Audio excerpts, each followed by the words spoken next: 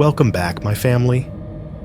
Before we dive into tonight's creepy little journey, make sure to like the video, subscribe to the channel, and share this with someone who loves a good scare before bed. I would love to know where you are watching from and what time it is for you right now. So drop it down in the comments and hype me up a little on YouTube. Now, get comfortable, dim the lights, and let us step into tonight's story. I rented a $900 house off the highway, and 3 weeks later, the cops were pulling human bones out of the wall behind the hallway mirror I had been walking past in the dark every single night. That is the short version. The long version is worse.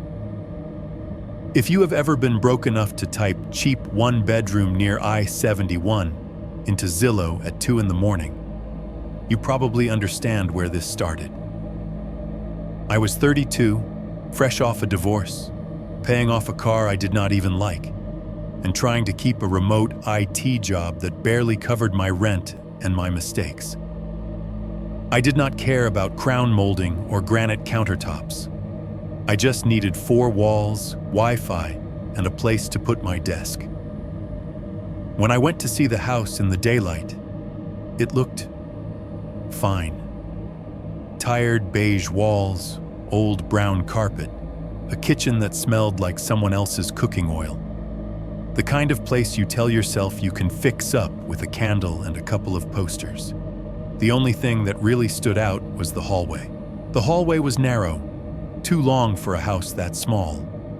And halfway down, bolted directly into the wall, was this full-length mirror with a metal frame that looked like it had been stolen from a hospital or a funeral home. Yellowed around the edges, warped just enough to make you look a little thinner and a little wrong.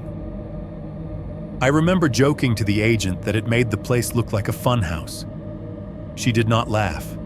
She just said, "Yeah, the mirror stays. Owner's rule," and moved on. When the landlord emailed the lease over that night, there was a line in the middle of all the legal stuff that I almost skipped. Tenant agrees not to remove, cover, or relocate the hallway mirror for any reason. I should have paid more attention to that sentence, because for the next 3 weeks, every time I got up at 2 or 3 a.m. to use the bathroom, I had to walk past that mirror in the dark. I had to see my own pale shape sliding over the glass, hear the house breathing around me, and pretend I did not notice the way my reflection sometimes seemed half a beat behind. And then, one afternoon, when the smell in that hallway finally got bad enough that even I could not ignore it anymore, I picked up a knife, cut into the wall behind that mirror, and found out exactly what this house had been hiding. 1.1. I just needed a cheap place. My name is Daniel. I am 32 years old, and if you Google my old address, you will probably find a local news article about human remains discovered in a rental home just off I-71. That is my house. I am writing this from a small room that smells like industrial cleaner and microwave dinners. You will probably hear this read in someone else's voice, on a channel with a horror-themed profile picture and a million strangers in the comments arguing about whether I made it all up. That is fine. I need it to exist somewhere outside my own head. It did not start with bones. It started with money. After the divorce, my life became a spreadsheet with too many red numbers. I had a 2016 sedan I still owed $5,000 on, a remote IT help desk job that sounded better on paper than it felt at 3 in the morning, and a savings account that hovered somewhere between embarrassing and catastrophic. I was paying off a couch my ex kept, splitting the last of the utilities, and watching my credit card interest compound like a punishment. So one night, around 2 a.m., I typed cheap one-bedroom near I-71 Columbus into Zillow, then Craigslist, then Facebook Marketplace, like some kind of digital rosary. Same pictures over and over, beige apartments with luxury vinyl plank, half-finished basements, places that cost $1,400 a month and still wanted first, last, and a security deposit. Then there was this house.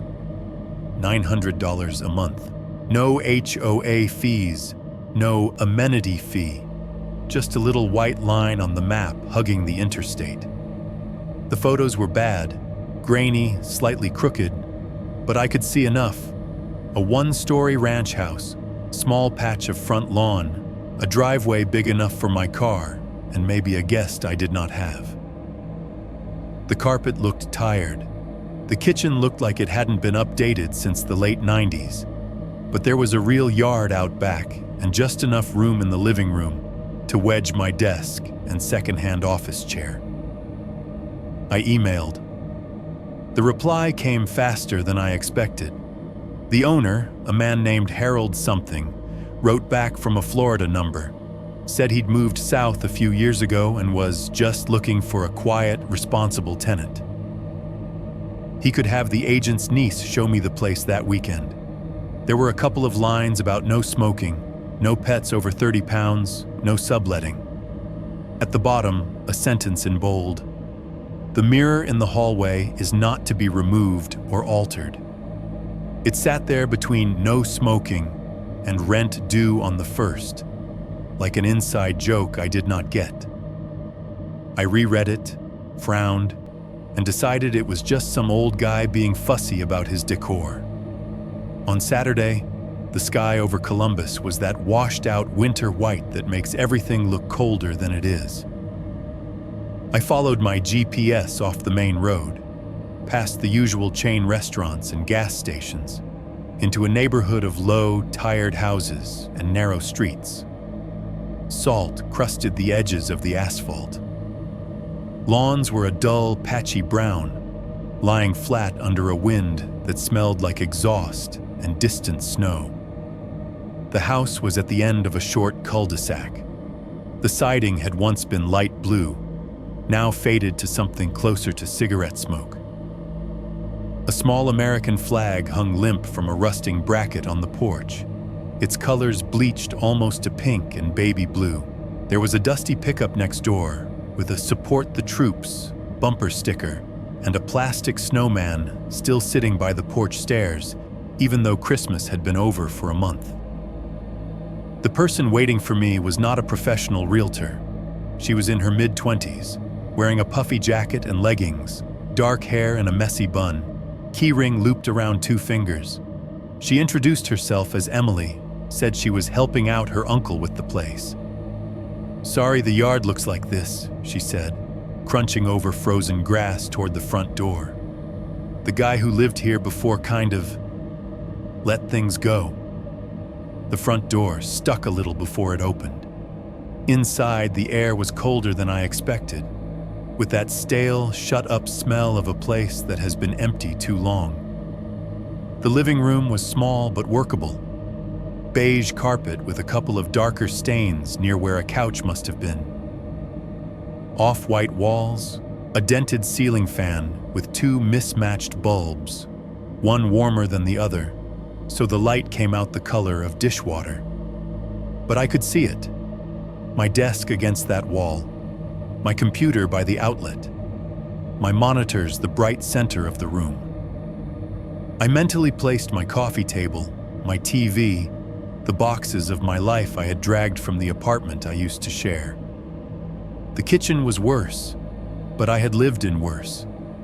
Yellowed laminate countertops, faux wood cabinets that had lost their finish around the handles, an electric stove with black rings burned into the drip pans.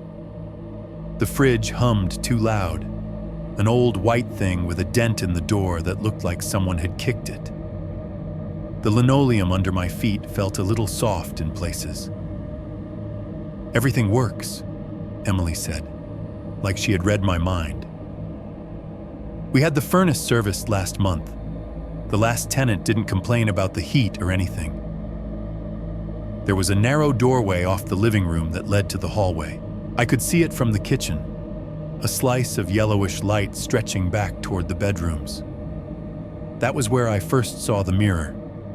The hallway itself was slightly too long for such a small house, maybe 15 feet from living room to bedroom doors, barely wide enough for two people to pass without turning sideways.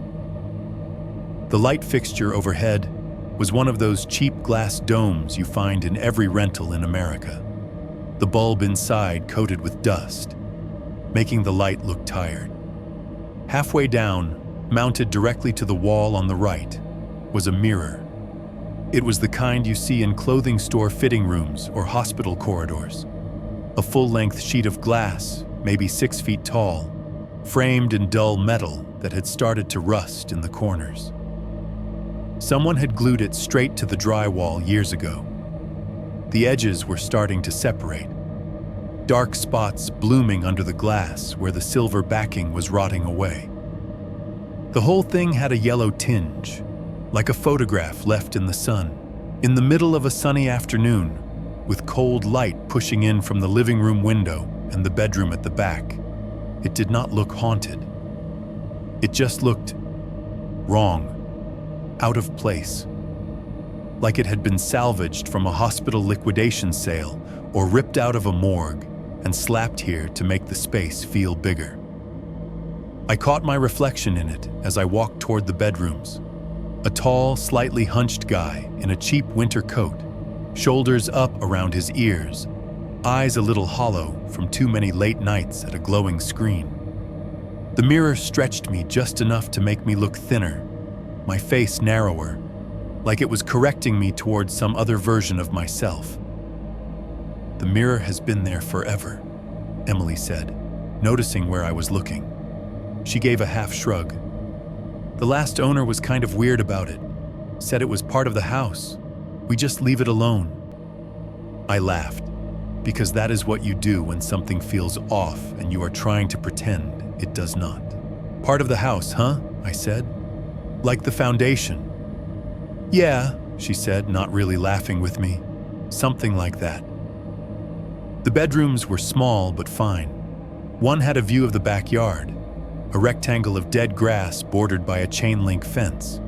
Beyond that, a tree line. And beyond that, the elevated concrete of the interstate.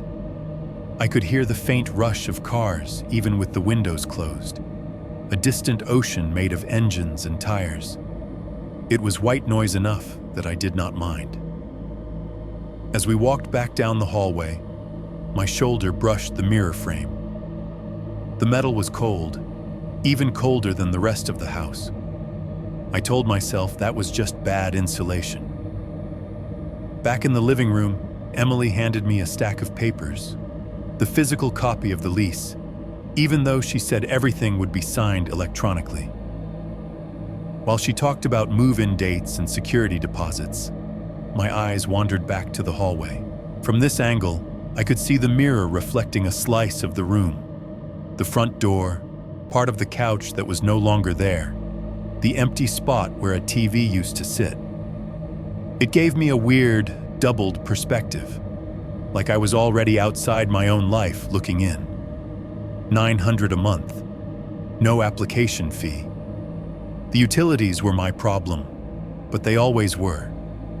There are moments in your life when you make a decision that feels like nothing, and later you can point to it and say, right there, that was the beginning of the bad thing.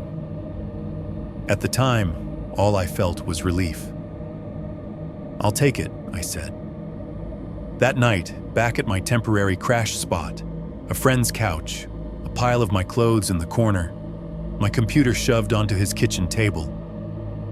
I opened the email from the landlord. The lease was a PDF full of dense legal paragraphs and generic language. I scrolled through, skimming, clicking where I needed to sign. No smoking, no unauthorized occupants. Rent due on the 1st, $50 late fee, the usual. Then my eye caught on a line I had already seen once, now in bold, all caps. The tenant agrees not to remove, cover, or relocate the large hallway mirror for any reason. Any damage to the mirror or wall will result in forfeiture of security deposit. Just leave it alone. Jesus, I muttered to myself.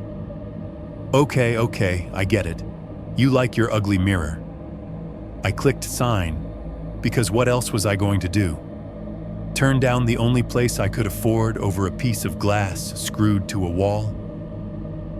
3 days later, I was carrying my life in cardboard boxes through that front door. My friend dropped me and my stuff off with a clap on the shoulder and a text me if you need anything, which we both knew I probably wouldn't. The sun went down faster than I expected. By the time I got my desk inside and my computer set up enough to make sure the Wi-Fi worked, the sky outside the blinds had gone navy blue. I did not bother with the overhead lights. I plugged in my modem, watched the little green and blue LEDs blink to life, and the whole living room was suddenly lit by that cold, electronic glow. The fridge hummed. The furnace kicked on with a hollow sigh. Somewhere beyond the backyard, a semi rolled down the interstate, its engine a low, distant roar. I grabbed another box from the trunk, one of the big Amazon-branded ones with my kitchen stuff, and shouldered the front door closed behind me. The only light now was from the modem in the corner, and a faint, milky rectangle sneaking in through the living room blinds from the neighbor's porch light. The house felt simultaneously too big and too small, full of empty space I had not yet filled, and noises I did not recognize. I headed for the bedroom with the box in my arms, walking down the hallway for the first time in the dark. The carpet was rough under my socks, the air a little cooler there than in the living room. As I passed the midpoint, that faint neighbor light caught the surface of the mirror and turned it into a long, pale window in the wall. Without meaning to, I glanced sideways. What I should have seen was simple. Me, in my hoodie and jeans, walking past with a cardboard box in my arms, head turned slightly. A moving blur of myself. What I saw, just for a fraction of a second, was my own face already there in the glass, staring straight out at me. My reflection was not mid-step. It was standing still, shoulders squared to the mirror, eyes locked on mine like it had been waiting. The rest of its body was wrong in some small, indefinable way. Straighter, heavier, maybe. But the face was mine, down to the little scar in my eyebrow. Then I blinked. My foot hit a slight rise in the carpet, and the box shifted. I snapped my head back toward the mirror. This time, everything looked normal. My body angled forward in motion, the box half blocking my chest, my reflection moving with me like it was supposed to. I stood there in the dim hallway, heart thudding a little too fast, the cardboard cutting into my palms. The modem lights blinked in the corner of the reflection, tiny stars in an artificial sky. Just my anxiety, I said out loud, because the silence was starting to press in on me. Just exhaustion. I forced myself to keep walking, to put the box down in the bedroom, to come back and get another. But for the rest of that night, every time I passed that mirror, I kept my eyes on my own feet, on the box in my hands, on anything except the glass at my side. Looking back now, I know that was the first time it slipped, the first little glitch, the first sign that whatever was behind that mirror was not just my reflection. 1.2. First nights, first sounds. The first few days in the house were almost normal. That is the part that bothers me now, looking back. How quickly you can get used to a place, even when something in you is already whispering that it does not like you there. I moved boxes, unpacked just enough to survive, shoved the rest against the living room wall in a lopsided cardboard skyline. My desk went where I had imagined it, against the far wall, monitors up, modem and router blinking like a tiny, anxious city in the corner. In the mornings, I made drip coffee in a cheap plastic machine I had owned since college.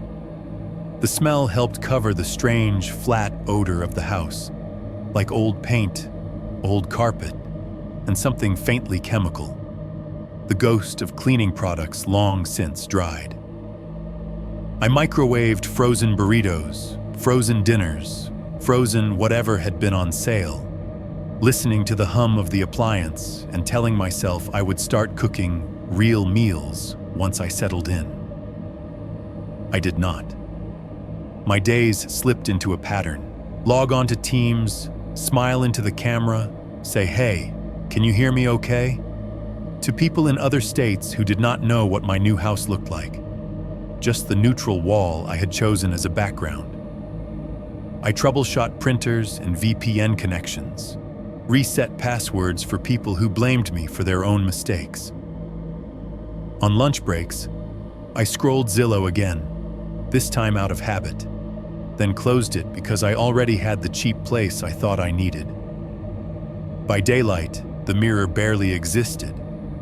I walked past it 100 times a day, to the bathroom, to the bedroom, back to grab a snack. And it was just ugly. An old, warped sheet of glass that stretched me out and yellowed my skin tone.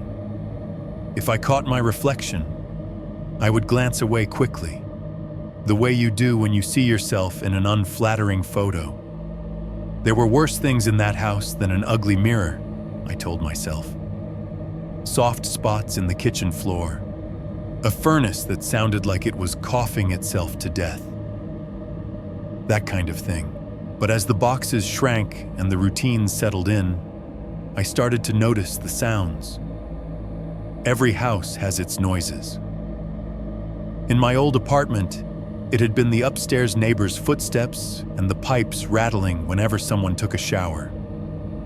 Here, it was the furnace. It lived somewhere in the bowels of the house, maybe in the crawl space, maybe in a closet I had not opened yet. When it kicked on, I could hear the low mechanical rumble, then the rush of air through ducts in the walls and ceiling, like the building was inhaling. When it shut off, there was a hollow clunk that echoed a little too long. The fridge had its own vocabulary, a constant hum that would cut out and then return with a sharp, plasticky click, as if someone had flipped a switch just behind my head. The plumbing moaned and gurgled whenever I ran the bathroom sink or flushed the toilet. Somewhere in the walls, a metal vent rattled when the wind hit the house just right. In the daytime, all of that was just background noise. I would sit at my desk, coffee cooling in a chipped mug, listening to someone complain about their email not syncing, and my brain would smooth the house's sounds into a kind of low, domestic static. The furnace rumble became white noise. The fridge click became punctuation. The ducts and pipes were just the place stretching and settling around me. At night, the volume turned up. It was not that anything actually got louder. It was that everything else got quiet. After midnight, the traffic on the interstate thinned to a trickle. The neighbor's TV went dark. Their porch light clicked off. My computer fans wound down when I finally forced myself to shut it and crawl into bed. What was left was the house itself, breathing and shifting in the dark. The furnace clicks became sharp in the silence, like someone dropping something small in the next room. The ductwork thumped and rang as hot air moved through it, sounding less like air and more like a hand running along the inside of a hollow metal tube. Sometimes, as the temperature changed, the walls made little popping sounds, as if someone were pressing lightly from the other side, testing. On the third or fourth night, sometime around 2:30 in the morning, I woke up with the kind of dull urgency that meant bathroom now. The red digits on the cheap alarm clock blinked 2:32 a.m. at me in the dark. The bedroom was heavy with that thick, late-night air that feels different from daytime air, like the oxygen has gone stale with all the dreams it has passed through. I swung my legs out of bed, feet finding the cool patch of carpet that never seemed to warm up, no matter how high I set the thermostat. I did not bother with the overhead light. Instead, I turned on the tiny nightlight I had plugged into the bathroom outlet earlier that evening. It was one of those cheap ones shaped like a little square, glowing a dull, bluish white. The nightlight cast a narrow blade of light out into the hallway, just enough to turn the mirror into a tall, gray shape and pick out the edges of door frames. Everything else was shadow. I shuffled out, rubbing my eyes, half dreaming still, following the familiar path my body had already rehearsed in the last few days. As I drew level with the mirror, I heard it. At first I thought it was in my head, a phantom sound left over from a dream, a faint, dry noise barely there. Sk, like someone dragging a fingernail very lightly across a smooth surface. Not hard enough to squeal, just hard enough to whisper. I stopped instinctively, one hand on the bathroom door frame, the other hanging uselessly at my side. The sound stopped too. The air pressed in around my ears, blood pumping loud in the sudden stillness. Roach, I thought. It's a roach. I hate roaches, but I understand them. Old house, old pipes, food in the trash. It happens. I turned my head toward the mirror, expecting to see a brown shape scuttling across the glass or along the wall beside it. The mirror stared back. Just a slice of me, cut in half by the edge of the frame. My bare shoulder, the side of my face, one dark eye, my hair sticking up where sleep had crushed it. The rest was the pale blur of the hallway behind me. There was nothing crawling, nothing moving. The glass was dull and blank in the nightlight's glow. I stood there for several seconds, listening. The house was suddenly full of tiny details. From the kitchen, I could hear the microwave clock ticking, each second landing with a soft plastic tick that I had never noticed before. Farther away, out beyond the backyard, a freight train rolled along the tracks, its wheels making that distant rhythmic clatter, metal on metal, underscored by a low, steady roar. Somewhere in the ductwork above me, the furnace exhaled and the vents responded with a faint shiver. But right there, in the patch of hallway where I was standing, right in front of the mirror, it felt like someone had thrown a blanket over all the sound. It is the only way I can describe it. The noise from the kitchen, the distant train, the hum of the fridge, I could still hear them, but when I took a half step closer to the mirror, they seemed to thin out, as if I were stepping into a shallow pool where sound did not travel the same way. My own breath sounded quieter in my ears. Even the thump of my heart dulled. I took that half step back, away from the glass, and the world breathed in again. The microwave ticked a little clearer. The train seemed a little louder. The house regained its normal shape. I told myself I was tired. That was the explanation for everything in those days. I went to the bathroom, did what I needed to do, washed my hands under lukewarm water from the stubborn faucet. The nightlight turned the sink and counter into a washed-out still life. White porcelain, chipped laminate, a bar of cheap soap sweating in its dish. The bathroom door stayed open a few inches, letting the cold hallway air creep in around my ankles. A couple of nights later, I learned to hate that door. It was around the same time, sometime in the deep hours when even the interstate seemed to hold its breath. I had gotten up again, less urgently this time, brain floating in that layer between sleep and waking where everything feels a little thinner than it should. The hallway was the same. Nightlight glow, long shadows, the mirror a dark oblong on the wall. I finished in the bathroom and let the tap run for a moment, listening to the pipes grumble and clear their throats.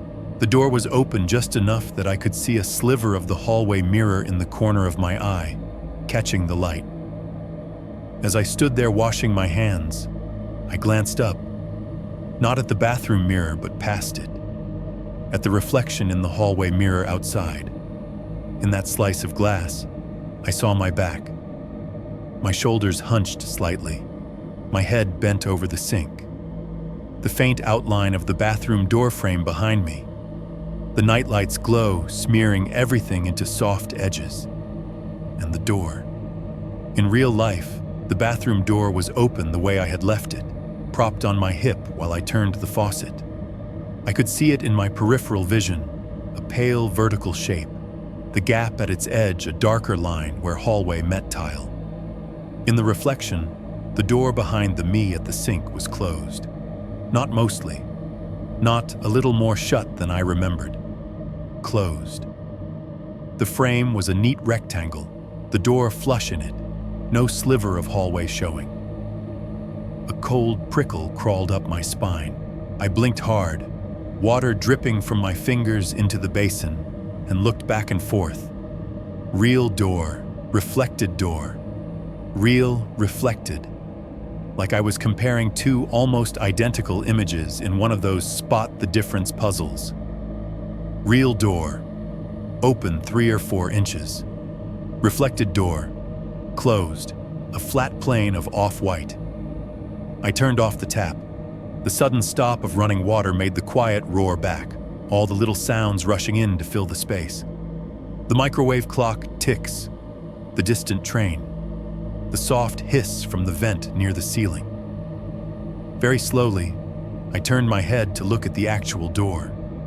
It was still open. I could see the hallway through the gap, the faint lighter patch where the mirror was, the corner of the wall. I could feel the cooler air flowing in. I swallowed, my throat suddenly dry, and lifted my eyes back to the hallway mirror's reflection.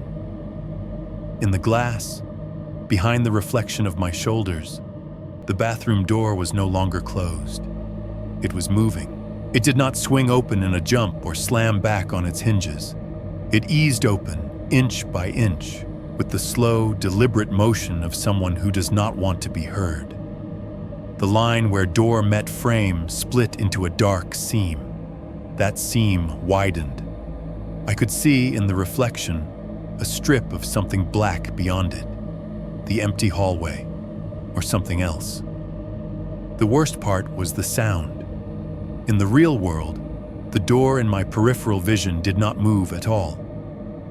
My ears, pointed at the space behind me, heard nothing. But in the reflection, as the door inched open, I heard the faintest, most careful squeal of metal on metal, the quiet eoke of a hinge that had not been used in a very long time.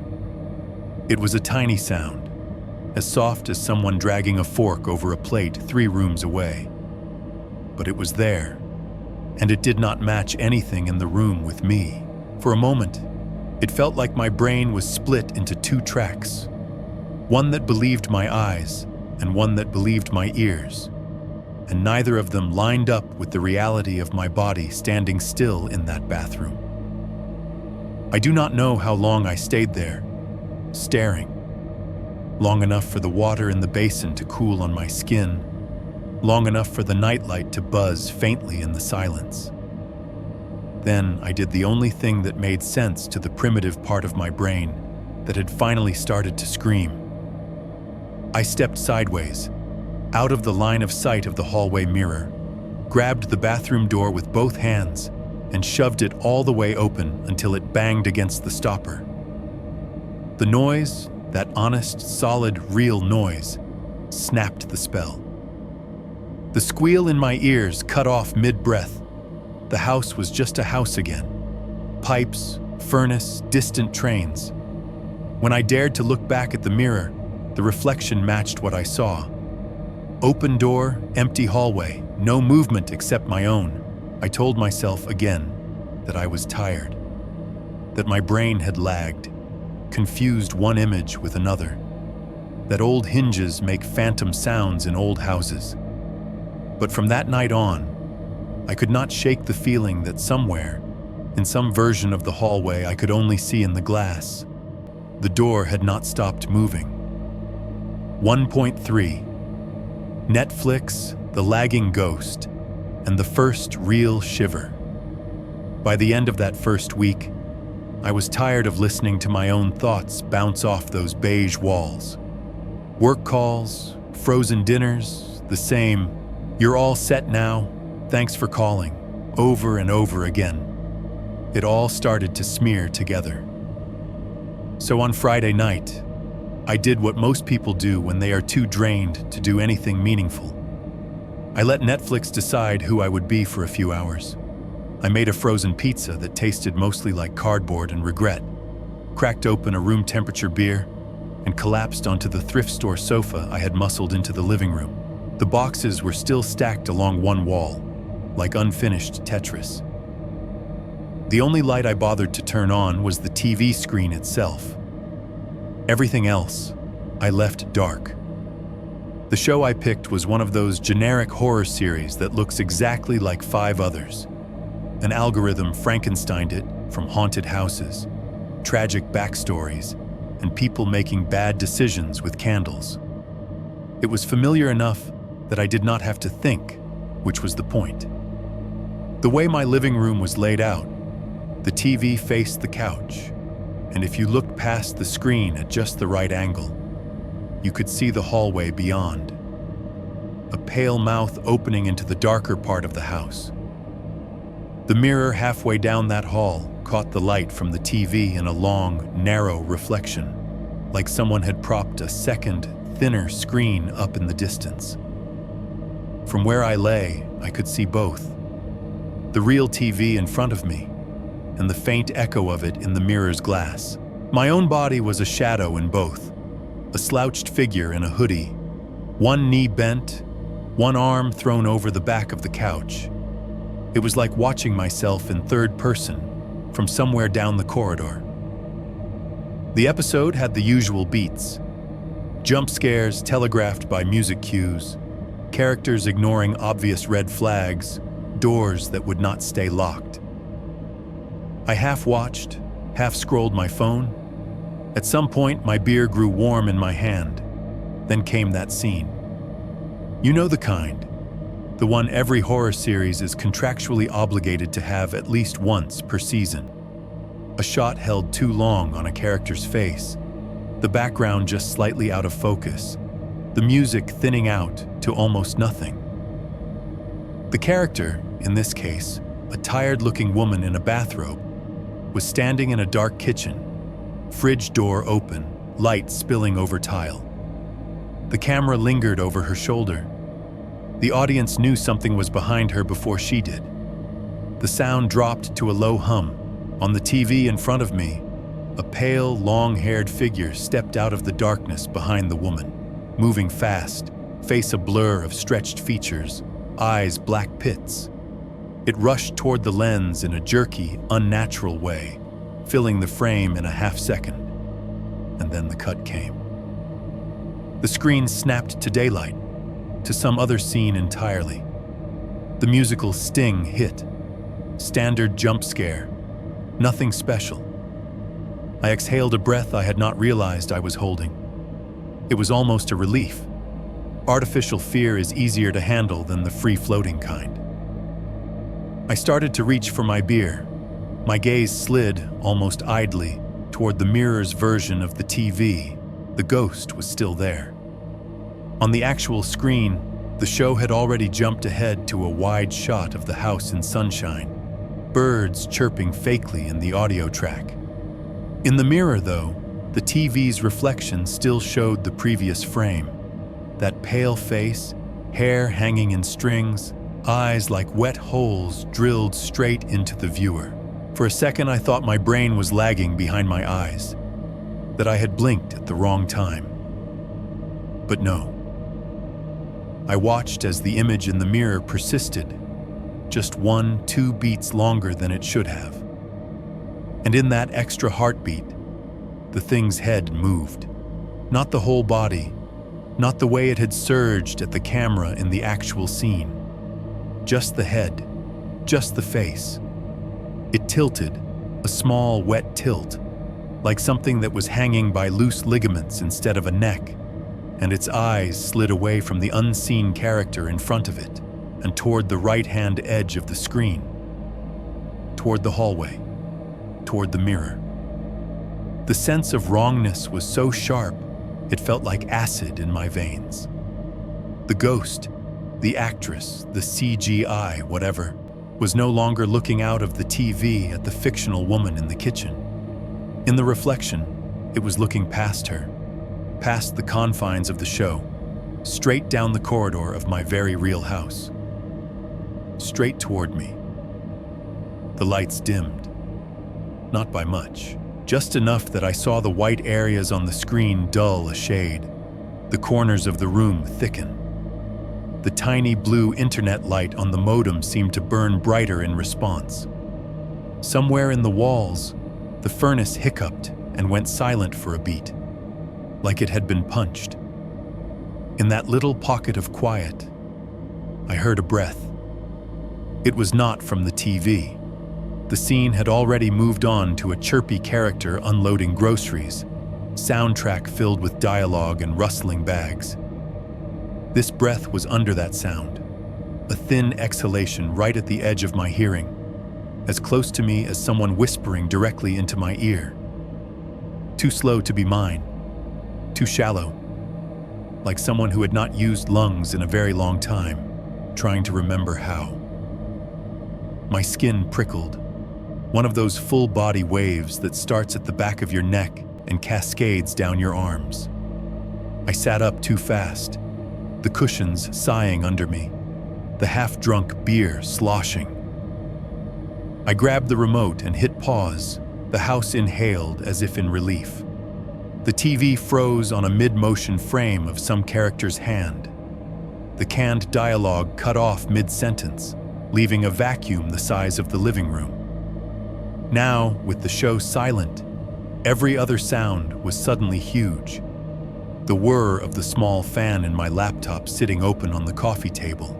The tiny plastic tick, tick, tick of the microwave clock in the kitchen. The far-off rumble of a truck shifting gears on the interstate. I turned my head slowly toward the hallway. The mirror stood where it always did, a tall rectangle of gray swallowing the faint light from the paused TV. In its glass, I could see the reflection of the screen, frozen on the same frame as reality. No ghost, no pale face, just a suspended hand, fingers blurred. "Okay," I whispered, though no one had asked. "Okay." My heart was still going too fast. I told myself it was because of the jump scare, not the lag that had followed it, not the breath that had not come from my chest. Just to prove to myself there was nothing wrong, I thumbed the remote backward. The little red line hopped back along the episode timeline. I hit play and watched the sequence again, this time with my eyes locked on the TV, not the mirror. Kitchen, fridge light, woman in bathrobe, background out of focus. I could predict the ghost before it arrived, every movement telegraphed. The pale figure burst toward the camera, face contorted. The cut hit precisely where it was supposed to. I forced myself to look at the mirror as the scene replayed, ready to catch any discrepancy. TV image, ghost rushes, cut to exterior shot. Mirror image, ghost rushes, cut to exterior shot. Perfect sync, no lag, no head turning, no eyes breaking the fourth wall. I sat there with the remote in my hand and watched it one more time, then again, just to be sure. With each repetition, the scene lost a little more of its power. It became pixels and editing choices, nothing more. On the fourth run, I stopped mid-ghost and shut the TV off entirely. The screen went black, reflecting only the dim outline of the room and my own pale, tired face. Sleep, I told myself. You just need sleep. I turned the TV off at the outlet for good measure and stood up. The house responded to my movement with a few small creaks, as if readjusting its weight. The furnace coughed back to life in the distance. I walked toward the hallway, past the coffee table, past the stack of boxes that smelled faintly of cardboard and old apartment. As I approached the mirror, I kept my eyes straight ahead, fixed on the dark rectangle of my bedroom doorway. My peripheral vision registered the tall shape of the glass to my right and the faint glimmer of reflected light. I made it 2 steps past it before the feeling hit me. You know that sensation you get when you leave a video call, but for a second, your brain insists the other person can still see you? Like the camera is still on, still watching, even though you hit end? That.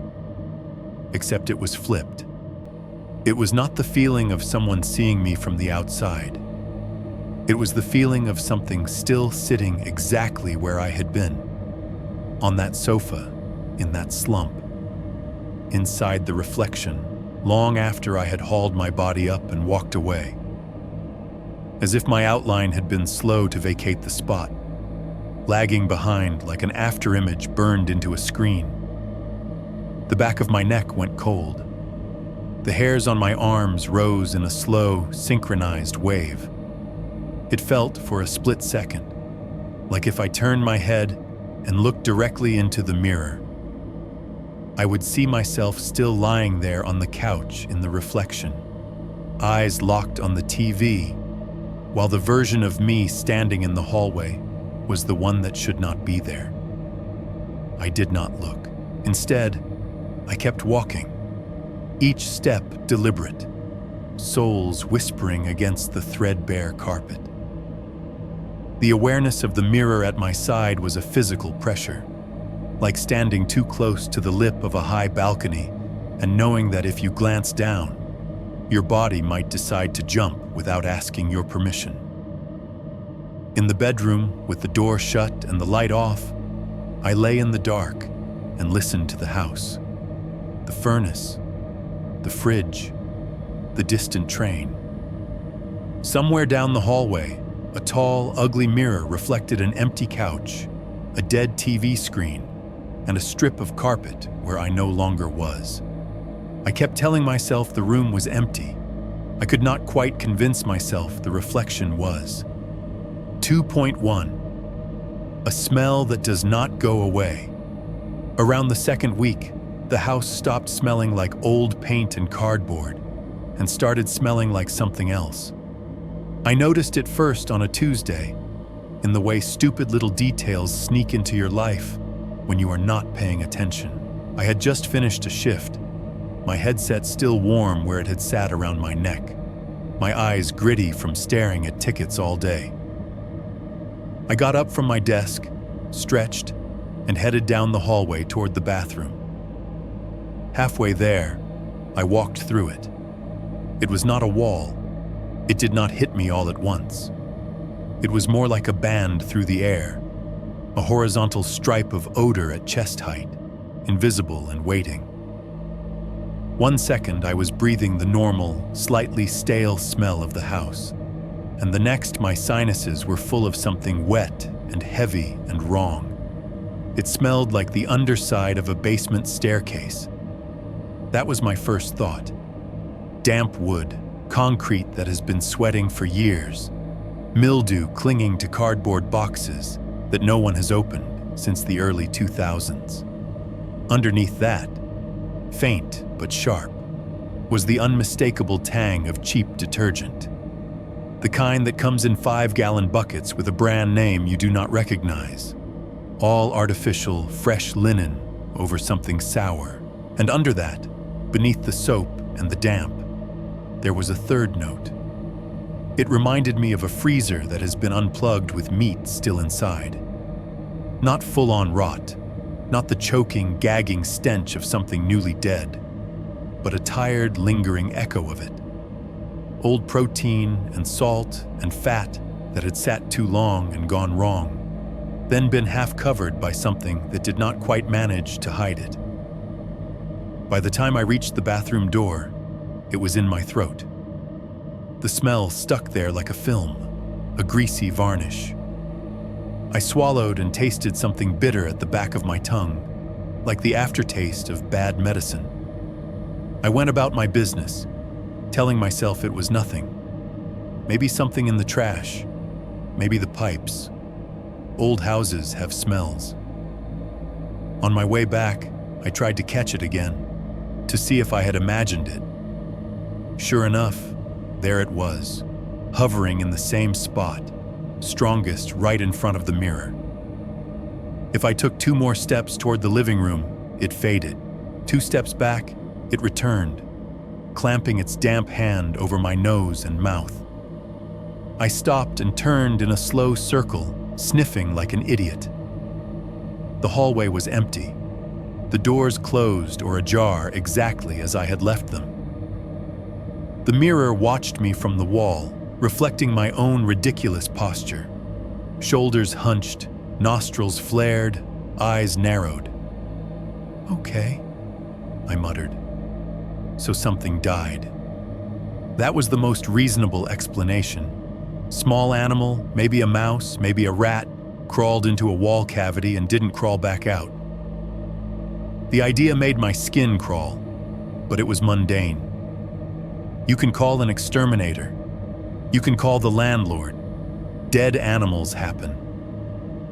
I started at the baseboards. I checked along the carpet, half expecting to see a tiny, stiff body tucked in a corner. But there was nothing. I opened the hall closet, pushed aside the vacuum cleaner and a jumble of old paint cans the last tenant had left behind. I sniffed around the floor, the shelves, the coats hanging on the bar.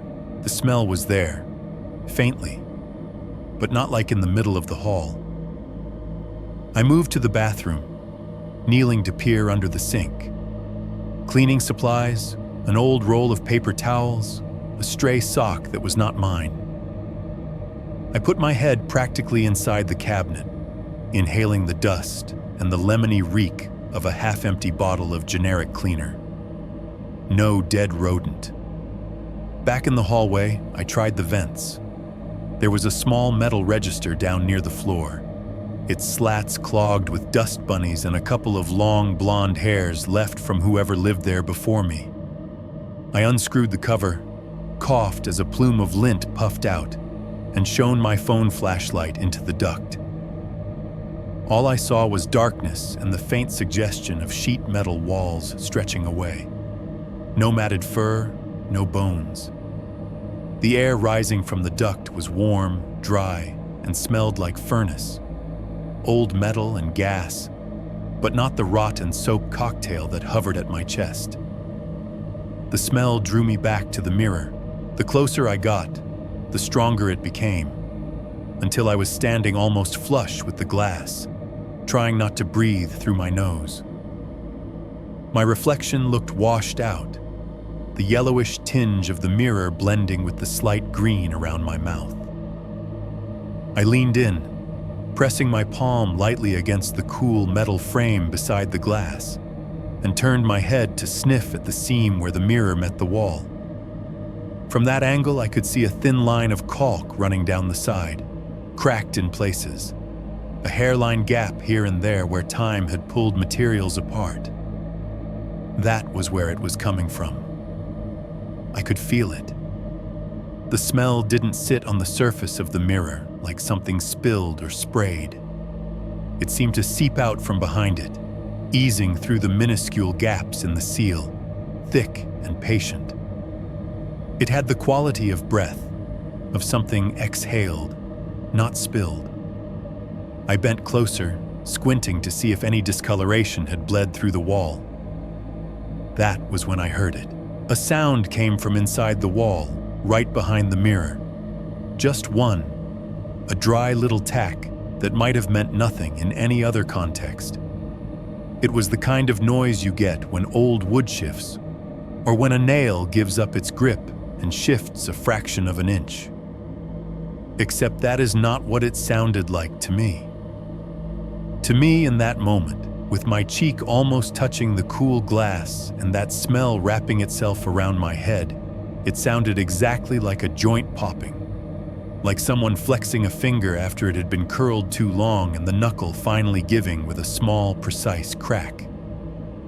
I jerked back so fast I smacked my shoulder against the opposite wall. The hollow thud echoed down the hallway. My reflection swung wildly in the mirror, the image blurred by the sudden movement. I stood there, pressing my shoulder blade into the paint, listening. Silence. The normal noises of the house crept back in, hesitant. The low hum of the refrigerator, a car passing outside, the faint, distant rush of the interstate, hissing like a far-off ocean. The furnace stayed quiet, as if it too were waiting. I told myself it was wood. Old houses creak, mirrors shift. Heat and cold make things move in their frames. I told myself that, and then I went and bought an air freshener. That evening after work, I stopped at a grocery store on my way back from a rare in-person errand and grabbed the most aggressively scented spray I could find. Some fluorescent-colored bottle promising mountain spring or ocean breeze. I added a plug-in diffuser to the basket for good measure. If something was rotting in the walls, I would at least make it a more socially acceptable kind of rot. Back home, the smell was waiting in the hallway, like it had never left. I plugged the diffuser into an outlet in the living room, a little plastic tree now glowing orange in the corner, then took the spray and headed for the mirror. I did not hold back. I stood a couple of feet from the glass and pulled the trigger again and again, sending clouds of chemical flour and fabric softener mist directly at the wall. The droplets hung in the air, catching the overhead light, before settling onto the mirror, the frame, the carpet. The smell of the spray was overpowering, so sweet and artificial it made my eyes water. It wrapped itself around my head and shoved the damp, meat-tinged basement stink to the edges. I kept going until the hallway felt like the perfume counter at a department store. My throat burned. When I finally stopped, my finger ached from squeezing the trigger, and the can felt significantly lighter. "There," I said, coughing. "Problem solved." For a while, it felt like it might actually be. I went back to the living room, opened a window a crack to vent some of the chemical assault, and flopped down in my chair with my laptop. The artificial fragrance drifted in behind me, diluted by fresh air until it became background. The house smelled like every motel I have ever stayed in on a road trip. Not good, exactly, but familiar in a way that suggested other people had been here before and survived the experience. 15, maybe 20 minutes passed. I lost track, buried in an article I was not really reading. The sun slid down another notch behind the houses across the street, turning the blinds into glowing stripes. The glowing plug-in puffed dutifully away. That was when it changed. I did not notice it right away. The human brain is bad at tracking smells over time. It filters them out so you can think about other things. But there was a moment where I realized I could smell the spray again, sharply, as if someone had just pulled the trigger an inch from my face. I set my laptop aside and sat up. The hallway was out of sight from where I sat, but the fragrance coming from that direction had grown stronger, not weaker since I had last sprayed it. It had a specific quality now, like vapor blown directly at me rather than a general cloud in the air. Underneath it, threading through the synthetic flowers and detergents, was the old smell again. Damp, sour, faintly fleshy. I stood and walked back toward the hall. With each step, the smell intensified, not just in my nose, but in my mouth and eyes. My tongue picked up the bitterness again. My throat tightened. The spray scent and the rot were layered on top of each other now, inseparable, like someone had tried to bury a body under a pile of laundry soap and cheap cologne. When I reached the spot in front of the mirror, it hit me fully. The air felt thicker there, heavy with overlapping odors. I could almost imagine seeing it. a visible haze hugging the wall, shivering with each draft. I raised the empty-looking can, but the nozzle was dry. I had already given it everything. The surfaces around me glistened slightly in the light from the living room, a damp sheen on the metal frame, on the glass, on the painted wall beside it. Drops ran slow, merging, then slipping downward in lazy, scented tracks. The smell was not coming from them. I could tell, somehow. The closer I leaned, the more I became aware of the direction. The cloying scent and the underlying rot were not sitting on the mirror's face like a film. They were seeping out, subtle pulses of odor emanating from the hairline gaps along the edge, from behind the glass itself.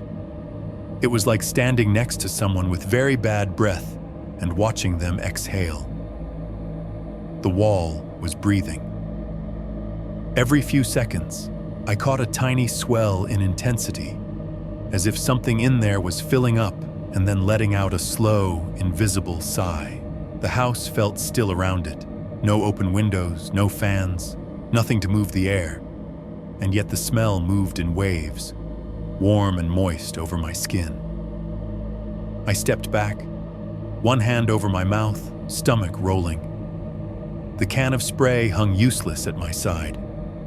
I had covered the problem, and the problem had pushed the cover back out at me, molecule by molecule, until it owned the hallway again.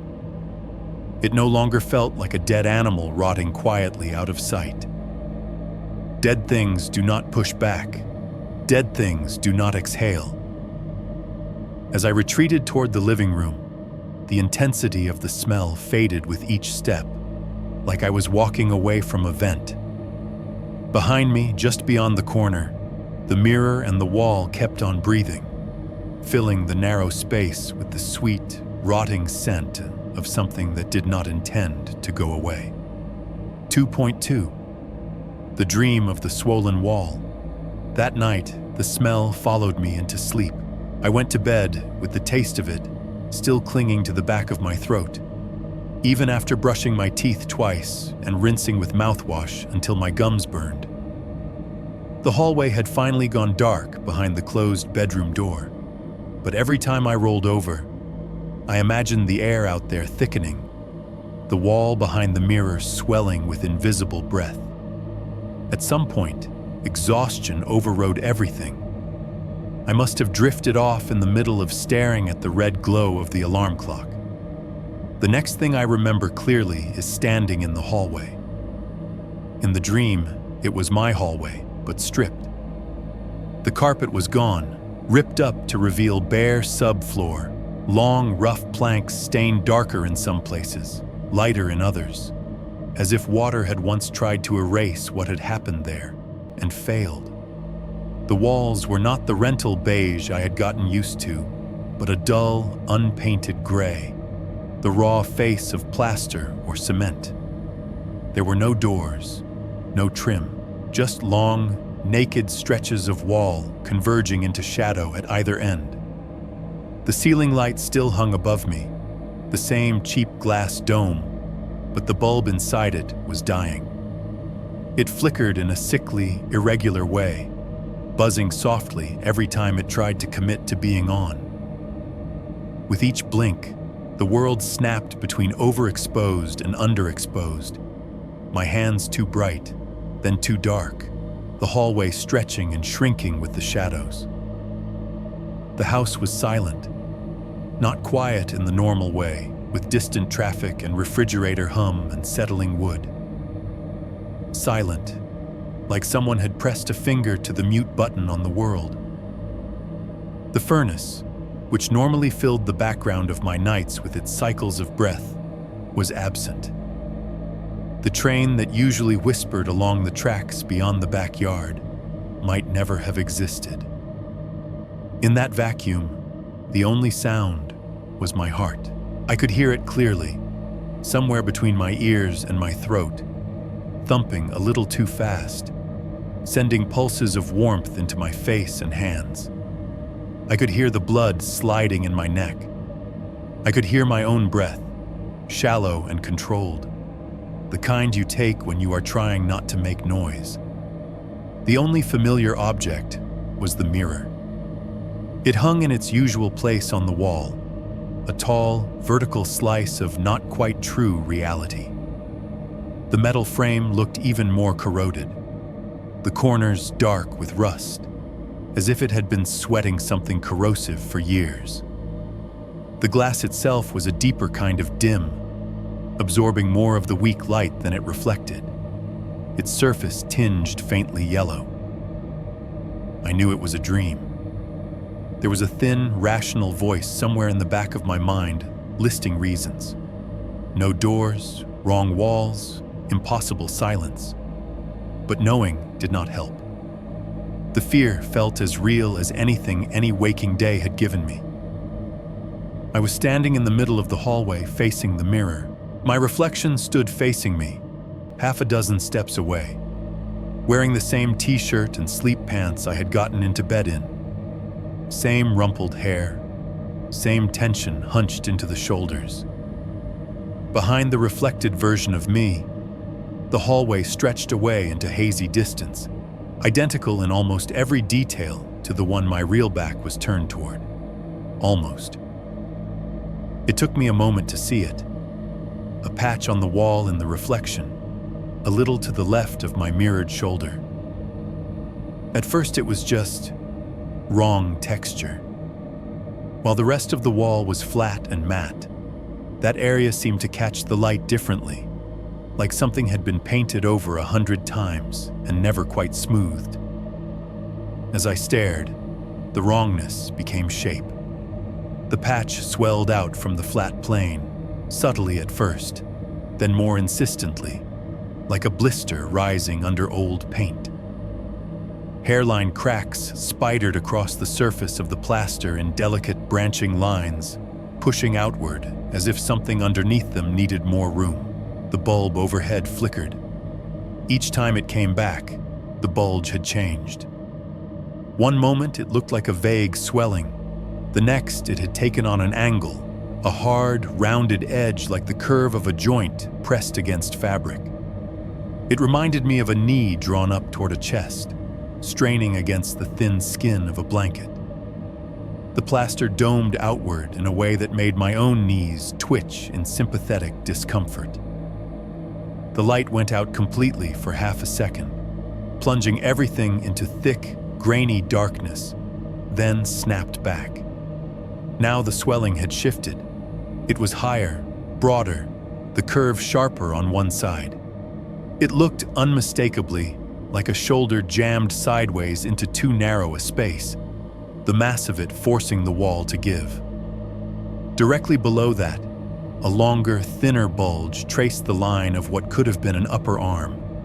It pulsed once, not like a heartbeat, more like the whole bulging shape took a slow, fractional breath inward, then released. The cracks around it widened, chalky dust sifting down in fine streaks along the gray surface in the reflection. The real hallway behind me stayed stubbornly out of sight. I did not turn. I could not. Every instinct screaming up my spine told me not to look, not to confirm whether there was something pressing through the wall inches from my actual back. So I watched it happen in the glass. I heard the first scratch a moment later.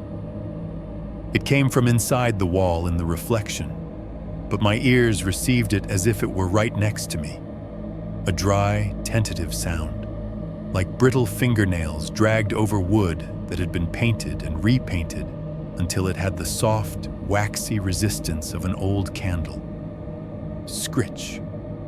A pause, long enough for the echo to drain away into the mute distance. Scritch. The volume never changed. It did not grow louder or more frantic the way an animal's scratching might. It stayed low and steady, a repetitive test of boundaries. The pattern was calm in a way that made it worse. Not panicked, but persistent. With each drag, flakes of plaster in the reflection loosened and fell, leaving faint, paler lines where something inside was tracing its prison. The bulge shifted again, more defined now. A curvature that could have been ribs pressed sideways, a hint of a jawline near the top, tense under the skin of the wall. The light buzzed, dimmed, fought to stay alive. As the scratching continued, another sound joined it. At first so quiet I thought I was imagining it. It sounded like teeth, not chewing, not grinding, just the soft, chilling click of two rows of dry enamel meeting each other over and over, as if someone were biting down lightly to stop their jaw from trembling. The rhythm didn't match the scratching exactly, but they intertwined in an awful duet. Scritch, click, scritch, click, click. It was the sound you hear when someone is shivering hard and cannot quite get their jaw to cooperate. A kind of chattering, muffled and constrained, as if whoever was making it had no room to really move their head. Every so often, threaded through the mechanical repetition, came another noise. A wet, strangled breath that might once have been a sob. Not a full cry, just the ghost of one, choked off as soon as it started, like a person trying to cry with no air in their lungs. A thin, constricted sound that made the hairs inside my ears prickle. Somewhere under all of that, my own heart hammered, trying to set the tempo and failing. In the mirror, the swollen patch on the wall bulged further. The outline within it solidified, a torso squashed flat, a suggestion of a head turned awkwardly to the side, as if there wasn't enough space for it to face forward. I could see, in the shifting shadows, the impression of a face pressed against the inside of the plaster. Cheekbone, eye socket, a mouth that opened and closed against its opaque cage. The scratching rose in pitch, becoming sharper. Scritch, scritch, scritch, I realized, with a numb kind of horror, that the lines it left behind were not random. They were dragging in an arc, back and forth, like hands searching for a weak point, fingers splayed, nails biting into every inch of reachable surface. The battered little light above me faltered again, flickering so fast the world strobed. The effect made the movement inside the wall seem jerky and wrong, stop-motion animation of a trapped body. One instant the bulge was near my reflected shoulder. The next it had edged closer to my neck, the implied head tilting, as if straining to rotate far enough to see me properly.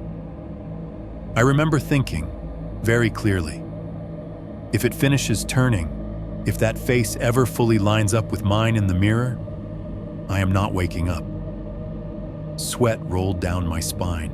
I could feel the itch between my shoulder blades where, in the reflection, the swell of the wall almost touched my back. I could not tell if it was real pressure or imagined, if the coolness seeping through my shirt was plaster dust or the dream's idea of it. The smell from earlier, damp, detergent, old meat, thickened around me as if it had seeped into the dreamscape. The scratching stopped abruptly. For a heartbeat, there was nothing. Not my pulse, not my breath, not the faint click of teeth. The silence inside the dream became so complete it felt like it had weight. Then, right by my ear, not in the mirror, not in the reflection, but in the space the dream told me was the real hallway, there was a single, slow scrape. Scritch. It was different from the others. Closer, more deliberate. Like someone dragging one fingernail down the outside of their own coffin, knowing there was only inches of material between their hand and the person listening. Something inside me snapped. I woke up with a violent full-body jolt, hands clutching at the sheets as if they were the only thing anchoring me to the bed. My heart was trying to punch its way out of my chest. My t-shirt was plastered to my skin with sweat, the fabric cold in the air of the room.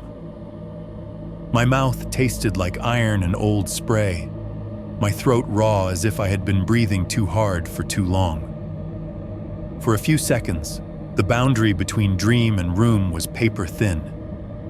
The dark shape of my dresser looked like that bulging wall. The shadow of the closet door was a person leaning out. I lay there, sucking in quick, shallow breaths, telling myself my name, my age, my address, like I was answering security questions for reality. That was when I heard it again. Not in my head, not in memory. From the hallway beyond the closed bedroom door came a faint, deliberate sound. Scritch. A pause. Scritch. It was quiet enough that if there had been any other noise in the house, I might have missed it. But the furnace was off. The fridge hum was a distant suggestion in the background. The traffic on the interstate had dipped into that pre-dawn lull where even semis seemed to be resting. The scratching didn't have the chaotic rhythm of an animal trying to gnaw or claw its way free. It wasn't the skittering of tiny feet. Each stroke was measured, spaced evenly, with just enough pressure to be heard. Scritch. Like someone testing the thickness of a barrier they had already accepted would take time to wear down. I swung my legs out of bed again, this time much more awake. The floor was cold under my feet. Every instinct I had screamed at me to stay where I was, to pretend I had not heard anything, to bury my head under the covers like a child. Instead, moving slowly, I went to the bedroom door and wrapped my fingers around the knob. The metal felt unusually cool, as if the hallway beyond was somehow colder than the room. I turned it and eased the door open. The hallway stared back at me, long and narrow, painted beige again, carpeted, doors where they should be. The ceiling light was off. The only illumination came from the glow of the alarm clock behind me and a smear of faint ambient light from the living room. The mirror was a tall, murky rectangle halfway down, reflecting a stretched, half-formed version of my own silhouette in the doorway. The scratching stopped the instant the door opened. The silence that followed was not normal silence. It was heavy, expectant, the kind you get in the second between someone's last word and their next move. My ears strained so hard for another sound that I could hear the tiny rush of blood in them. Nothing. The furnace stayed still. No trains went by. The microwave clock in the kitchen must have been ticking. But from where I stood, even that seemed afraid to make itself known. I stood there until my legs started to shake, staring down the hallway at the mirror, listening for anything. A mouse, a pipe, a house settling. There was only that thick, unnatural quiet, pressed up against the other side of the wall. 2.3, a handprint that is not mine. The morning after the dream, I woke up feeling like I had not slept at all. My body had gone through the motions, eyes closed, hours passed, but my brain felt scraped raw. Every time I blinked, I could still see that bulging patch of wall in the mirror, feel the ghost of that last scrape right beside my ear. I lay there longer than I meant to, staring at the ceiling, listening for sounds in the hallway. Nothing. No scratching. No clicks. Just the distant, familiar hum of the furnace starting its first cycle of the morning, the fridge coughing awake, a truck shifting gears somewhere near the interstate. All the normal, boring noises I'd once taken as a sign that the world was fine. I decided, in the way people decide things when they are desperate to feel in control, that I was going to clean. If I vacuumed the hallway, wiped down the baseboards, scrubbed the mirror until it shone, maybe my brain would refile everything that had happened under stress dreams and old house maintenance. Maybe I could push the weirdness back into the same mental cabinet where I kept overdue bills and unresolved arguments. Still there, but at least not on the floor where I had to step over it every day. I made coffee strong enough that my hands shook a little on the mug. Then I dragged the vacuum out of the closet and plugged it into the outlet near the living room. Its roar filled the house, drowning out my thoughts as I ran it back and forth over the carpet, watching it swallow up crumbs and lint and whatever else the last tenant had left behind. The hallway was next. Up close, in full daylight. It was somehow more depressing than it had been in those first walkthroughs, like seeing someone under fluorescent lights instead of in a flattering filter. The beige paint had hairline cracks near the ceiling.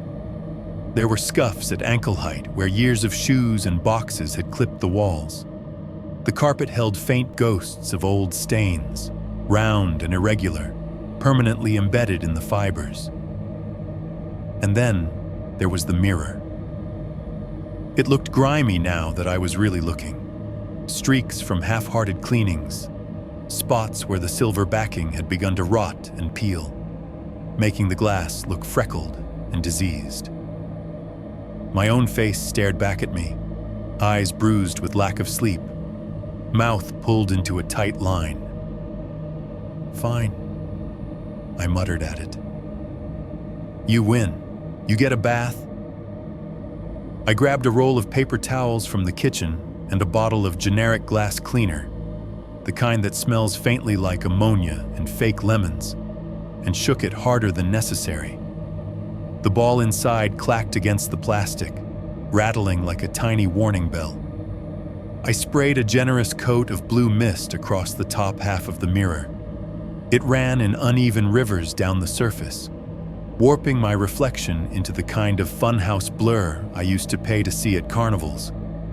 I pressed a wad of paper towels to the top edge and dragged them downward, listening to the squeak of the glass as I wiped.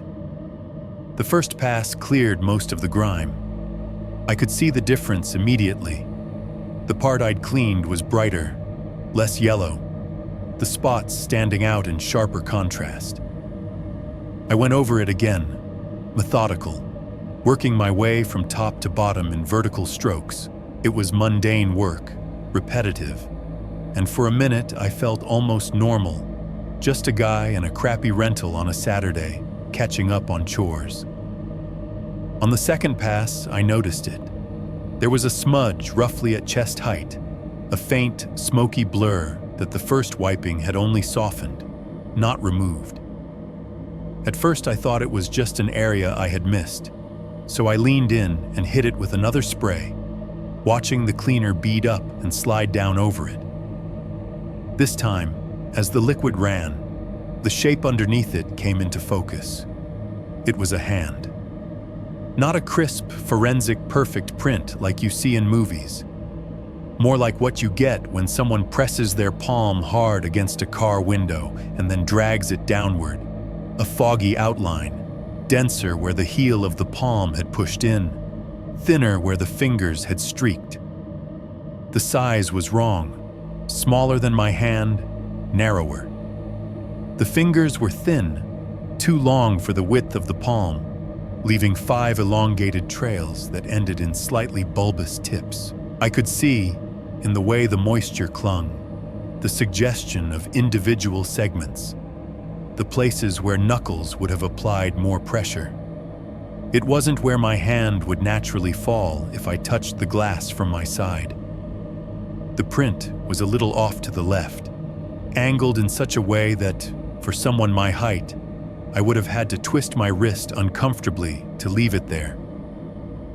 And there was something else. The clarity of it bothered me. It did not look like oil from skin left on the surface and then half cleaned. The edges were too soft, as if the mark wasn't sitting on the glass at all, but pressed up against it from the other side, like a face against a window pane seen from inside the building. I felt my chest tighten. Holding my breath without meaning to, I lifted my own hand and placed it over the mark. My fingertips met cool glass, slightly colder than the air of the hallway. The pads of my fingers did not line up with the ghostly ones underneath. Mine were shorter, my palm broader. I pressed a little harder. The glass under my skin felt wrong. Not wrong in any dramatic way. It did not pulse or flex. But there was a dampness to the chill that made my stomach turn.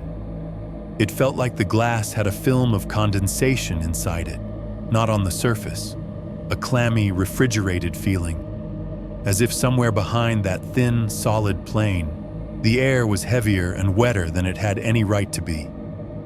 For a second, I had the vivid impression that if I pushed just a little harder, my hand would sink right through, my fingers slipping into something that was not quite air, something with the texture of cold breath and dust and time. I yanked my hand back, my own fresh print blooming briefly where my skin had warmed the glass, overlapping the older, paler mark. "Nope," I said to nobody. My voice sounded too loud in the hallway. I attacked the spot with paper towels, pressing down hard, rubbing in tight, angry circles until my arm ached. The towel shredded a little under the force, leaving tiny white fibers stuck to the glass. When I stepped back to check, the handprint was gone. It was a relief more disproportionate than I wanted to admit. I kept cleaning, moving down the mirror, wiping away streaks and dust, vacuuming the baseboard beneath it. By the time I was done, the hallway looked marginally better, less like a forgotten corridor in an abandoned building, more like any other rental's slightly sad passageway. The rest of the day passed in a kind of exhausted haze. I did laundry, answered a couple of work emails I did not strictly have to answer on a weekend, ordered pizza because cooking felt like a task for somebody with more mental bandwidth. The house settled into its usual rhythm. Furnace cycles, fridge clicks, neighbors coming and going. By the time night rolled in, I had almost convinced myself the handprint had been ordinary. Some leftover smear from the last tenant that the previous cleaner had missed. A trick of the light and the cleaner and my sleep-deprived brain. Almost. It was close to midnight when I finally decided to go to bed. I turned off the living room lamp, plunging the house into the kind of layered darkness you only get in one-story homes. A flat, even absence of light, broken only by appliance glows and the far-off light pollution bleeding in through the blinds. My phone screen lit up my hand as I picked it up from the coffee table. I didn't really need a flashlight to walk down the hallway. My feet knew the path by now. But some primitive part of my brain wanted more light between me and that mirror. As I stepped into the hallway, I opened the camera app and flicked on the flash. The interface turned the screen into a dim, gray-tinted preview of what the lens saw. The narrow tunnel of the hallway ahead, my own hand and phone at the bottom of the frame, and the dark, towering shape of the mirror on the right. It felt childish, but I lifted the phone and snapped a photo of the mirror as I walked past. The flash popped, a brief, harsh explosion of white that lit every texture. The mottled paint on the opposite wall, the flattened footprints in the carpet, the faint specks of dust hanging in the air. For a second, the after image of it burned red and green on the inside of my eyelids. I didn't check the photo right away. I finished the walk to the bedroom, shut the door behind me, and plugged the phone into its charger on the nightstand. I washed my face, changed into an old t-shirt, went through the motions of preparing for a night I knew would not bring much sleep. Only when I was under the covers, room lights off, and the phone screen the only glow, did I swipe into my gallery. The last image I'd taken filled the screen. The mirror, caught mid-flash. The center of the glass was blown out, a circular bloom of white where the light had hit full force, flaring outward in jagged rays. Around that flare, the rest of the reflection resolved itself. The edge of my shoulder, the dim line of the hallway behind me. I pinched to zoom, more out of habit than intent.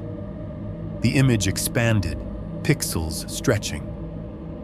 I dragged the center of the flare toward the middle of the screen, curious how the mirror had handled the harsh light. That was when I saw it, in the bright core of the flash, where the light should have obliterated everything into pure white. There was the faint suggestion of shape, like something had blocked a tiny portion of the flare from the inside, casting a ghost of a shadow on the brightness. It was a handprint, not as clear as it had been that morning, but unmistakable. The spread of a small palm, the 5 fingers reaching outward. Only this time, the fingers were not splayed flat. They curled slightly, as if the hand on the other side of the glass were no longer just pressing, but gripping. The tips of the fingers dug in, knuckles bowed. The distortion of the flash made it look almost 3-dimensional. The edges of the print darker where the light had been blocked. The interior softly blurred. It gave the impression of fingers trying to close around something. Around me, around the camera, around the idea of being seen. I stared at the screen until the details started to swim. My heart pounded in my chest, a dull, physical thud that had nothing to do with caffeine this time. I did not delete the photo. I should have. I should have thrown the phone against the wall, erased the evidence, done anything but what I actually did, which was to lock the screen, place the device face down on the nightstand, and lie there in the dark, very aware that I had just captured something that was not supposed to exist in my phone's memory. The image stayed there, a quiet corruption in a folder full of normal pictures. Receipts, grocery lists, screenshots of stupid memes. A handprint that was not mine, not on my side of the glass, saved in a device I carried everywhere, waiting for the moment I would be stupid enough to open it again. 3.1. Tapping, knocking, counting. At some point, the sounds became worse than the smells. The stink behind the mirror was still there, coming and going in breaths. But I could live with that in the way people learn to live with traffic or a neighbor's loud TV. You tell yourself it is just part of the house, part of the deal you made when you signed the lease for $900 a month. You light a candle. You buy more spray. You avoid thinking too hard about why your hallway smells like a flooded laundromat full of old meat. The knocking, though, that was harder to ignore. It started small enough that I managed to file it under old building for a while. A pop here, a tick there, the subtle crackle of wood and drywall adjusting to heat and cold. Every house does that, more so when the temperature swings. But the longer I lived there, the more those sounds seemed to organize. They became patterns. One night, maybe a week after the handprint photo, I was lying in bed scrolling through my phone, the house dark except for the smear of light from the street lamps outside. The furnace had just finished a cycle and clicked off, leaving that familiar soft vacuum in its wake. I was half an inch from falling into that pre-sleep stupor when I heard it. Took. A single, clean knock. It came from the direction of the hallway, not the pipes, not the ceiling. Right at the level of my head if I'd been standing outside the bedroom door. The sound was small but distinct, not the brittle ping of metal, not the hollow rattle of ductwork. It sounded like knuckles on wood. I froze. There is a particular kind of stillness your body adopts when it is listening for something it does not want to hear again. Every muscle went tight, but I did not move. I hardly breathed. Seconds stretched, elastic and thin, then finally, took. 3 knocks in total, spaced evenly, with the same amount of force behind each one. The hair along my arms rose, as if someone had just run a comb made of static electricity over my skin. I told myself it was the pipes, that somewhere in the guts of the house, water had shifted or expanded or contracted in just the right way, that it only sounded like someone politely asking to be let in. After a long time with no follow-up, no footsteps, no whispered voices, no doorknobs turning, I managed to fall asleep, my phone still in my hand. It happened again the next night. Different time, same pattern. The furnace shut off. Silence thickened. Then, took. I tried to rationalize it. Maybe there was something in the wall that expanded or contracted on a schedule when the temperature changed. Maybe the house's skeleton had its own weird heartbeat. But every time I replayed the sound in my mind, I saw the same image. A hand, white and stiff, bones showing through thin tissue, curled on the inside of the wall. Knuckles knocking politely, careful not to break the skin of paint and plaster. By the third or fourth repetition, my weird curiosity started fighting my fear. The human brain is stupid like that. Once the immediate terror wears off, the need to know steps in, whispering that the only way to feel safe is to understand the thing that scares you. So I did what everyone does now instead of calling a professional. I opened YouTube. Sitting at my desk in the living room with a mug of reheated coffee, I typed, "How to find hollow spots in wall-hidden space" into the search bar. The algorithm delivered exactly what I asked for. DIY renovation channels, guys in flannel shirts knocking on drywall and explaining how to locate studs, how to avoid power lines, how to tell where you can and cannot cut. I watched 3 or 4 of them in a row. They all echoed the same basic principle. Solid wall over studs sounds dull. Empty spaces without insulation sound hollower, more resonant. One guy even used a ruler as a makeshift tapping stick, running it along the wall and listening for the difference. Armed with secondhand expertise, I got a wooden yardstick from the hall closet, the kind with faded inches stamped along its length, and went to work. I started in the living room, more to test my ear than anything else. I stood a few inches from the wall and tapped lightly, moving the stick along in a slow, horizontal line. Tuk, tuk, tuk, tuk. Solid, solid, slightly less solid, solid. Where the studs were, the sound came back dull and flat. Between them, it had a bit more echo, a tiny hollow quality that matched what I'd heard in the videos. It made sense. The world was still behaving according to rules. I moved into the hallway. The walls there were narrower. The sound bounced in strange ways. I started on the side opposite the mirror, tapping from floor to shoulder height, paying attention. The rhythm of it calmed me at first. It felt almost scientific. When I got closer to the mirror, the air seemed to cool by a few degrees. I could smell that same damp, sweet rot lingering around the frame, though I had not sprayed anything that day. I shifted the yardstick to my other hand and reached around the mirror, tapping along the wall as close to the edge of the glass as I could. Tuk. The word solid formed in my head. I moved a few inches and tapped again. Tuk. The same. Another few inches, tap. Tuk. This time, the sound came back different. Not dramatically, not like I had hit a drum, but enough that I felt it in my hand. There was a faint resonance, a sense of space behind the drywall instead of insulation pressed tight against it. I tapped again, in nearly the same spot, ears straining. Tuk.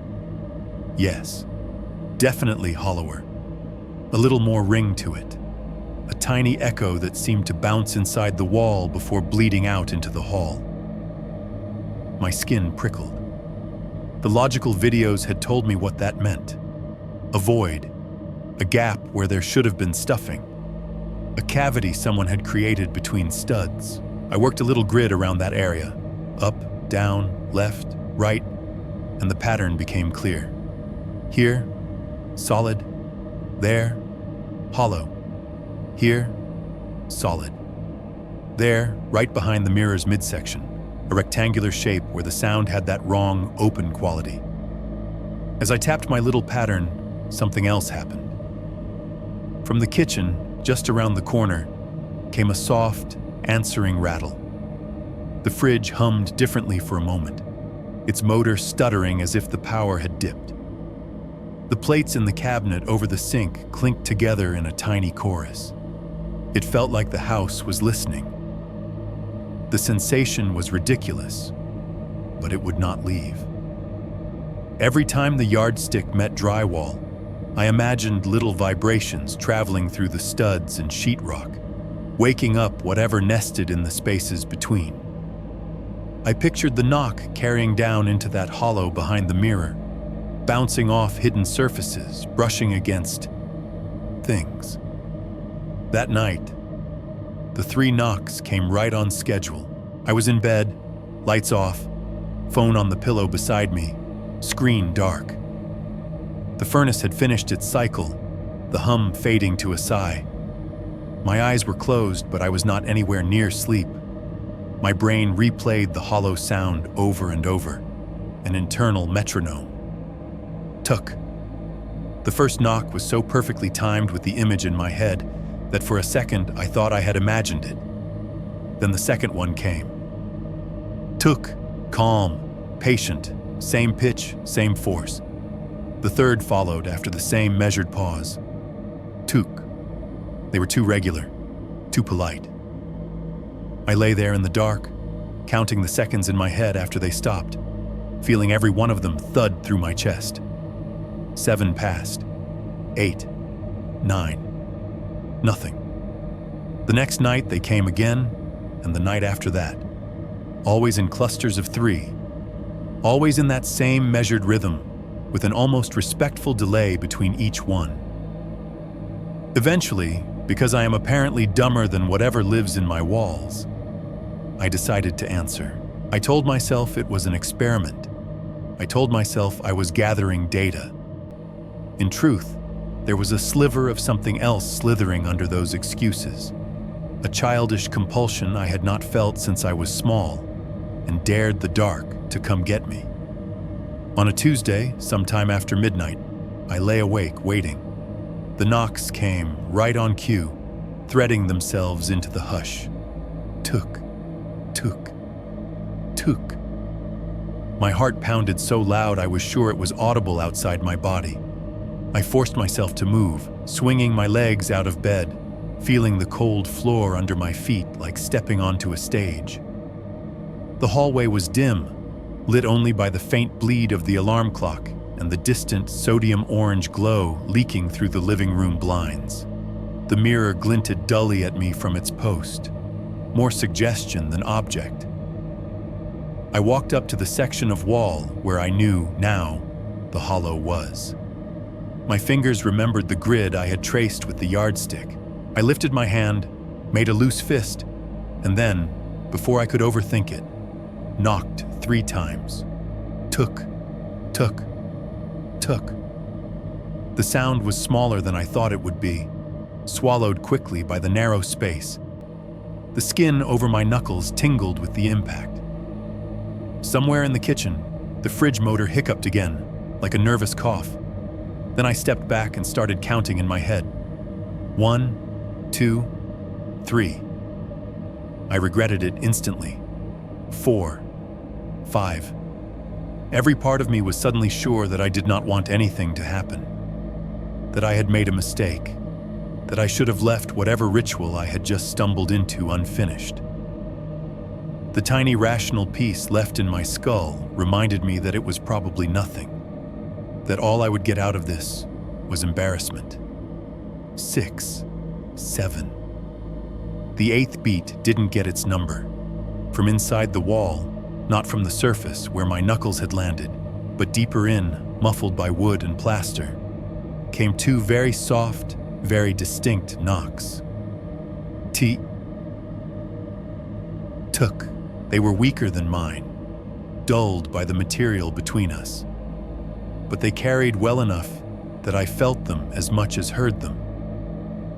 The tiny vibration ran through the wall into my fingertips, a trembling shiver like the aftershock of someone flicking the back of a picture frame. It was the spacing that broke me. There was a tiny, hesitant pause between the two interior knocks, as if whoever, whatever, had delivered them had intended 3 and only managed 2. Or as if it had taken that long to move its hand back into position inside that cramped space. The breath went out of me in a shaky rush I could not control. My legs suddenly felt like they belonged to someone else. I didn't knock again. I didn't say anything. I just stepped away from the wall, very carefully, as if any abrupt motion might cause it to knock back a third time. And I knew, with a nausea that went all the way down, that if it did, I would not be able to pretend, ever again, that I was alone in that house. 3.2. The first cut in the wall. There is a point where fear stops you from doing anything, and a point where it forces you to do something reckless, just so it will change. I hit the second point. By then, I had the trifecta: the smell, the knocking, and the dream.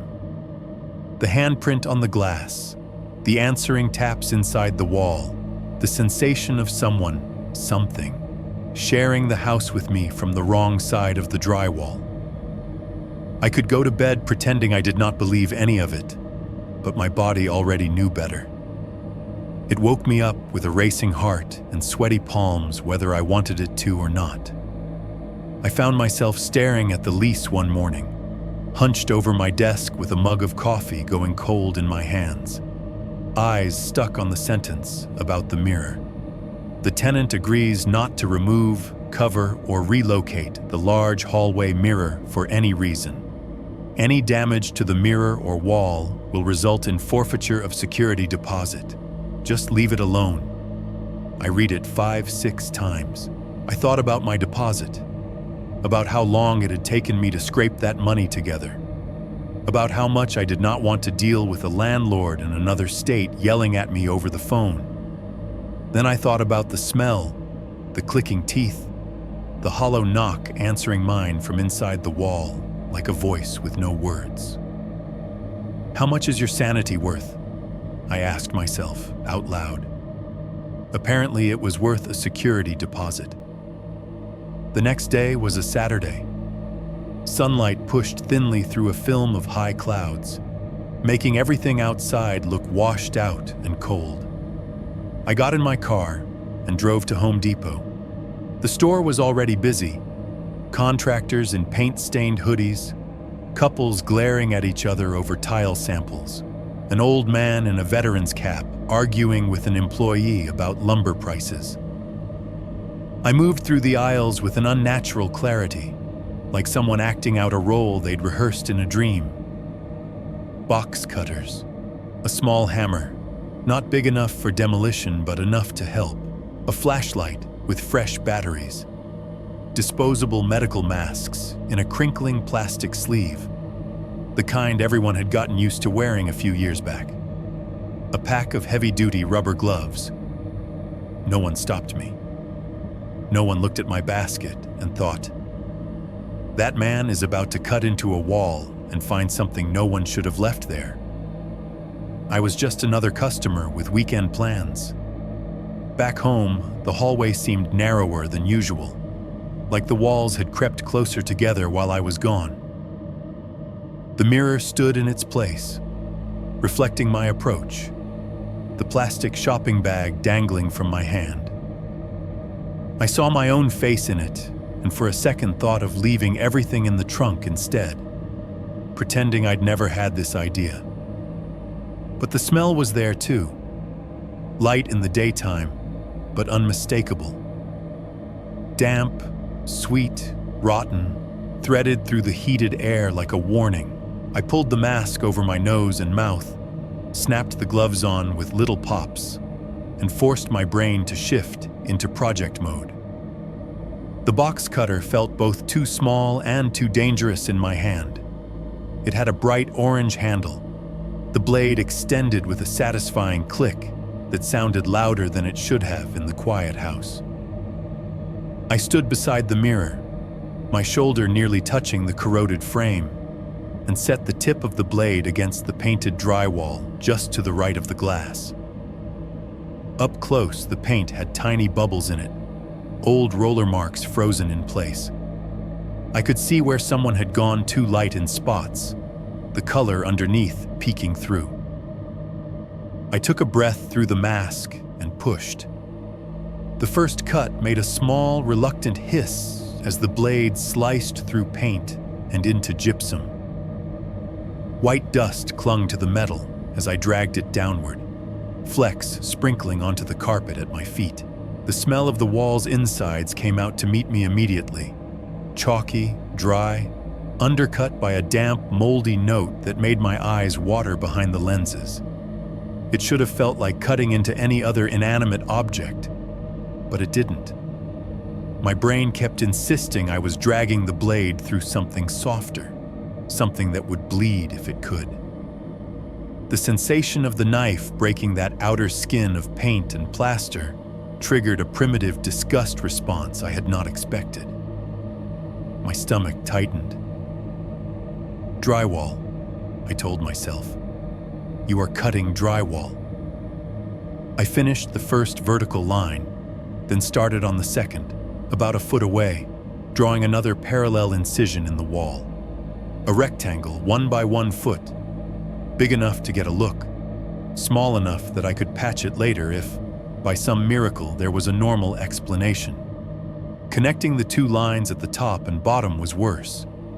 The sound of the blade scraping sideways across the wall set my teeth on edge. Clumps of brittle paint flaked off and drifted down my sleeves. With each stroke, the smell grew stronger. No longer just dampness and age, but something richer, heavier. When the square was fully outlined, I set the cutter down and picked up the hammer. I slid the claw end into the slit at the top of the cut and gently pried. At first, nothing happened. Then the drywall gave with a little crunch, the top edge tilting inward. As the piece bent, small noises came from inside the wall, the faint crackle of old wood shifting, the quiet clink of a nail that had been holding on for decades, finally losing its job. I eased the square out, both hands gripping the sides through the gloves. It came away in one piece, a pale, chalky tile with ragged edges. Behind it was nothing but black. Not the soft, dusk dark you get in a closet with the door closed, but a dense, lightless void. The flashlight beam, when I flicked it on and shined it into the opening, seemed to disappear for a second before recovering, as if it had been swallowed and then spat back out. Then the smell hit me full in the face. It came in a wave, hot and wet and layered. My mask caught some of it, but not enough. It pushed through the fabric, coiling into my nose and mouth. The top note was unmistakably decay. Not fresh, bloody rot, but the long, low reek of flesh that had been exposed and then forgotten, dried and redampened and dried again. It smelled like something that had died, been partially preserved, and then left somewhere that water and heat still found it from time to time. Under that was the stale, stagnant scent of old water, the way a flooded basement smells weeks after the water has gone, when all that remains is a slime-clogged drain and walls that will never be fully dry again. Threaded through both was the waxy sweetness of candles left burning too long, paraffin and smoke, mixed with something sharper and chemical, a biting tang that made me think of high school biology labs and jars of pale things bobbing in cloudy liquid. Formalin, or something like it. Preservation and ruin sharing the same breath. I gagged, turning my head away, squeezing my eyes shut until the dizziness passed. When I trusted myself not to throw up in my own hallway, I forced my attention back to the opening. The flashlight beam steadied as my hand did. It revealed a narrow cavity, maybe 3.5 feet deep, running down to the floor and up beyond what my angle could easily see without crouching. The opposite wall wasn't drywall. It was old brick, the kind you see in basements and under ancient facades. Dark, uneven, mortared with something that had gone the color of dirty bone. The floor of the cavity wasn't floor at all, not in the way the rest of the house had flooring. It was compacted earth, tamped down into a flat, hard surface. In the harsh light, I could see impressions in it, faint depressions, like something heavy had sat there for a very long time. At first, I thought the pale thing on the dirt was a root. It lay near the front of the void, a slender, off-white object partly dusted with dark crumbs of soil. About 1.5 inches long, curved slightly, tapering at one end. It had that dry, porous look old bones get in the sun. A second look made every hair on my body stand up. The shape was wrong for a root and too precise. One end was broader, with 2 small, rounded bumps, the joint. The other end narrowed and flattened, and there, catching the edge of the beam, was the dull sheen of a nail. Human nail, yellowed with age, still clinging to the tip of the thing. It was a finger bone, more specifically, the last phalanx of a finger, snapped free at the joint, dried and left here on this bed of packed earth like a discarded cigarette. A shred of something brown and leathery still clung to the side of it, old tissue, shrunken and fused to the bone. My brain supplied images I didn't need. A hand flexing, then breaking, fingers pulled, bones separated. That tiny piece cast out or dropped during the process, too small to bother retrieving. I realized I was breathing too fast inside the mask. Each inhale dragged more of the smell into my lungs. Some distant, rational part of me insisted I should back away, call the police, let someone else look into this. Another part, the one that had knocked on the wall, the one that had come this far with a blade and a hammer, wanted proof that this wasn't just a trick of light and fear, that the bone was what I thought it was. Without really deciding to, I extended my hand. The rubber glove squeaked softly as the fingers brushed against one another. I reached into the cavity slowly, the flashlight beam shaking as it balanced in my other hand, and nudged the little pale object with the tip of my gloved index finger. The contact was barely there, just enough to roll it a fraction of an inch, to feel the dry, almost weightless scrape of it against the packed dirt. The house went silent. I mean completely. In the half-second before I touched the bone, I was dimly aware of the normal background orchestra, the low hum of electricity, the faint buzz of the fridge, the distant whoosh of a car going past outside, all the usual indicators that life was going on around me. The instant my glove brushed the bone, all of it cut out. The refrigerator did not hum. The vents did not exhale. Even the far-off highway seemed to shut its mouth. It was as if someone had slammed a soundproof dome down over the entire property. In that suddenly perfect silence, the only thing left was the thunder of my own heart. I could hear the rush of blood in my ears, loud and oceanic. I could hear the tiny rasp of my breath dragging in and out through the mask, each inhale a strained wheeze. Then, just as I opened my mouth, I do not know whether to scream or to say something stupid like hello. The world came back on. Everything resumed at once. The fridge kicked back into its hum mid-cycle. The furnace somewhere in the house resumed its low, rumbling purr. A car passed in the street outside with a hiss of tires on asphalt. It was like someone had hit unmute after testing how the house sounded without noise. And in that first moment of returned sound, from the dark space just beyond the reach of my flashlight, I heard teeth. A sharp, dry click, the sound of enamel meeting enamel, of a jaw clenching down hard for a second, and then releasing. Not a random rattle, not the shifting of debris. It had a human rhythm to it, a tiny, involuntary bite, like someone fighting a shiver in the cold. The noise came from deeper in the cavity, beyond where my hand had reached, somewhere in the black behind the narrow cone of light. I froze, arm still half extended, the bone a small, accusing weight at the tip of my gloved finger. There was an awareness in that darkness now, a focused attention that had not been there, or that I had not felt, a moment earlier. For the first time since moving in, I had the clear, unshakable sense that the house was not just containing something. It knew I had found it. 3.3 faces in the dark space. I did not leave the hole right away. You would think the finger bone and the teeth click would have been enough. Any rational person would have dropped everything, backed away, called 911, and waited on the curb for police lights and people with gloves and badges to take over. I even pictured it for a second. Cruisers out front, yellow tape, some detective in a heavy coat shining a brighter flashlight than mine into the same space. But rational had gone out the window about 3 knocks ago.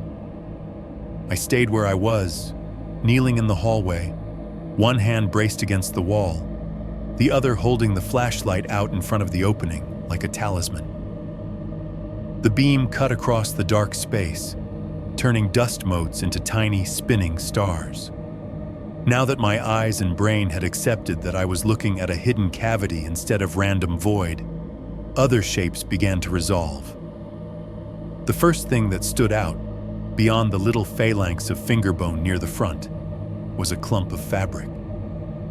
It lay a bit farther back, slumped against the old brick like a person who had slid down into a seated position and never gotten up again. At first, in the narrow cone of light, it was just a lump with no real edges. Then the textures separated themselves.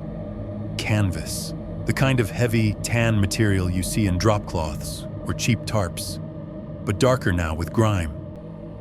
It was wrinkled and stiff, folds frozen mid-crease, as if whoever had bunched it up had done it with shaking hands and then pushed it hard against the wall. Dark stains speckled it, some circular, some irregular, all gone brown with age. Mixed into it were thinner scraps of something plastic, torn strips of cloudy sheeting, like old painter's plastic or garbage bags that had been cut and repurposed. They clung to the canvas, fused in places where moisture had melted them slightly together, then dried. Beneath it all was the same compacted earth, but disturbed here, shallowly scooped and then smoothed over. My mind supplied words like nest and shroud, whether I wanted it to or not. In the far corner of the cavity, my light caught on edges that were too clean to be natural. I angled the flashlight up and to the right. A plastic container sat there, half buried in the dirt, semi-transparent, dingy with time, a lid snapped on crooked. The kind you get at Walmart for storing out-of-season clothes or decorations. Something dark and unidentifiable pressed against its inner walls. Condensation had dried on the underside of the lid in dripping patterns, like a tiny, failed weather system. I did not want to know what was in it. I started to move the light back toward the center, toward the canvas mass again, when the beam swept higher and something else caught the edge of it. For a second, my brain refused to process the shape as anything but wrong. It was not a full face. If it had been, I might have screamed immediately, or passed out, or both. It was half of one, or less, pressed into and partly covered by the folds of the canvas. There, Where fabric met brick was a contour that did not belong to either. A curve too organic, too familiar. I leaned closer despite every instinct urging me not to, bringing the flashlight nearer, shifting the angle.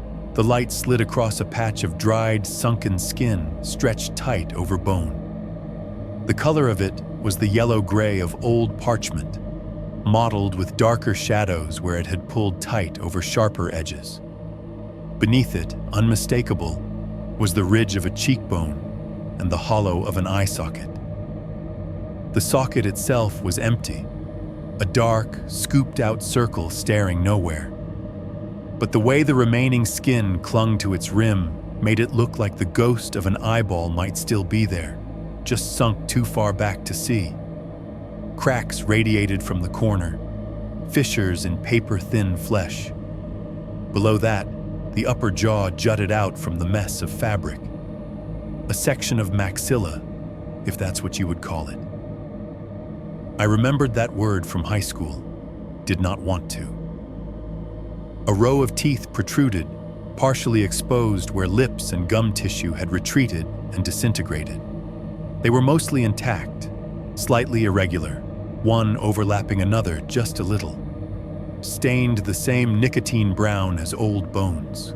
No lower jaw, just the top half, frozen in a permanent half snarl that was not anger or fear so much as the aftermath of both.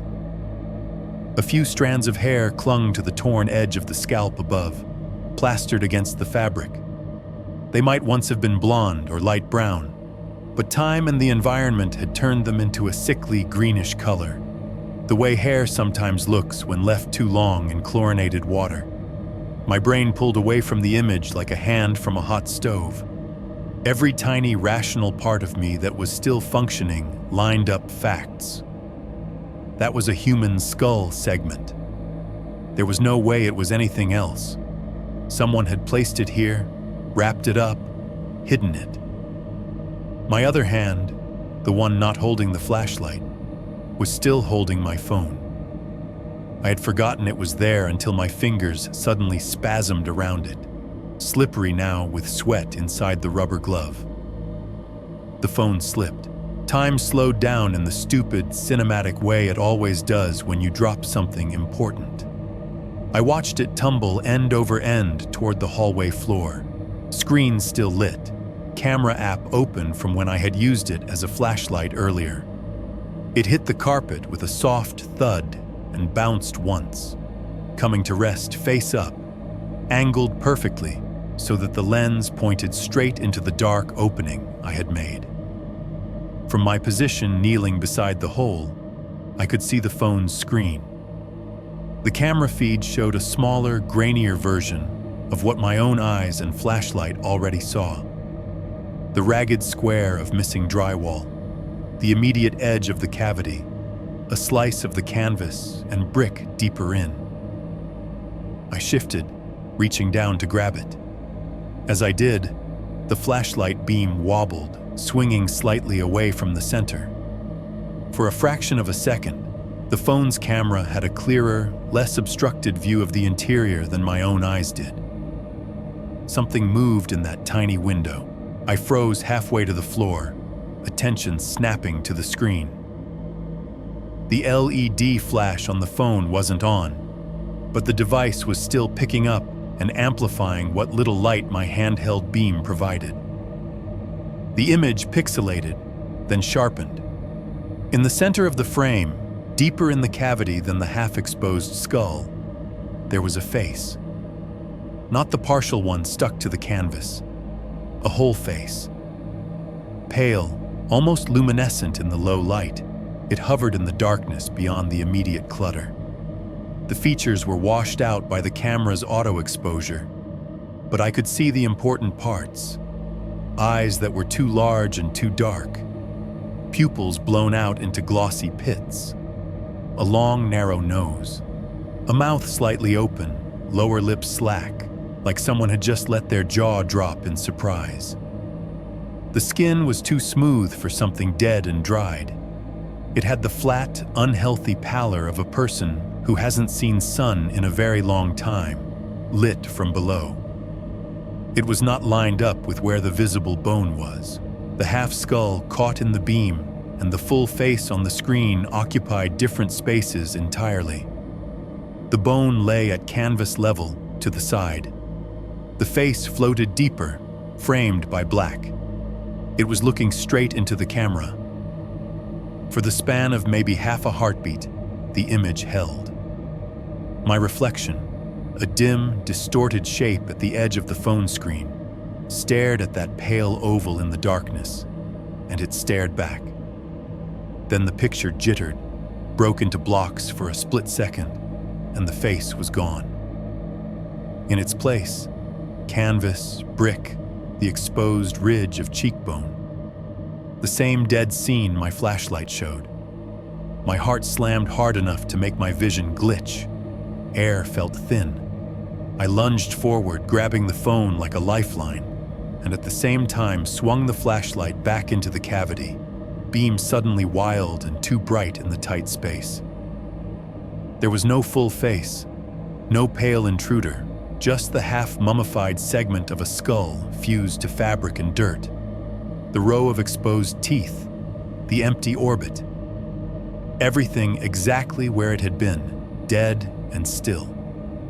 My breathing rasped loud in the hallway. The rubber of my mask stuck to my lips and pulled when I inhaled. Behind it, my mouth tasted like copper and bile. I backed away from the hole until my shoulder hit the opposite wall. I slid down it a few inches, not quite sitting, not quite standing, phone clutched in a white-knuckled hand. The logical thing would have been to shut the phone off, or maybe fling it as far down the hall as I could. Instead, I did the other thing. I opened the gallery. The camera app had saved the last several seconds automatically. I must have hit record without noticing when I used it as a light earlier. There was a thumbnail, a shaky rectangle of drywall and shadow. My thumb hovered over it, then tapped. The video played. It started with my own clumsy movements. The phone angling, the view tilting as it fell, the brief blur of ceiling and hallway, then the settled shot of the hole. The flashlight beam slid around in the frame, jittery and uncertain. I watched the moment my memory insisted contained that face. Watched the beam shift, the pixels stutter under low light. Nothing. The footage jumped, not to the end, just to half a second later. The time code on the video advanced smoothly, eating every millisecond. But the content skipped from one position of the light to the next, without showing what my brain swore had been there. No pale oval, no dark eyes, no slack mouth. It was as if someone had taken a pair of invisible scissors to exactly that fraction of a second and spliced it out, then glued the ends back together so cleanly that only the tiniest hiccup in motion remained. I scrubbed back and forth with my thumb, frame by frame. The frames before showed only brick and fabric. The frames after showed only brick and fabric. The in-between frame, the one my gut remembered too vividly, was gone. The file information claimed the video was intact. Same duration as it should have been for the time I knew it had been recording. No editing software opened, no corruption warning. Just a normal, boring clip of a wall cavity. On screen, the skull fragment's empty eye socket stared back at me. In my memory, another pair of eyes, darker, deeper, aware, stared from behind it, furious at being seen.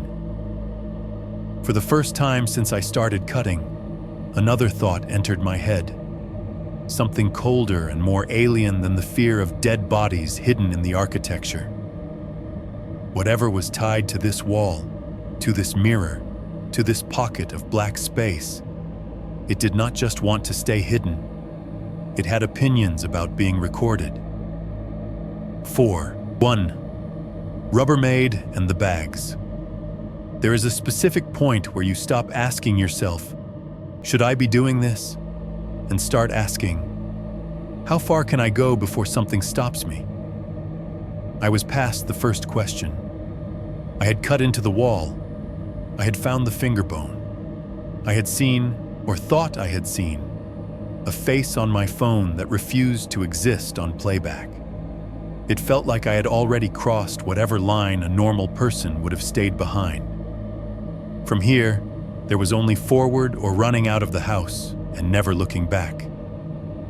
I did not run. Instead, I adjusted the mask on my face, the elastic straps digging into the back of my ears, and tightened my grip on the flashlight. The rubber gloves squeaked faintly when I flexed my fingers.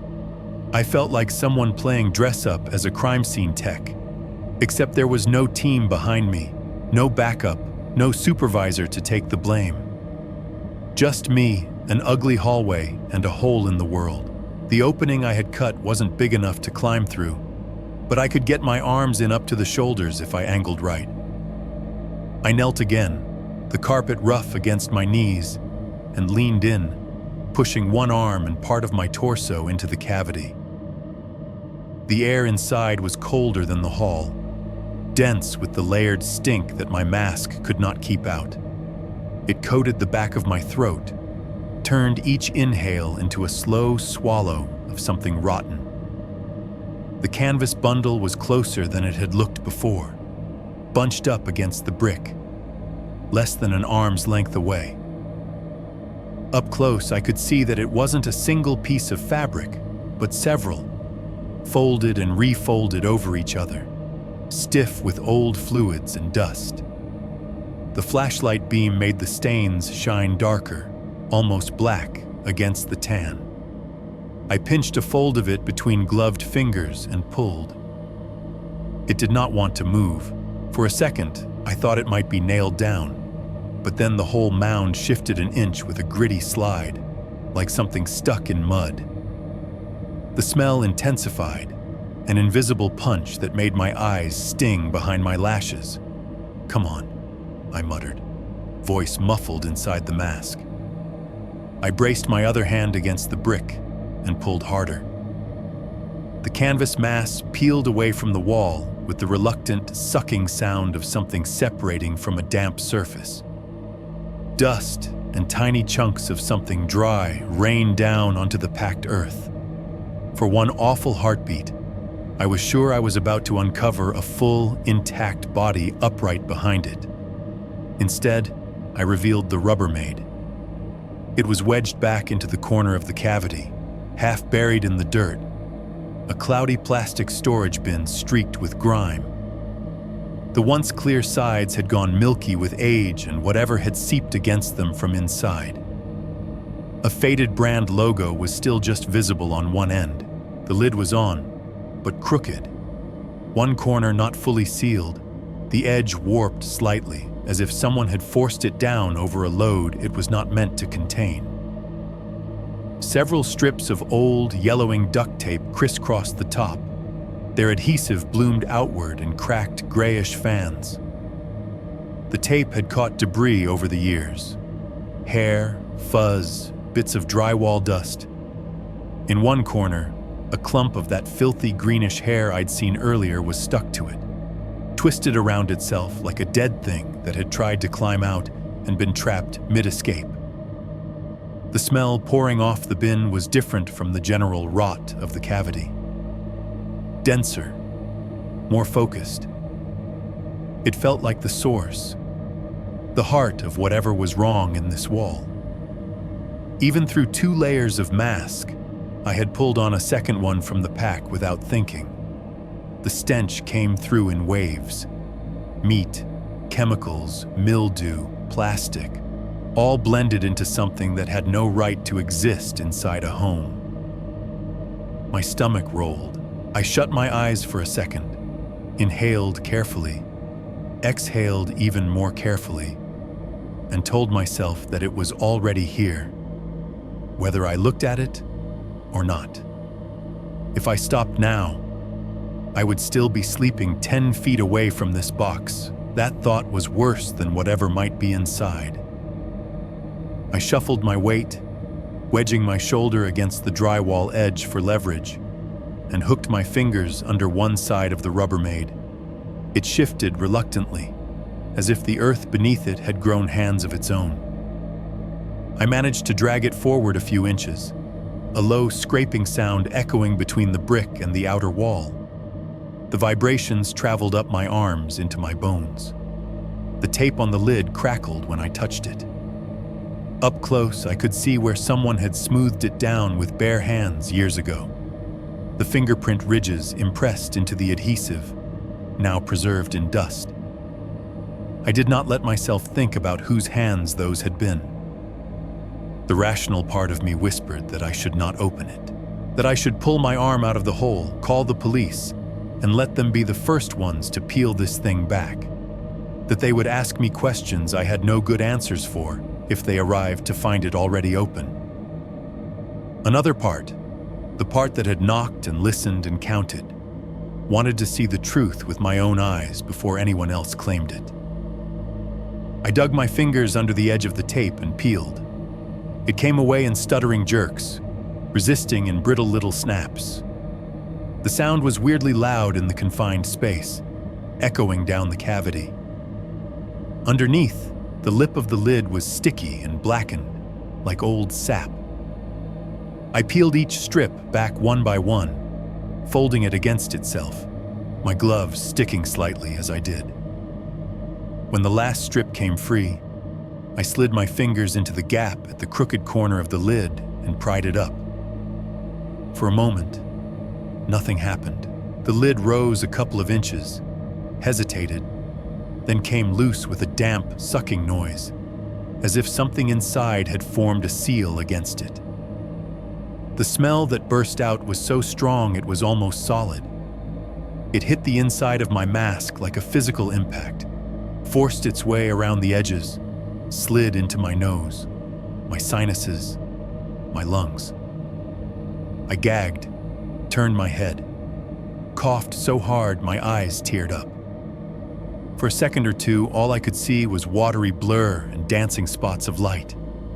When my vision cleared enough to focus again, I shone the flashlight down into the box. There were bags inside, thin, white plastic grocery bags, the cheap kind that tear easily, balled up and stuffed together. Some were tied at the handles, hopeless little knots pressed into their bulk. Others had split open under the weight of whatever had been inside them. All of them were stained. Brown, yellow, dark gray, the beam of the flashlight caught on pale shapes between them. Bones. They were piled in the box, like someone had cleaned out a closet and thrown everything into a single container, intending to sort it later and never getting around to it. Vertebrae curved like small white gears, some still linked together in short chains, others separate. Ribs arced over and under them, some snapped, some whole, their ends smooth where they had detached. A chunk of pelvis lay at one side, the socket of a hip staring up at me like another empty eye. The jagged line where it had been broken away from the rest of the bone looked almost fresh in the beam, though I knew that was just the light. In the center of it all, half nested in shredded plastic, was a skull. It was more intact than I expected. The cranium was mostly whole, though a crack ran from the temple up across the forehead. A thin lightning bolt fracture that had split the bone but not yet separated it. One orbital socket was nearly perfect, a round, dark cavern rimmed with delicate ridge. The other had a chunk missing, a rough-edged hole where bone had been smashed in, caving the orbit into the sinus. The upper jaw held a row of teeth that were in better shape than mine. Straight, mostly even, only a couple chipped or slightly crooked. Dirt clung to their bases, packed into the gaps like a parody of gum tissue. A line of dried, brownish material, old blood maybe, or earth heavy with it, stained the bone just above. I could not tell if the skull had belonged to a man or a woman, and somehow that made it worse. It was just a person. Anyone. On the far side of the box, half caught under a folded bag, another fragment of skull had a wad of hair tangled around it. This hair was longer, a dirty, matted rope of what might once have been blonde. It looped around the curved bone, stuck there by dried fluids and time, some strands escaping to brush against the inside of the plastic like something still trying to float. I reached in, almost without realizing I was doing it, and touched the main skull. The gloves took away some of the sensation, but not enough. The surface was dry, smoother than I expected, but not polished. Faint texture under my fingertips, a thin layer of powdery residue that came away in tiny smears. It weighed almost nothing when I slid my fingers under the zygomatic arches and lifted, the way you might lift a ceramic bowl. That lightness shocked me. It felt more like a prop than a person, a hollow thing. All the weight of blood and thought and expression long gone. I imagined a face over it, muscles and eyes and lips reattached in my mind, and nearly dropped it. The lower jaw was missing, but what remained of the maxilla knocked lightly against the edge of the bin as I tilted it. The sound it made was small and clean, a sharp cack of bone on plastic. A split second later, from somewhere deeper in the house, another cack answered. Same pitch, same sharpness, as if the noise had bounced off a far wall and come back wrong. Except this wasn't an echo. It came with a delay, a full second, maybe a hair more, just long enough that I knew it wasn't the same sound chasing itself around the structure. It came from behind me. Specifically, it came from the direction of my bedroom. Not the living room, not the kitchen, not outside.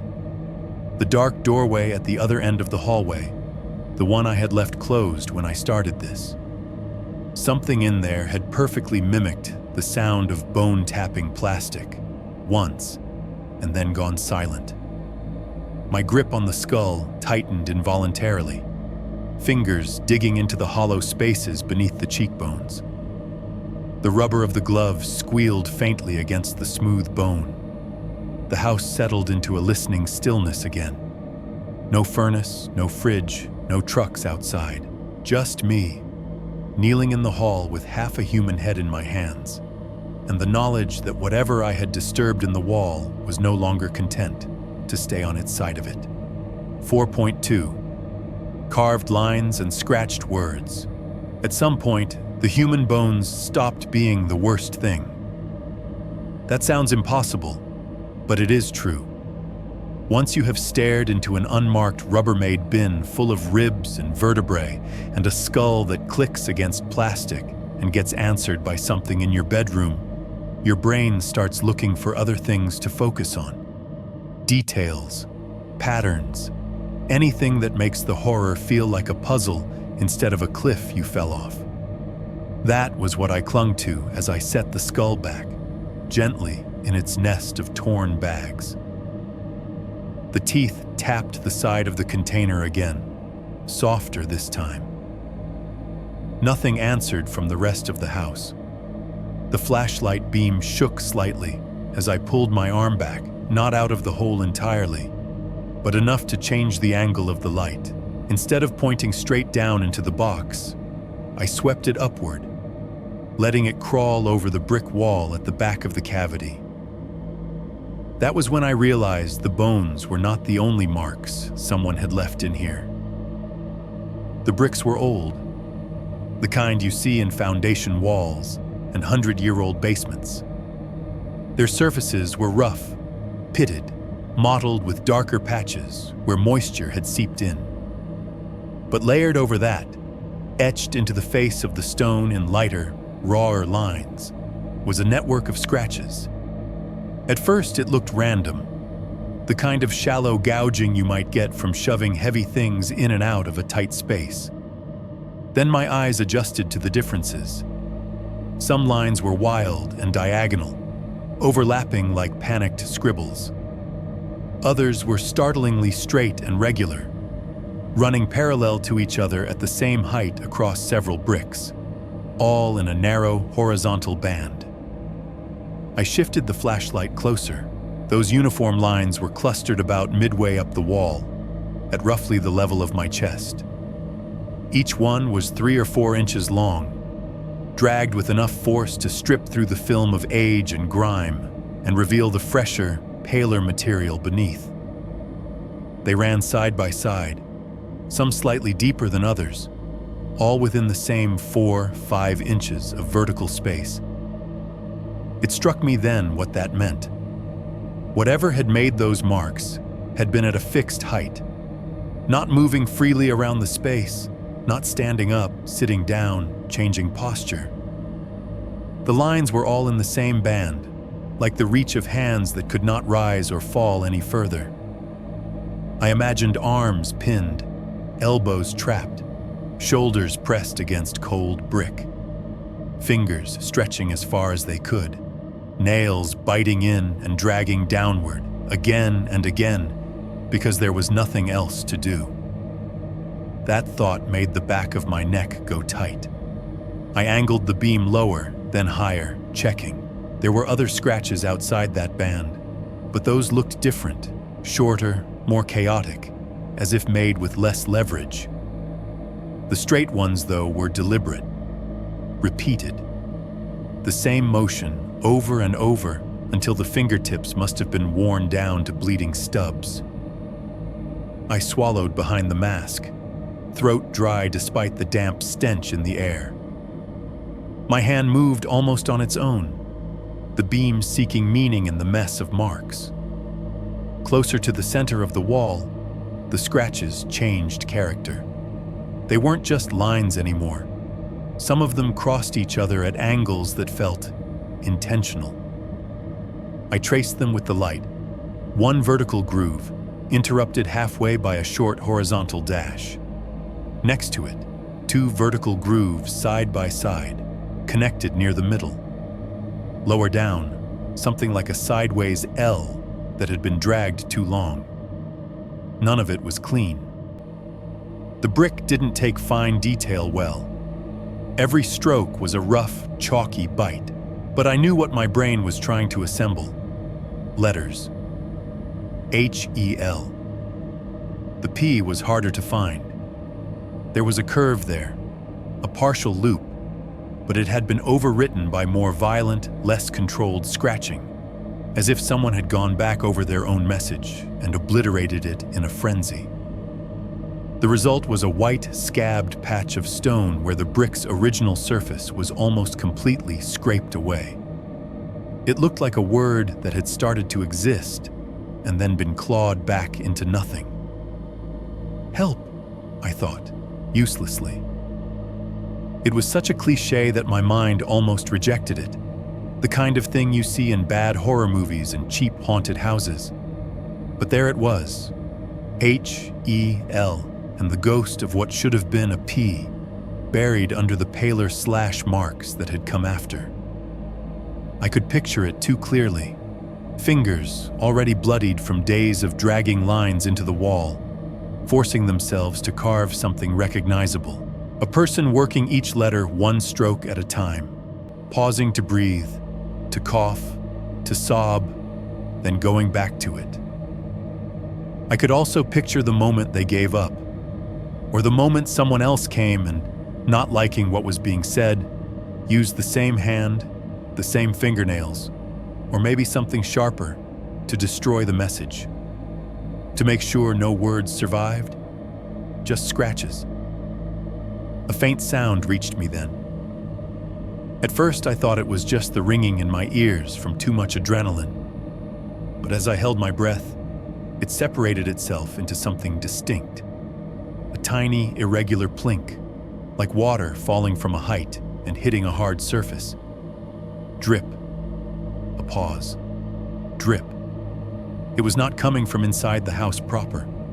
It echoed in a strange way, as if the cavity I was peering into extended further down or out to the sides than I could see. Each drop sounded both close and far. The little delays between impact and echo made it feel like I was listening down a well. There were no plumbing lines behind this wall. I knew that from the YouTube videos and from basic house layout. The bathroom was farther down, the kitchen another direction. Yet here, inside this sealed space, something was dripping. I angled the flashlight downward, trying to find the source. The beam slid along the brick, down over the packed earth. Tiny dark spots marked the dirt in one corner, slightly damp-looking, a different color from the rest. Maybe it was just groundwater, I told myself. Moisture seeping through old foundations, or condensation from years of temperature changes. But the sound did not have the random rhythm of normal leaks. It wasn't the steady beat of a pipe with constant pressure, nor the erratic patter of rain. It was slow, measured, drip, wait, drip. Long enough between drops that you could imagine someone counting them to pass the time. My skin tried to crawl off my body. I pulled back a few inches without meaning to, the upper edge of the hole pressing into my ribs. The plaster's roughness bit through my shirt. And still, because I apparently hate myself, I kept looking. The light caught on another set of markings, lower this time, near where the brick met the dirt. For a moment, I thought they were just random scuffs in the mortar, until the pattern of them resolved. Short, straight lines. Not the long, angry scratches from before, but neat, repetitive ticks, each about an inch long, carved horizontally in a row. 5 of them, close together, and then a small space. I moved the beam along. Another set, 4 short verticals, 1 diagonal crossing through them. The classic 4 and a gate tally shape. Then another small gap, another set. My heart started to beat in time with the light as I followed it across the wall. Group of 5. Gap. Group of 5. Gap. Again and again, each cluster tucked just above floor level, exactly where someone's hand would fall if they were sitting or lying down. One arm free enough to reach no higher than their own ankles, I counted under my breath. 1 group, 2, 3. My voice sounded wrong in the mask, muffled and hoarse. 4, 5. The beam reached the far corner, where the earth met brick in a shadow. Another group of 5. And beyond it, near the edge of what I could see without shoving my head all the way into the hole, a 7th set. 4 vertical, 1 slash. 7 groups. 5 marks each. 35. 35 days, if this meant what it looked like it meant. Someone had kept count. I let the flashlight drop slightly, the circle of light falling back onto the mound of disturbed earth, the edge of the Rubbermaid, the stray bones I had yet to fully name. All of it rearranged itself in my head around that new piece of information. This was not just a dump site, not a place where someone had left bodies like trash. This was a room, a cell, a space that had been occupied by someone long enough for them to start measuring their time there in little carved lines at ankle height, because that was as far as they could reach. 35 days of sitting in the dark, breathing the damp and the chemicals and the slow decay. 35 days of scratching at brick and listening to your own marks echo back at you. 35 days of trying to write a word the wall would not keep for you. I thought about the skull in the box. The click of bone on plastic answered from my bedroom. The dream of the wall swelling behind me, someone turning, but never quite managing to face me. The tally marks made everything feel worse and more real. Whoever had died here had not just been killed. They had been kept. Fed just enough to keep them alive, probably. tended in the most basic ways maybe so the process could stretch. This was not an accident, not a singular outburst. It was a system, a method. The hallway suddenly felt narrower, the ceiling lower. The air in front of the mirror seemed to thicken, as if I were standing not in my own home but in the corridor outside a series of invisible cells, all of them occupied once, maybe more than once. And the scratches on the brick, overlapping and blurred, suggested something else too. That the person who kept count, the one who carved those little bundles of 5, might not have been the only one to leave marks. That someone before them had started, and someone after had continued, each set stacked on the others until the wall forgot where one life ended and another began. 4.3. Calling 911. At some point, the part of my brain that still believed in ordinary procedures finally woke up and pushed through the panic. You found a hidden room in your wall. You found bones. You are not equipped for this. I backed out of the cavity on my knees, one hand on the drywall for balance, the other still clutching the flashlight like I was afraid the dark would pour out if I turned it off. The Rubbermaid sat open, the skull tilted at an angle that made it look weirdly curious. The smell followed me into the hallway, thinner, but still wrapped around my head. I peeled one glove off with my teeth, fumbling for my phone with hands that did not seem interested in doing what I told them. The screen's glow felt wrong in that space, too bright, too normal. I dialed 911. The ring barely finished before a woman's voice came on, clean and professional, the sound of fluorescent lights and cheap coffee behind it. 911, what's your emergency? My mouth went dry.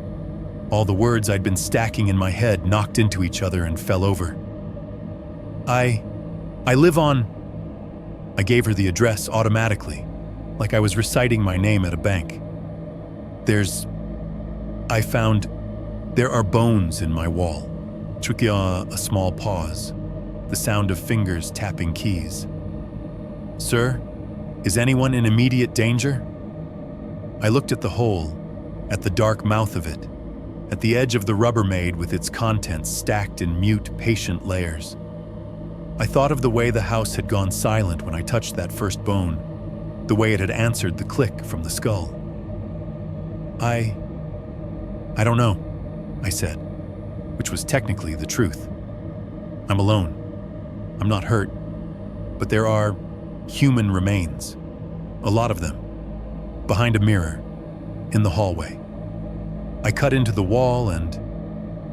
Okay, sir, she said, the tone sliding smoothly into the lane they must have for disturbing but not screaming. I need you to stay on the line with me. Do you believe this is recent? Is there any sign someone else is there with you? No, they're old. They look old. Like dried out. There's a skull. Ribs. I think this was here before I moved in. Okay, she repeated, and I could hear the click of the situation moving from maybe a prank to paperwork and detectives. Officers are on their way to your location. Do not touch anything else inside that space. Can you step away from the area and wait near the front door? I realized I was still standing right in front of the hole, inches from the mirror. My reflection looked washed out and stretched, the lens of the phone a small, bright eye in my hand. Behind me in the glass, the square of darkness where the drywall had been was a black stain that seemed deeper than the actual hole. Yeah, I said. Okay, I'm going to the front door. I did as she told me, backing down the hallway until the mirror and its wound were out of sight. My legs felt hollow, like I was wearing someone else's body. I unlocked the deadbolt with shaking fingers and cracked the door. letting in a stripe of cold air that smelled like exhaust and wet leaves.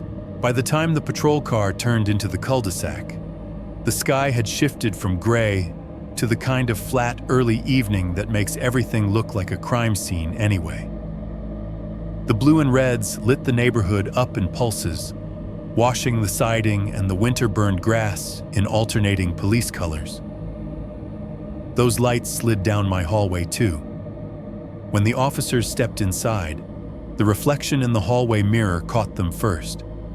A young guy in a too-big vest, his hair still working out how to be regulation short, and an older sergeant with a gut that said he'd graduated from street fights to paperwork years ago. Their bodies were solid, their belts heavy with metal and plastic. Gun, radio, cuffs, flashlight, all the objects that mean authority in America. "Sir?" the younger one said, glancing from me to the interior. His name tag said, "Harris. You're the caller?" "Yeah," I said, and my voice sounded like it belonged to someone who had smoked a pack a day for 20 years. "I'm down the hall. I didn't touch anything after I called. I didn't know what else to do." The older one, the sergeant, based on the stripes on his sleeve, gave me a quick, unreadable look. "You did the right thing," he said. "Let's take a look." Their radios hissed softly as they moved, little bursts of static and murmur from distant conversations bleeding into my quiet house. Every sound felt too loud against my walls. We walked down the hallway together, me a step behind them like a tour guide in a very specific kind of museum. The sergeant's hand brushed the mirror's frame as he passed, the metal seeming to drink in the contact. Harris's flashlight clicked on, adding a second beam to my own. When they saw the hole, their postures changed. Up until that moment, there had been a tiny, almost invisible edge of skepticism in the room, a cop's natural assumption that the caller might be drunk, high, or lonely. One look into the cavity killed it. "Jesus," Harris breathed. The sergeant didn't say anything at first. He stepped closer, the toes of his boots almost touching the scattered drywall dust on the carpet, and aimed his flashlight into the opening. His jaw tightened in a way that spoke of experience, not surprise. "Dispatch." His radio crackled to life as he keyed it. "This is Unit 12 at the I-71 address. Confirm we've got, we're going to need detectives and CSU out here. Possible multiple remains concealed in a wall. Send the coroner's office too." The word multiple made me sway a little. It sounded like a category I had accidentally dropped myself into. They didn't let me get closer after that. They sat me at the edge of the living room, within sight of the hallway but out of the way. Another patrol car arrived. Then an unmarked sedan. Then the van. The crime scene unit came in like a small, grim parade. Men and women in navy jackets with forensic in yellow on the back, lugging cases that unfolded into trays of swabs and tweezers and evidence bags. Someone unrolled yellow tape across my front yard like they were staking a claim. The neighbors' curtains fluttered. The house changed tone. They turned on more lights than I had used in weeks. The bright white beams made every flaw in the drywall stand out, every stain on the carpet roar into existence. Someone set up a tripod in the hallway, its legs braced unevenly on the narrow floor. A camera with a harsh external flash was clipped on top. Every time that flash went off, it froze the hallway in cruel, high-contrast stills. The hole in the wall, the exposed brick, the raw edge of the cut. The Rubbermaid bin half pulled into view. In the mirror, those flashes stacked on each other. From where I sat, I could see part of the reflection. The camera, the tripod, the clustered bodies moving in and out of frame. Each burst of white turned the mirror into a snapshot of my own home as a crime scene, like funeral photos with the wrong subject. The faces were half-turned, the mouths mid-sentence, the ribs in the bin white as teeth. They cataloged everything. Gloved hands reached into the cavity and eased out the bin, setting it down onto a plastic-lined tray. Someone read off measurements. Another person hovered with a clipboard, writing down every word in neat, compressed handwriting. Evidence bags crinkled and snapped as bones were placed inside them in careful order, each tagged with a number. One tech, a woman about my age, hair tied back in a low ponytail, glasses fogging slightly above her mask, was assigned to photograph the scene before anything moved. She started with wide shots, then moved in closer for details. The tally marks on the brick, the scratched letters, the mummified cheek, the clump of hair stuck to the duct tape. Eventually, she turned her attention to the mirror. "This thing was covering it?" she asked over her shoulder. Her voice softened slightly by her mask. "Far as we can tell," the sergeant said. "Guy cut in next to it." She stepped back to get the full height of the glass in frame, adjusting her stance so she didn't catch her own reflection straight on. The camera flash popped, a white bomb in the narrow space. For a split second, the mirror held an image of her framed by light, the rest of the hallway falling away around her. She frowned. "This mirror is creepy," she murmured, half to herself, half to whoever might be listening. "It looks like it remembers things." A couple of the other techs snorted softly, but no one really joked. The house felt wrong, and they could all sense it. I glanced at the mirror then, more out of reflex than intent, and saw what she meant. In the glass, her figure was centered, the camera lifted to her chest, the flash still fading from the last shot. But there was something else, tucked into the reflection behind her, near her left shoulder. A shape. Not a clear person. Not the kind of Hollywood figure that sends people screaming. Just a dense patch of shadow darker than it should have been, with the vaguest suggestion of height and tilt. The top of it lined up where a head would be if someone were standing too close behind her, leaning in to see what she saw. In the actual hallway, there was nothing there. I looked over her shoulder, past the camera, at the empty stretch of beige wall and the edge of the bedroom doorway. No one was standing that close. Everyone else was clustered on the other side, around the hole, their backs turned. I looked back at the mirror. The shadow seemed closer now, as if, in the half-second it took me to compare reality to reflection, it had leaned in. There was the raw impression of depth, not just a smear on the surface, but something with its own presence, occupying the same strip of air the tech's body was occupying, except slightly out of sync. I blinked. The next flash went off, and the world stuttered. When my vision cleared, the hallway was just a hallway again. The mirror showed only the people actually in it. The tech with the camera, one of the officers leaning in to see the tally marks, the sergeant's shoulder. No extra shadow, no too close presence. But in that instant between flash and after image, the mirror had held the ghost of a different frame, one in which my house looked just a little more crowded than it should have. My skin crawled under my clothes. The forensic tech checked her screen, nodded, and stepped away from the mirror without realizing how much space she had just given it. Out in the living room, the police radio crackled, a voice requesting an ETA from the coroner. Someone in my kitchen opened a drawer they shouldn't have without asking. The world went on, wearing a new layer of official procedure like a skin. The mirror kept its own record. For everyone else, this was now a crime scene. For me, sitting on my own couch while strangers bagged the bones that had been sharing my walls, it still felt like I was inside someone else's memory.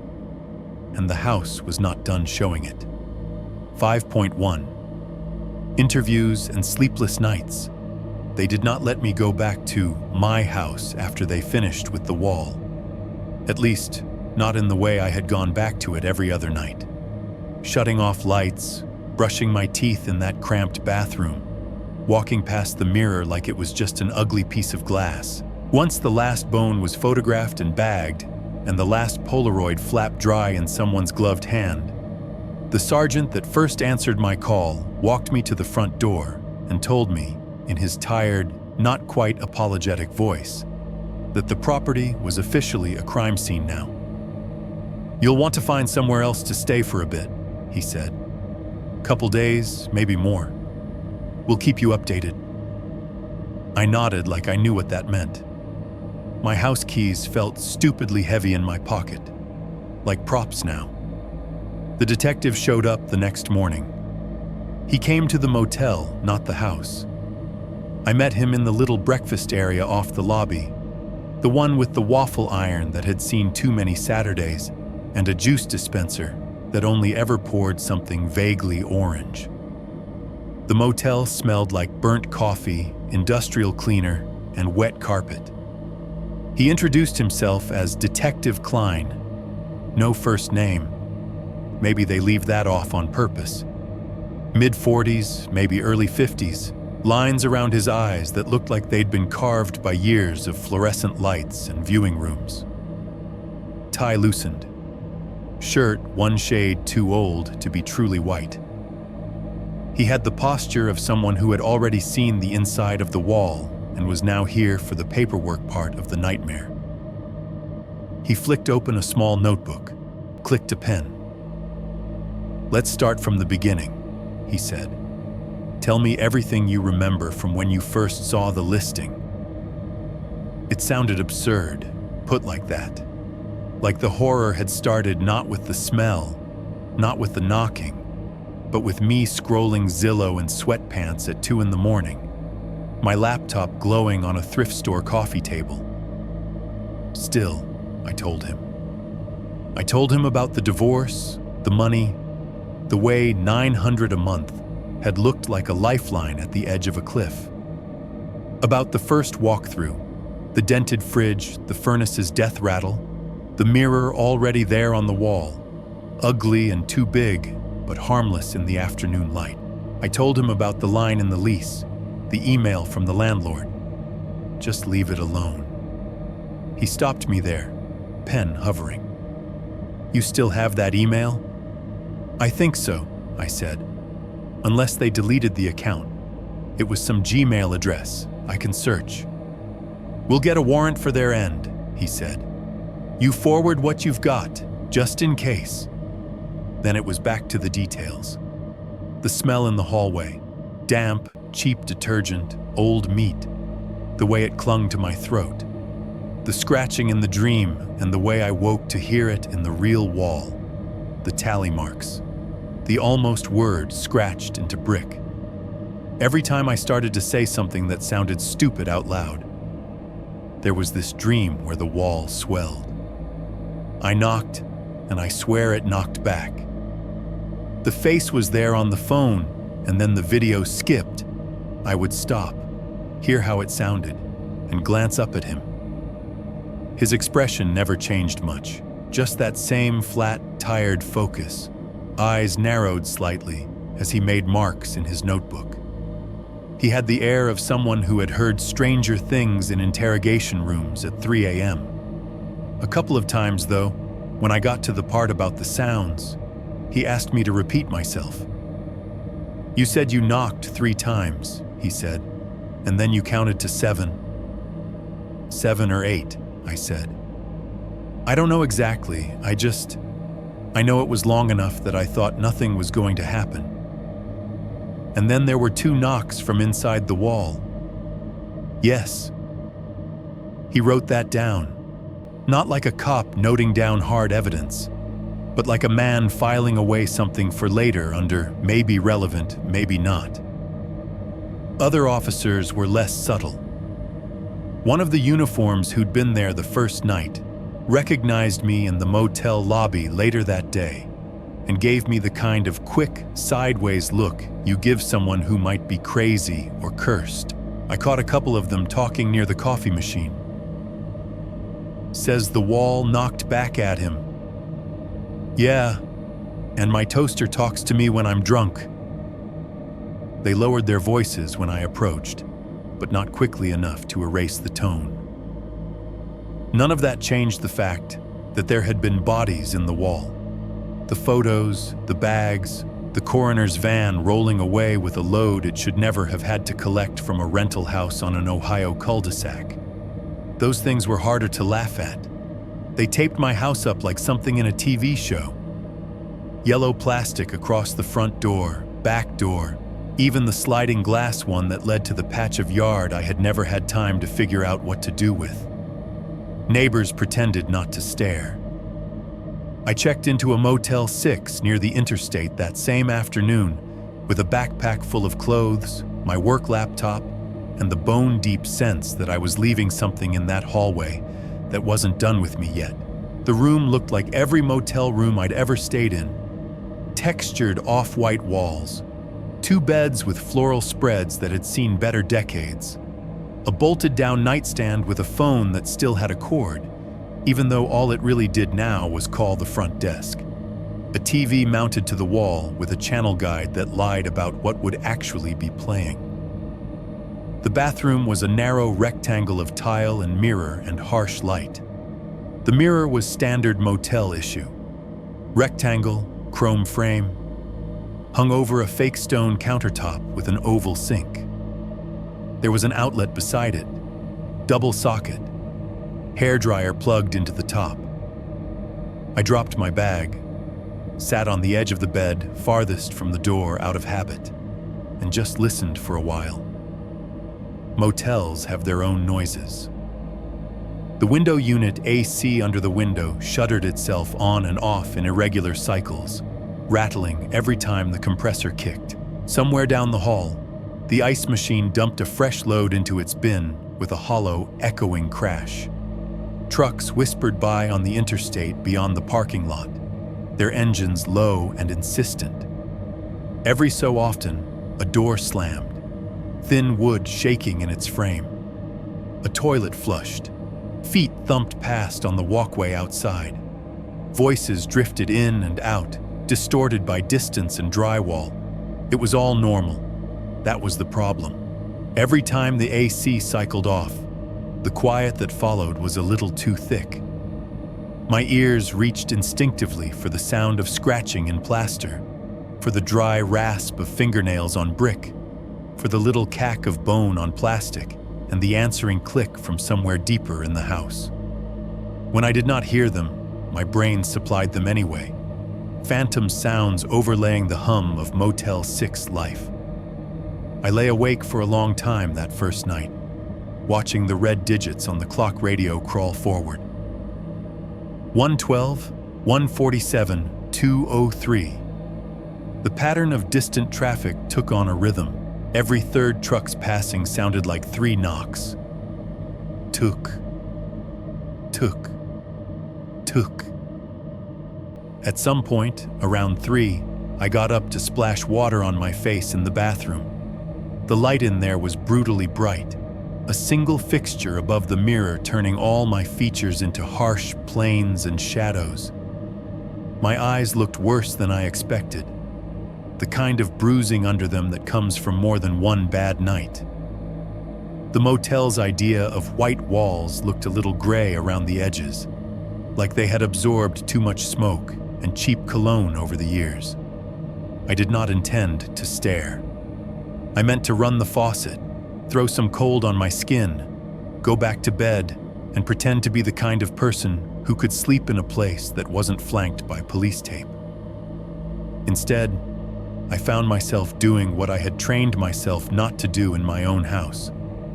Looking at the area around the mirror, not just into it. The outlet beside the glass caught my eye. In the bathroom itself, the real room, the thing you can touch, the outlet plate was a standard off-white rectangle. Clean enough, a little scratched, a hairline crack near one screw. No discoloration beyond the faint shadow of fingers plugging and unplugging hair dryers over the years. But in the mirror, beside my reflected cheek, the outlet looked different. There was a stain around it. At first I thought it was just bad lighting, some weird interaction between the mirror's surface and the overhead bulb. But the more I looked, the more specific it became. A rectangular patch of slightly darker wall around the reflection of the outlet, slightly taller than it was wide, edges faint but straight. It looked exactly like the kind of discoloration you get when you take down something that's been hung on a wall for a long time, and the paint around it has faded, leaving a ghost frame behind. Like a mirror had been there. Not this mirror. This one was centered over the sink, big and obvious.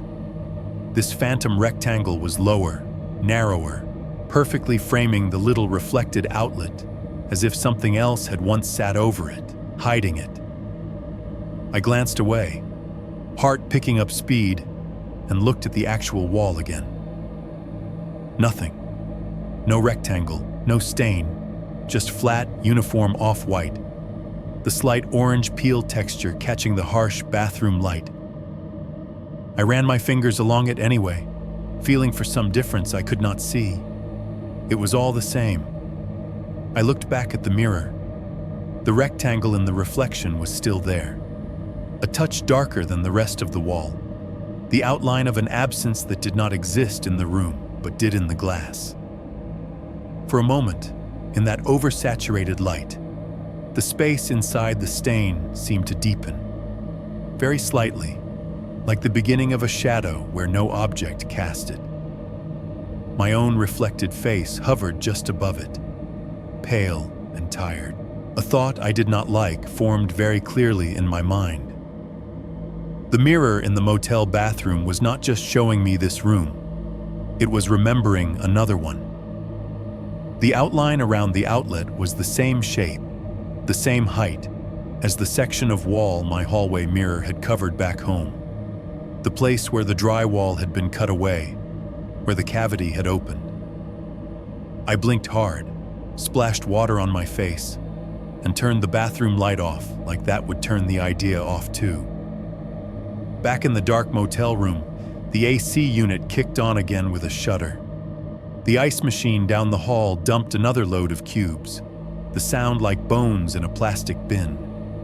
I lay down on the unfamiliar bed and stared at the ceiling, very aware of the mirror on the other side of the wall, reflecting a room that no longer felt entirely like it belonged to this building. My house was sealed in yellow tape miles away. Some part of it, apparently, had followed me.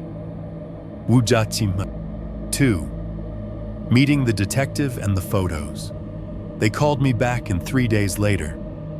By then, the motel room had started to feel less like a temporary stop and more like a holding cell with better branding.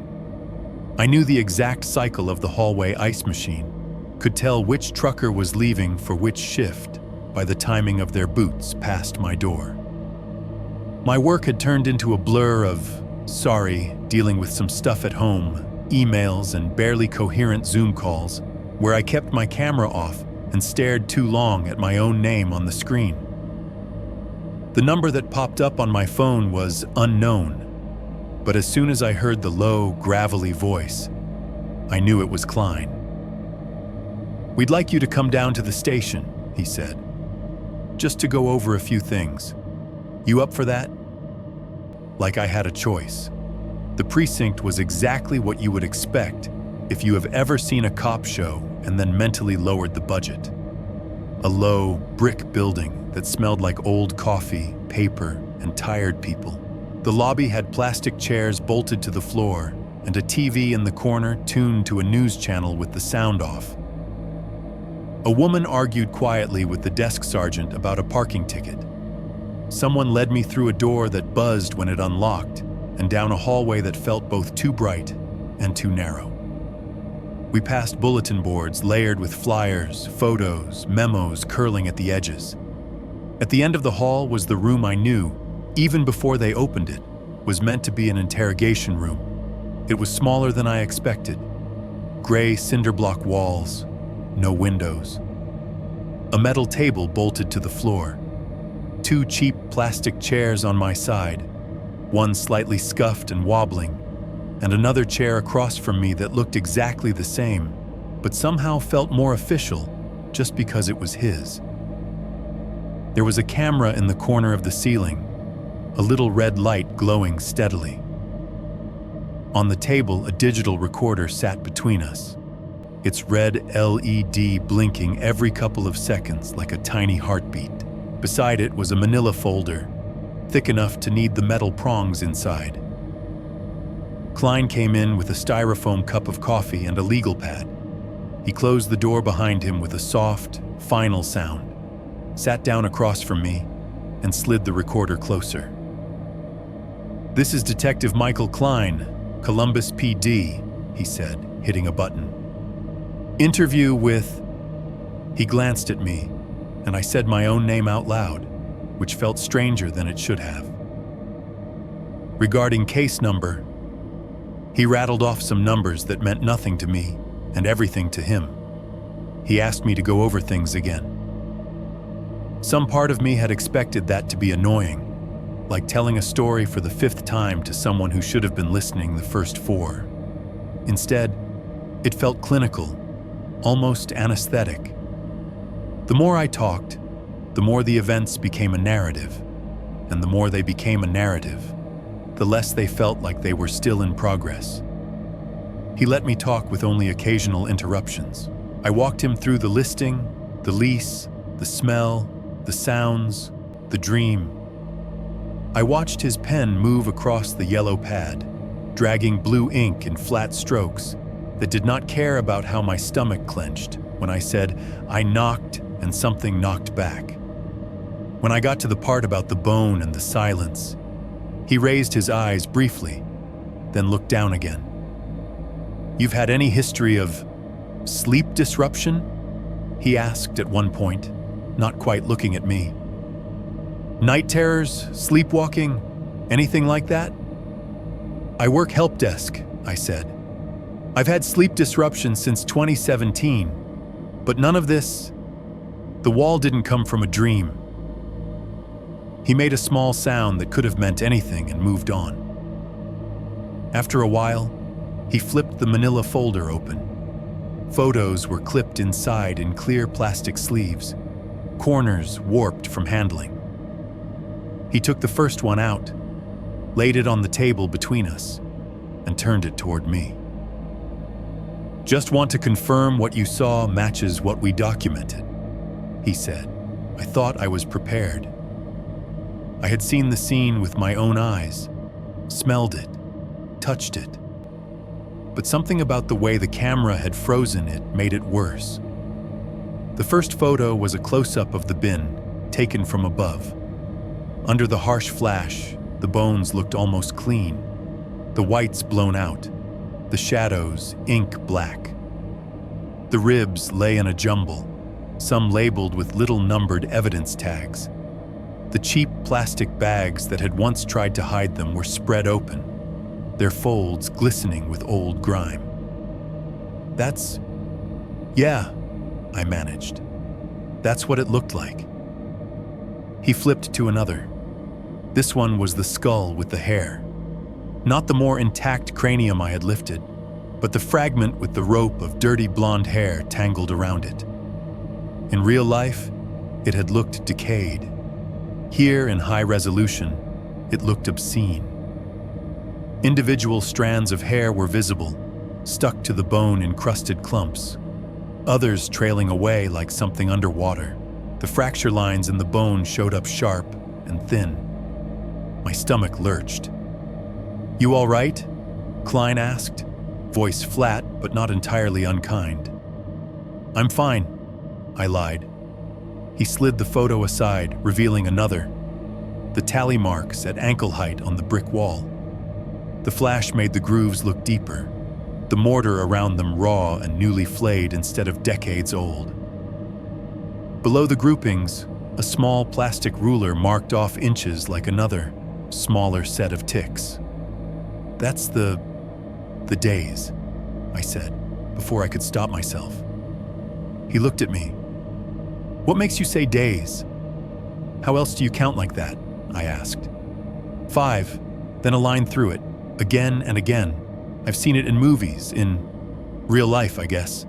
25, 30, 35. That's what it felt like.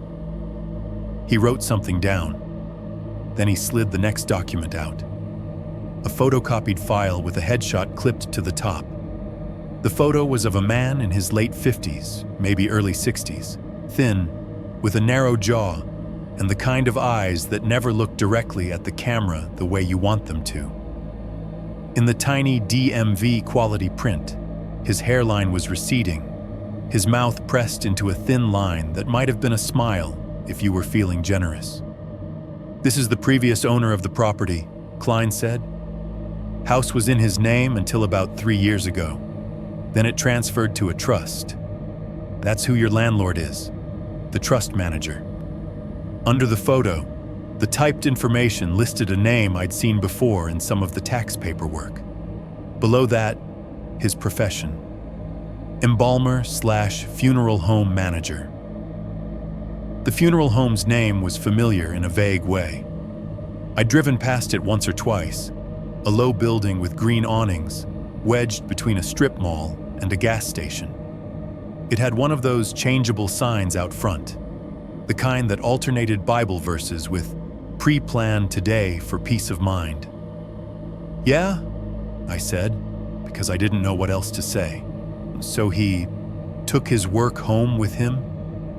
Klein's mouth twisted at one corner, not quite humor. "Funeral home's about 4 miles from your place. His family sold the business after he died. New ownership now. We've spoken to them. They're cooperative." There was something in his voice on that last word that suggested an extra layer of conversation I wasn't going to be let in on. "We pulled old records," he went on. "Health department got a complaint about that funeral home about 9 years ago. Missing or incomplete paperwork on a couple of decedents. Nothing anyone could prove. Sloppy bookkeeping, they said. Overworked staff. No one wants to think too hard about where a body went as long as the right one gets buried, you know?" He tapped the paper with his finger, just once. "You know how many people die without family checking every detail?" he asked, looking at me, not the file. "If someone decided to repurpose a body, it's not that hard, especially if they're the one signing the forms." The word repurpose made the back of my teeth hurt. It was such a calm, bureaucratic verb for what I had seen in my wall.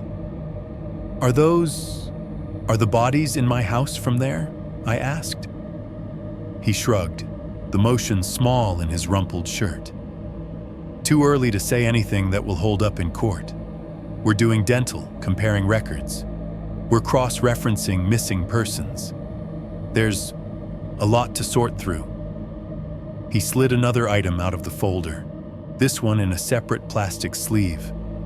It was smaller than the others and older, the edges yellowed, the surface slightly warped from time. A Polaroid. "This was found in the cavity behind the mirror," Klein said. "Tucked between the brick and the outer wall. Might mean nothing. Might mean everything. I thought you'd want to see it." He pushed it toward me. The image was dark, underexposed. That particular grainy, sickly color all old instant photos seemed to take on. It showed a room, or a slice of one, lit by a harsh overhead bulb that cast hard shadows. The walls were bare, some undecipherable gray. The floor looked like concrete, stained darker in patches. In the center of the photo was a metal chair, not a kitchen chair. One of those institutional ones, all steel, with a slightly curved back and squared-off legs bolted to a flat base. Sitting in it was a person. Most of their body was obscured. The composition of the photo cut off at mid-chest. Their arms were pulled behind the chair back, shoulders strained, The top of their head was just visible, hair plastered dark against the skull, like it was wet or greasy or both. A strip of something white crossed their forehead, disappearing behind. Tape, maybe. You could not see their face, on purpose. Behind the chair, taking up almost the entire back wall, was a mirror. My hallway mirror, not identical. Glass is glass, but the same proportions. The same cheap, corroded metal frame with its slight bend on one corner. The same pattern of scratches along the edge where something had scraped it over and over. Even under the vague Polaroid haze, I recognized it with the same sour surety you feel when you spot an X in a crowd. The mirror showed the back of the chair, the back of the head, the straps binding the arms, and in the far left corner of the reflection, very small, very faint, was another figure. A man holding a camera. He was just a silhouette, a dark shape against darker background. Thin, narrow-shouldered, wearing what looked like a brimmed cap. One arm was up, hands wrapped around the boxy Polaroid, the flash unit like a white rectangle. The angle of his head suggested he was looking past the camera at his own reflection, checking his composition. "That's probably the previous owner," Klein said. "We're going to compare it to some older photos of him we pulled. See if we can confirm." I stared at that tiny figure until the rest of the image started to blur. He did look like the man in the photocopied headshot. The build matched. The cap could have been the same. But there was something in the posture, the tilt of the head, the slope of the shoulders, that made my stomach lurch in a different way. Because if I squinted, if I let my eyes go soft, that little smeared figure in the mirror looked like me. Not in any logical way. Different era, different clothes. But the silhouette, the way he leaned slightly forward, the way the camera lifted, the narrowness of the frame, reminded me too strongly of every time I had stood in my hallway with my phone up, taking pictures, using the screen to look at something I did not want to see directly. For a heartbeat, it felt less like I was looking at a decades-old Polaroid, and more like the mirror was showing me a memory of myself I had not had yet. "You okay?" Klein asked again. "Yeah," I said, but my voice came out thin. "It's just weird." He slid the photo back into its sleeve, careful not to touch it with his bare fingers, and tucked it into the file. As he closed the folder, the red light on the recorder kept blinking. The image of the mirror within a mirror stayed on the inside of my eyelids long after he turned it away. A metal chair, a bound figure, a man with a camera. His body turned just enough that his reflection caught, preserved in a little square of chemicals and paper. They had found that Polaroid inside the wall, tucked behind the mirror that now hung in my hallway. It wasn't just bones and scratches the house had been storing. It kept pictures too. 5, 3. Neighbor stories and rumors. They let me stop by the house once, a few days after the precinct interview. Not to go in, not to stand in the hallway and see what was left of the hole, just to grab a couple of packages that had been dropped on the porch and whatever mail had piled up in the box before the crime scene tape went up. A cruiser followed me back to the street like I was a visitor to my own life. The yellow tape still crisscrossed the front door, flapping slightly in the winter wind. A couple of orange evidence stickers were stuck near the frame, like the house had been graded and failed. The officer stayed by the car while I walked up the front path. The grass on either side looked flatter, like people had been cutting across it more than usual. My for rent sign had been taken down months ago, but neighbors had eyes, and gossip traveled faster than any listing. I opened the mailbox and pulled out a fistful of envelopes and junk flyers, Credit card offers, coupon books, a plain white envelope from the power company. On the porch, 2 Amazon boxes sat damp around the edges, the cardboard soft from a couple of light rains. I was tucking everything awkwardly under one arm when a voice behind me said, "You're the one been renting there?" I turned. She was standing at the edge of her driveway a couple of houses down. Late 60s, maybe 70s. Gray hair pulled back into a bun so tight it made her face look sharper. Big glasses. A cardigan that looked like it had been through several Ohio winters. She held a plastic grocery bag in one hand, the other resting on a cane she did not seem to need so much as like having. "Yeah," I said. "I was." She nodded like that confirmed something instead of telling her anything new. "I live over there," she said, jerking her chin toward a beige ranch with wind chimes and a faded garden flag that still said, "Happy Fall," even though Christmas had come and gone. "Ma been here, oh, long before him. Long before you." "Before who?" I asked, though I already knew. "The funeral man," she said. "The one owned it before. Quiet type." She shuffled a little closer, the bag rustling in her hand. I noticed the officer by the cruiser watching us with the kind of bored alertness cops get when they're not sure if something is about to become their problem. "He was very quiet," she went on. "Kept to himself. Always said good morning and good evening when he had to, but never more than that. No block parties, no cookouts, just in and out." I thought about the tax records in the detective's file. The word embalmer. "You knew he worked at the funeral home?" I asked. She snorted softly. "Everyone knew. Hard to miss the van parked out front." She said it like it was an old irritation, not a clue. "He'd bring it home sometimes," she said. "The van. White with the name on the side. Usually late. 10, 11 at night. I'd see the headlights sweep across my bedroom. He'd back it right up into the driveway. You ever see him bring anything inside?" I asked. She squinted, thinking. "Not clearly. Sometimes silhouettes. Him and something on a cart. Could have been equipment. Could have been nothing." I told myself he was just too tired to unload at work. I mean, who wants to think the worst of the man running the place you're probably going to end up in? A breeze picked up, carrying the faint, distant smell of exhaust and wet leaves. It made the crime scene tape shiver against my front door. There were rumors. She added it quietly, like that word might summon them.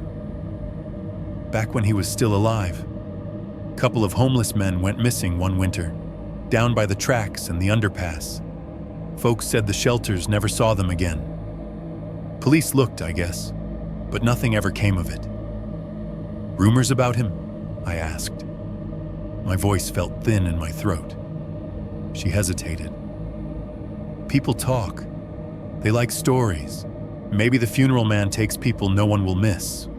That kind of thing. Easier than thinking they froze under a bridge." I don't know that anyone really believed it. Not out loud.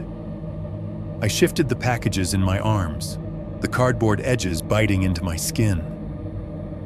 She watched me for a moment, then sighed, as if deciding to stop editing herself.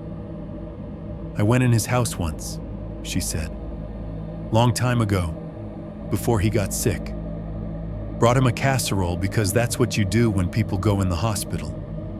He didn't let me pass the entry, but I got a look down the hall." Her eyes slid toward my front door, toward the invisible line of sight that led straight to the mirror. "His hallway always smelled funny," she said. "Not like trash or, just wrong.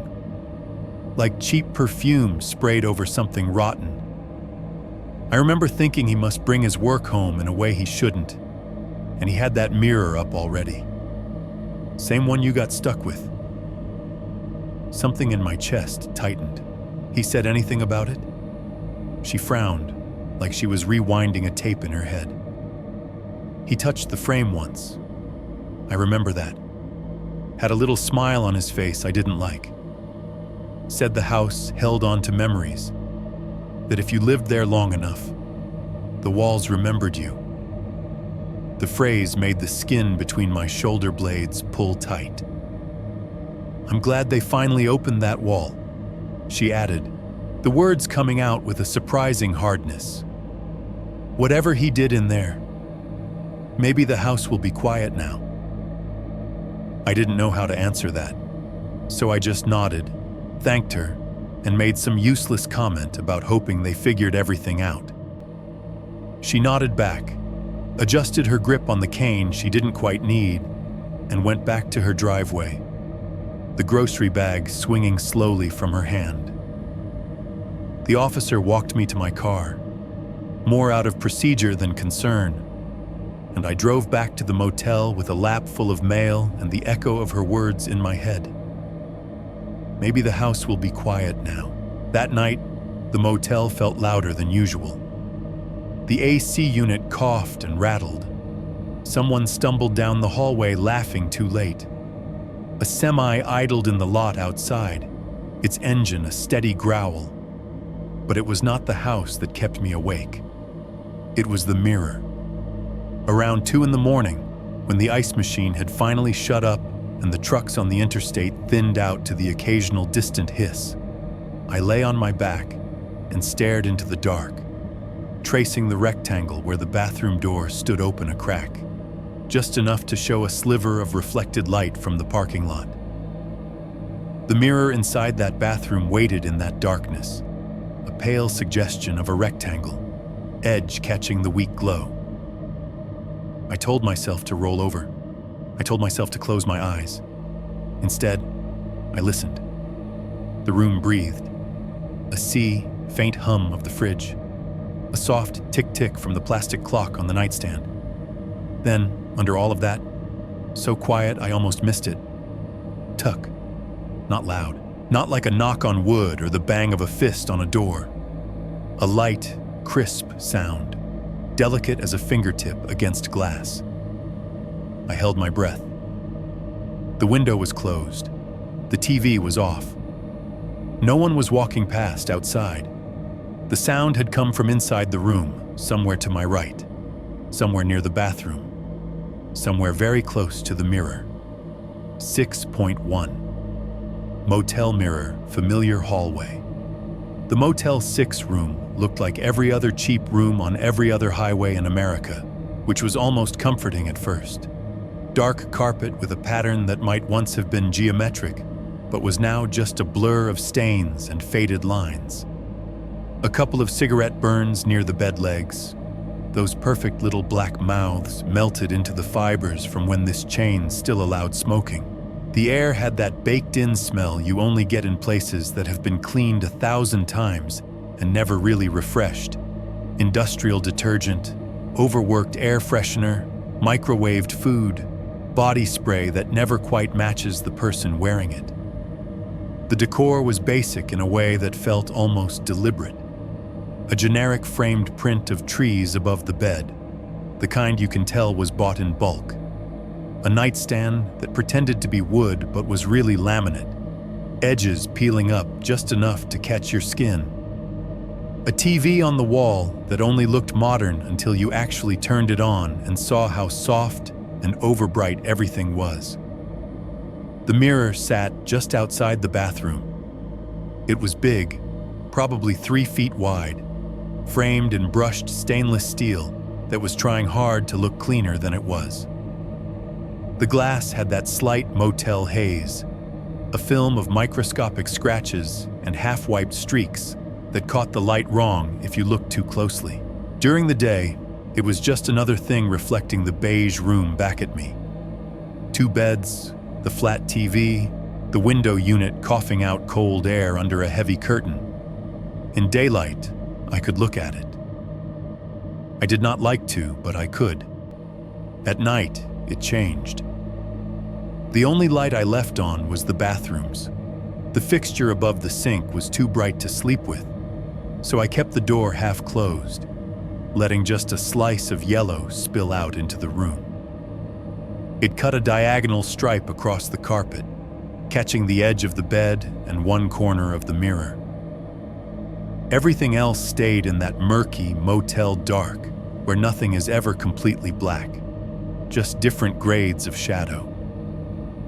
The TV sat dead on the wall, its standby light a tiny red dot in the lower corner, the only other sign that anything electrical was still alive. Lying on the bed, I could see the mirror from where I rested my head. It reflected the doorway to the bathroom and part of the opposite wall. The angle was just wrong enough that I couldn't see my own face unless I sat up, but I could see movement if anything passed between the beds and the sink. That possibility bothered me more than it should have. Most nights, I kept my eyes on the ceiling instead. At some point, people started texting. Not a lot of people. I am not that guy. But a couple of friends, my sister, one co-worker who had heard something vague through the grapevine and wanted to make sure I wasn't dead.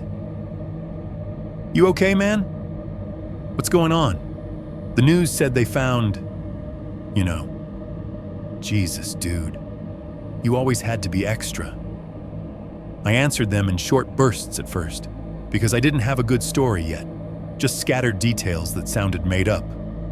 Eventually, one of them said, "Send proof of life, you weirdo," and added a skull emoji that I tried not to take personally. So one night, because not answering felt worse than pretending I was fine, I did something stupid. I decided to film a quick clip, a little, "I'm okay, this sucks, I'm at a motel, but I'm not dead in a wall yet" video.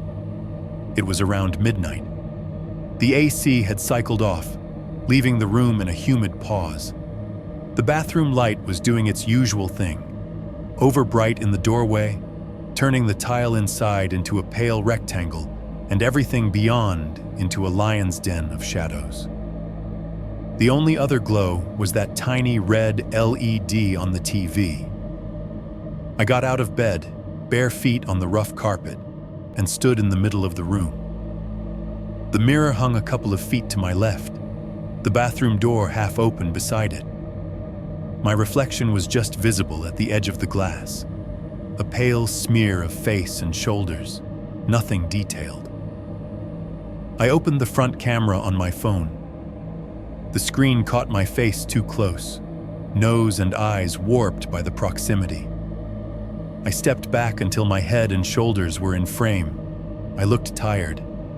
Not horror movie haunted, just the kind of worn out you see in people who work nights or have newborns. "Hey," I said, feeling ridiculous immediately. "I'm alive. I'm at a Motel 6, 10 out of 10, would not recommend." My voice sounded thinned out and wrong in the quiet room. I tried to keep it light for the 30 seconds I told myself it would take. I panned the phone lazily around to show the beds, the TV, the window with its heavy curtain. And no, I added, because someone had already made the joke in text. There are no mirrors full of dead people here, so that's an upgrade. The camera passed over the bathroom doorway.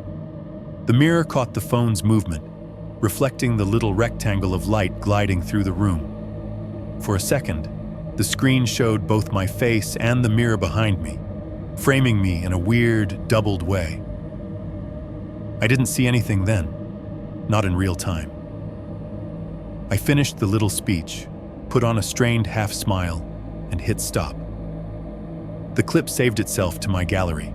I thought about sending it, thumb hovering over the share button, then decided I wanted to watch it once first, just to make sure I didn't look completely unhinged.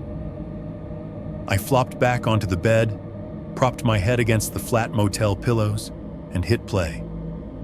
The video started with a close-up of my face, too close, then jerked back as I repositioned. The audio was full of the slight hollow echo all motel rooms seem to have, my voice bouncing off the flat surfaces. I listened to myself talk about being fine, about the room, about the no dead people in mirrors, and tried to decide if I sounded like I was lying. When the camera panned around to show the beds and the TV, the image blurred slightly, the phone adjusting to the low light. Then it swung toward the bathroom. For less than a second, the frame was all mirror. I paused and dragged the scrubber back, thumb slow.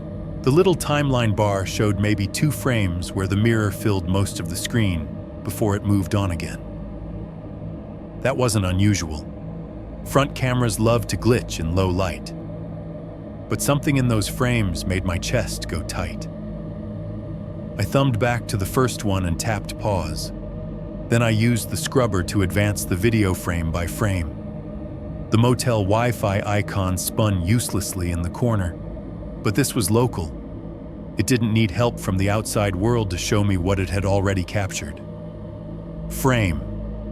My face mid-sentence, the mirror only a sliver in the background. Frame. The camera swinging, most of the screen taken up by the doorway, the mirror sliding into view. The reflected room looked normal. Beds, wall, the edge of the TV. Frame. The hallway. Not the motel room. Not the cheap art and the second bed. In the reflection, behind my shoulder, the space was narrower, the walls a familiar washed-out beige. The light was wrong too. Not the harsh motel yellow, but a softer, sickly glow from a single overhead fixture. The angle showed a stretch of hallway receding into the distance, with doors spaced along it. The carpet looked different, lower pile, more worn. There was no AC unit under a window, no second bed, no framed trees. It looked like my house. Not exactly. The video was low res, and the frame flickered with compression artifacts, but close enough that my skin pulled tight. The same color walls, the same kind of cheap brass doorknobs, a bulb in the ceiling with a frosted glass dome. My motel room did not have a hallway like that. In the real world, at the moment that frame was recorded, I had been standing in the center of a boxy room. Behind me, there had been a wall with an ugly print and a TV. That was it. If the mirror was doing its job, it should have shown all that. Instead, for 2 frames, maybe a tenth of a second, it had shown a different place. My pulse thudded in my ears. I went back and forth between the frames. The phone's playback software wasn't designed for forensic analysis. It stuttered, tried to skip, but I forced it to sit on those still images. Frame before, motel room. Frame after, motel room. In between, that hallway. At the far end of it, just before the image smeared into black, was a shadow. I zoomed in until the pixels broke apart, until the rectangle of light became a mush of squares. The quality fell apart fast, but the shape stayed. Something slender stood leaning against the right-hand wall. Too tall to be a child, too thin to be a grown man who ate regularly. The shoulders were narrow, the head tilted slightly to one side, like whoever it was had their ear pressed to the plaster. There were no obvious features, no eyes or mouth I could point to in the mess of noise, but the silhouette was clear enough to read posture from it. Relaxed, casual, like they had been there a long time. The angle of the head, the way the body seemed half absorbed into the wall, reminded me of 2 things at once. The half face fused to the canvas in the cavity, and the faint outline of a person I had seen in the Polaroid reflection in the precinct. My stomach dipped like an elevator. I dragged the clip back to the beginning and watched it in motion again, this time knowing where to look. The effect was worse with the movement. A flicker of wrong hallway behind me as the camera passed, so fast that if I had not been primed for it, I might have written it off as a glitch. My heart hammered hard enough that my fingers tingled. I lowered the phone and stared across the room at the real mirror. It sat where it always sat, flat against the wall between the bathroom door and the corner. In it, I could see the beds, the window, the TV, all of it in the right places. The bathroom light spilled across the carpet in a neat stripe, exactly as it did when I looked away from the glass. No beige hallway, no narrow corridor leading into impossible distance, no thin figure leaning against a wall that did not exist in this building. Just the motel room. I turned the phone screen back on, thumb hovering over the pause icon. The tiny version of me on the display stood in the center of the frame, talking into the camera like an idiot. Behind him, for 2 frames, the mirror showed a place he was not standing in. A place a few miles away, behind police tape, inside walls that had been cut open to reveal bones and tally marks. When I looked up, the real mirror reflected only the here and now. It reminded me, in a sudden, clear flash, of what the forensic tech had said back in my hallway. It looks like it remembers things. The motel mirror shouldn't have remembered anything about my house. It had never seen it. It had been bolted to this wall long before I checked in. Unless the thing that did the remembering wasn't the glass. Unless the memory was following me. 6. 2. Reflections in random places. For a while, I tried to brute force normal. The detective had my number. The house belonged to the police and the county now, at least on paper. My landlord stopped replying to emails, which somehow felt like the most predictable part of all this. HR at work sent a sympathetic message about taking whatever time you need, which translated to, "We can't fire you right now, but please keep answering tickets." So I did what you are supposed to do when your life briefly overlaps with something you hope ends up on a true crime podcast instead of in your obituary. I put my head down and went through the motions. I answered emails from people who had forgotten their passwords. I reset 2-factor authentication for a guy who had dropped his phone in a toilet at Target. I sat in the Motel 6 in front of my company-issued laptop on choppy Wi-Fi saying, "Have you tried turning it off and on again?" To people who had not. When the walls of the room felt too close, I got in my car and drove. Not far, just enough to feel like the world still existed past the edge of the parking lot. Walmart runs, drive-through coffee, sitting in a Starbucks pretending to be just another person with a laptop and a problem that could be solved with caffeine and productivity apps. The first time the outside reflections glitched, I told myself it was stress.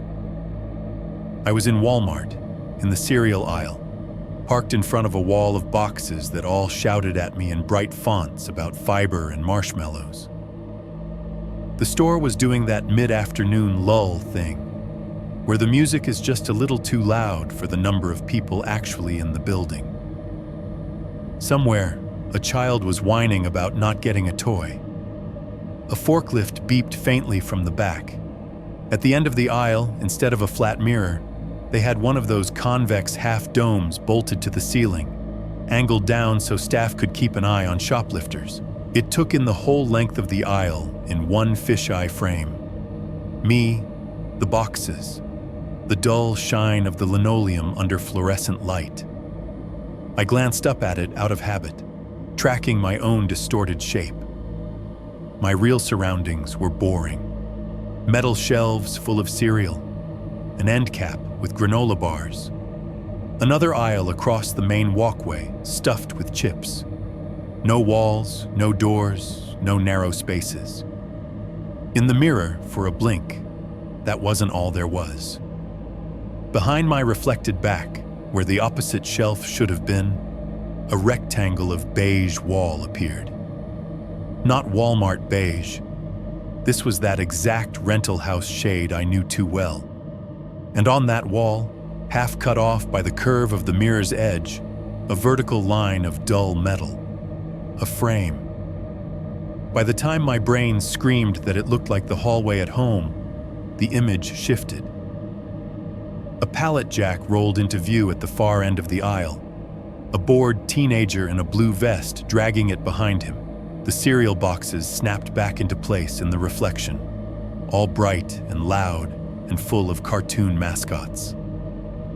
The beige wall and its frame were gone.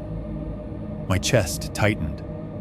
I told myself it was a trick of the mirror, a layering of images from different angles. Those convex domes make things weird. Maybe I'd caught a glimpse of some far-off wall in produce, some other beige surface under bad lighting. Then I heard it. Tick. A tiny sound, like the lightest tap of something hard on glass. So soft most people wouldn't have registered it. It came from above me, from the direction of the dome mirror. No one else flinched. The teenager with the pallet jack kept moving, eyes on his phone. The overhead music slid into a new song without a hitch. I grabbed a random box of cereal I didn't want and forced myself to keep walking. After that, I started noticing it everywhere, sitting in my car in the motel parking lot one evening, waiting for a DoorDash driver to show up with food I knew would make me feel worse.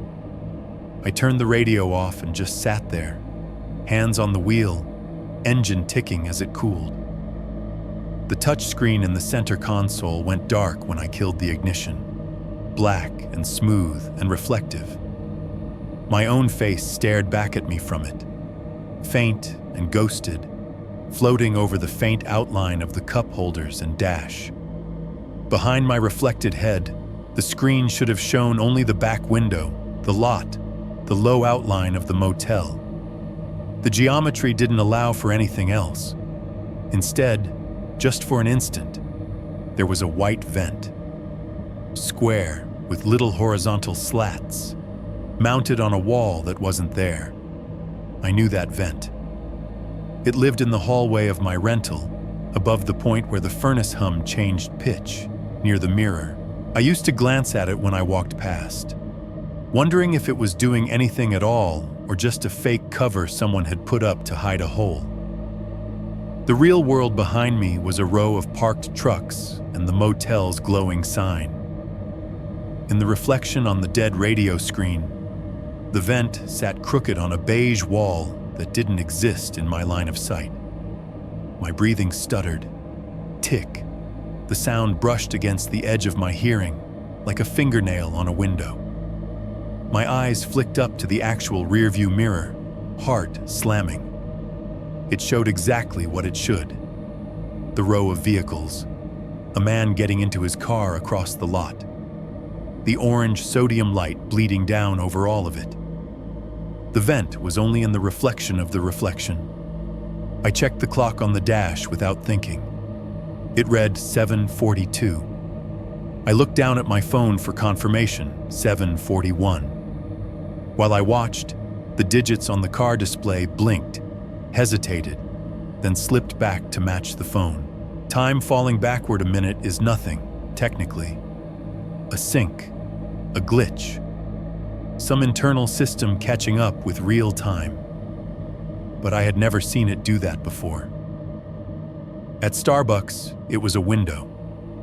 I was waiting for my order, standing near the end of the bar where they shove mobile orders out, scrolling through emails I didn't want to answer. The big front windows turned the interior into a mirror at certain angles when it was brighter outside than in. I caught my reflection in the glass. Hoodie, bad posture, the cardboard sea of cups behind me. Just over my shoulder, in the pane, something shifted. A vertical sliver of dark metal frame and a stretch of beige again, replacing the chalkboard menu for 2 frames of my heartbeat. Tick. The sound came from the window itself this time, a little click like a ring tapping glass. No one else reacted. The barista called a name that wasn't mine. The espresso machine hissed.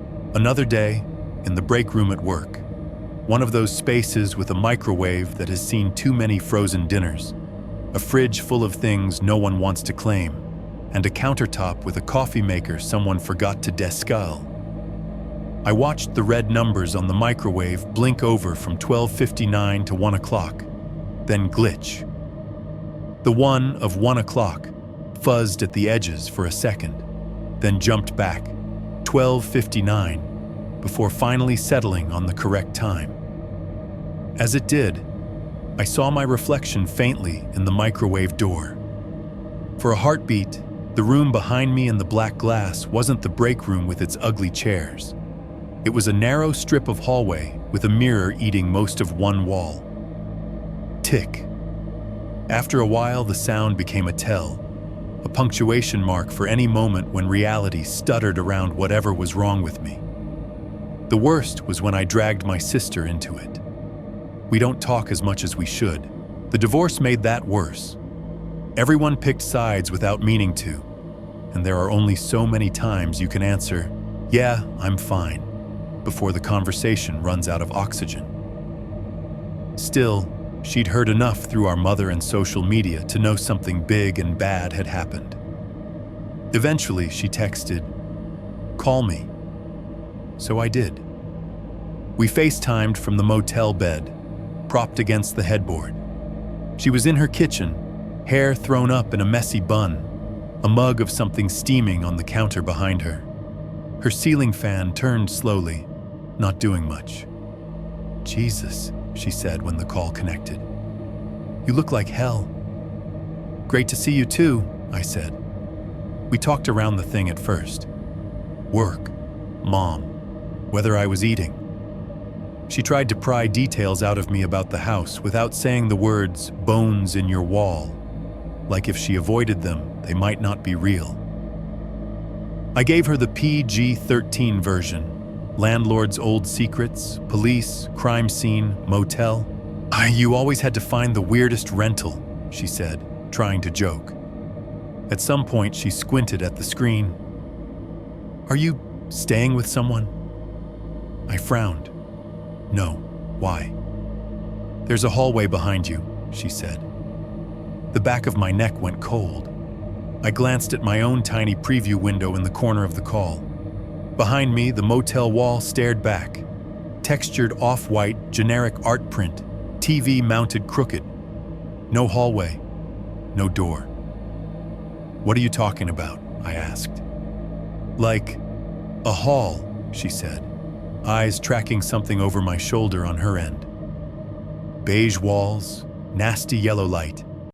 Very on-brand for you. It just looked like someone walked past. Are you at, like, a friend's apartment?" Something in her voice shifted on that last word. A protective older sister suspicion. I twisted around. The room was exactly as it should be. No doorway where a hallway could be. Just the mirror by the bathroom and the solid, windowless wall behind my bed. "I'm alone," I said. "I swear, it's just a motel." She didn't look convinced, but she let it drop when I promised I'd send her the address and the room number anyway. "So I know where to tell the cops to look if you stop replying," she said, half serious. After we hung up, I sat there staring at the wall for a long minute. Then, on impulse, I opened the Photos app. FaceTime doesn't record calls by default, but it lets you take screenshots. I had thumbed the buttons at some point without really thinking about it, trained by a decade of sharing stupid faces and mid-conversation candid shots. The screenshot showed exactly what I remembered. Me sitting on the bed, phone held up at arm's length. My sister's face in the little window in the corner. The motel wall behind me. I zoomed in, dragging the image with my fingers until the right-hand edge of the frame filled the screen. At the very margin, where pixels blurred into the black of the phone's notch, a tiny sliver of something else peeked in. A strip of metal, dull, corroded, running vertically. Not part of the motel's mirror frame. That was on the other side of the bathroom door. This was too close to my shoulder, too narrow, and it had that same eaten-away look as the frame from my hallway mirror back home. Pitted, stained, edges rough where time and fingers had worried at it. It was only there for that one captured instant. A fragment of a frame that didn't belong in the room I was sitting in, like something had leaned in just far enough to be caught in the reflection, then pulled back again. 6.3. The skull under the skin. I would love to say I handled all of this with some kind of stoic resilience, that I journaled and meditated and took my prescribed Ativan and slowly crawled my way back to stable ground. What actually happened was cheaper and uglier. I stopped sleeping properly, not in a toss and turn for an hour way, but in a jolt awake every 40 minutes, because some part of your brain is sure there is a hallway where the wall should be way. Every time the AC cycled off in the motel room, I would hold my breath, waiting for the tiny tuck against the glass that meant something had caught up again. Days bled into each other. I started clocking time by what I was drinking. Coffee until noon, energy drinks until 4, then beer. The cheap 12-pack from the gas station across the street became part of the motel decor. Silver cans in the trash, cardboard case in the corner, one can always sweating on the nightstand. The first night I bought them, I told myself it was just to take the edge off, to get one real stretch of sleep. Hours without mirrors, without the sound of fingernails on brick replaying in my head. The second night, it was because the first night had worked, and I wanted a rerun. By the fifth, I wasn't even pretending it was about sleep anymore. It was about blurring the edges of everything long enough that I could forget how sharp the world felt sober. Paranoia crept in quietly. I caught myself scanning every reflective surface like a security camera. Store windows, car doors, the black of my phone when the screen was off.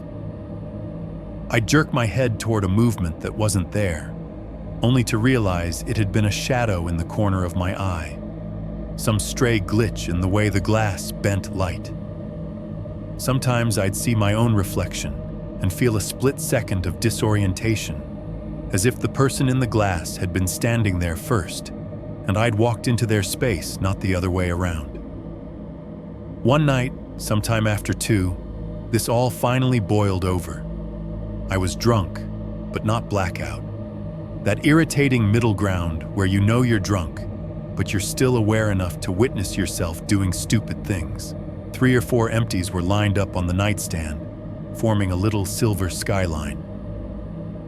The TV was off. My laptop was closed on the bed. The only light in the room was the bathroom fixture, searing white over the sink.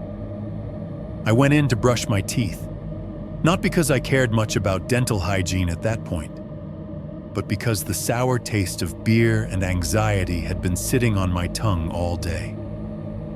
The tile under my bare feet was cool. The mirror over the sink was exactly where it always was, bolted into the wall like it had grown there. For a while, I did the mechanical things. Toothbrush, paste, water. I watched myself in the glass, jaw moving, foam building. The motions so familiar they felt detached from thought. It was only after I spat and rinsed that I really looked. My face didn't belong to the version of myself I still carried around in my head. The man in the mirror was 32 going on 50.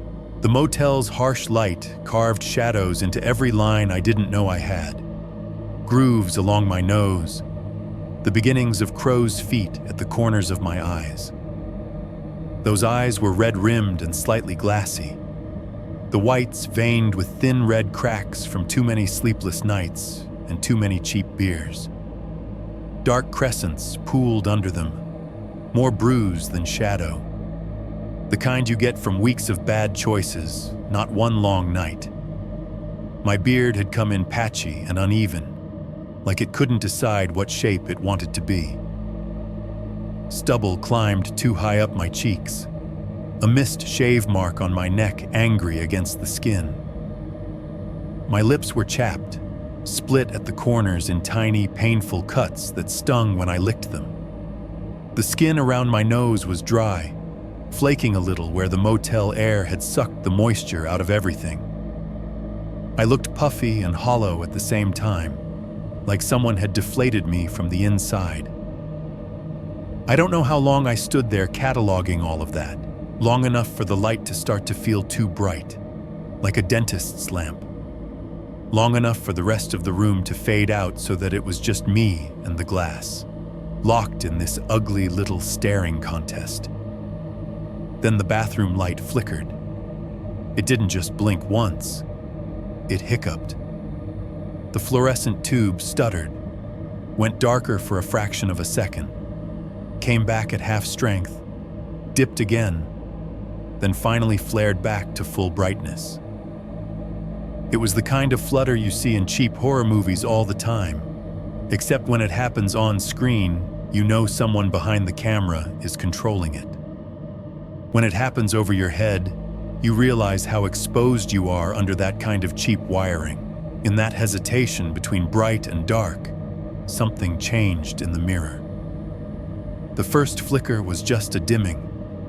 My reflection went flatter, colors muted, like a filter had been slapped over the world. On the second dip, the shadows deepened in a way they shouldn't have, concentrating around my eyes, my cheeks.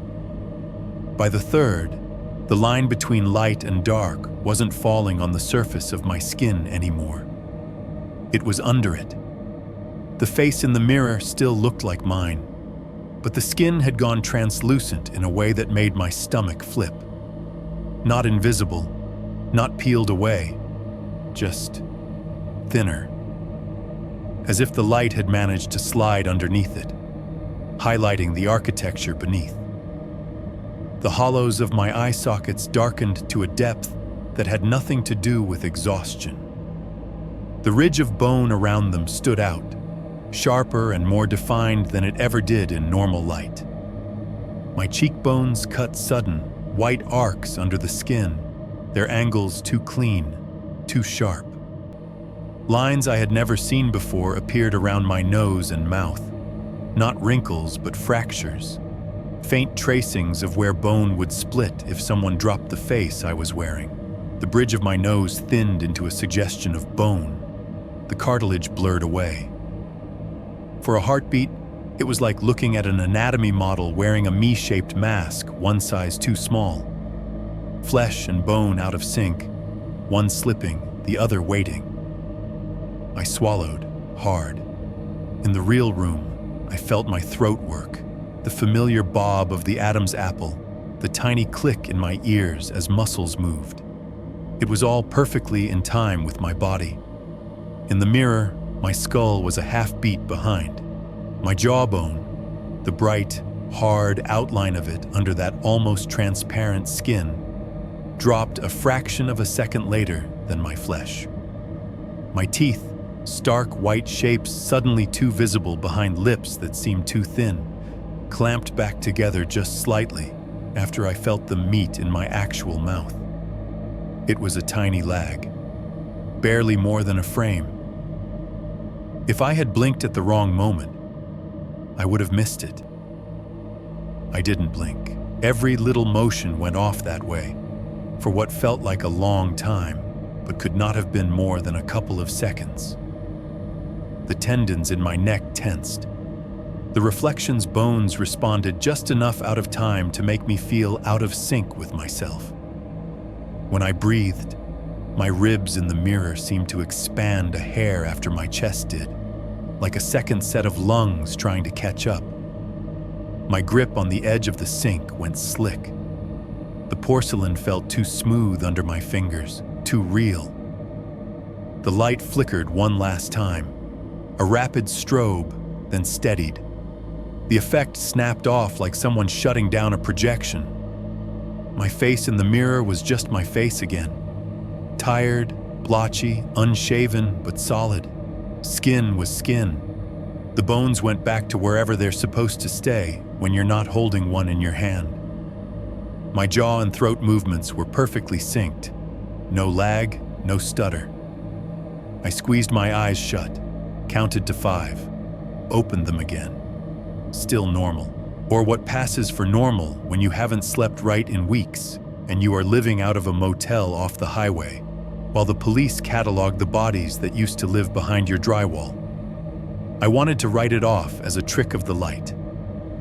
Bad fluorescent bulbs, beer, nerves. Any excuse that would let me keep believing that the person in the mirror was just me, delayed by the speed of light and bad wiring, nothing more. But something had shifted in those seconds, and my brain would not let it go back. From that moment on, every time I saw my reflection, there was a part of me that didn't quite believe it.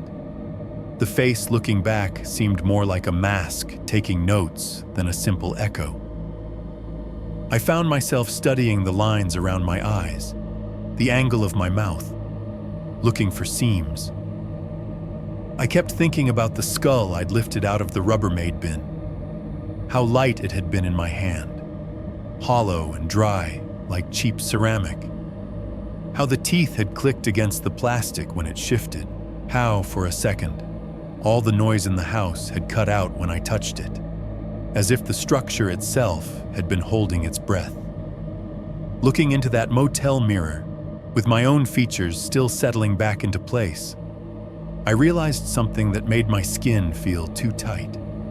The skull under my face and the skull I had held weren't as separate in my mind anymore as they should have been. And for the first time, I had the creeping sense that whatever had been staring out from behind bone and glass back in that hallway was starting to see a way to answer my questions from inside my own skin. 7.1. The night I started writing this. Right now, as I am typing this sentence, the red digits on the motel nightstand say 2:47 a.m. They've been stuck in that ugly glow in the corner of my eye for the last few minutes, like the room is holding its breath with me. The main light is off. The only illumination is the bathroom door half open, leaking moth-yellow light onto the carpet, and the screen of this laptop balanced on my thighs. The TV on the wall is a dead black rectangle with that stupid little red LED in the corner. The hum from the HVAC unit under the window is steady, blowing out air that is never quite as warm as you want it to be in the middle of the night. Every time the compressor kicks, the casing rattles. Somewhere outside, a semi brakes on the highway. That long, low sigh of air that sounds like someone dragging in a breath through their teeth.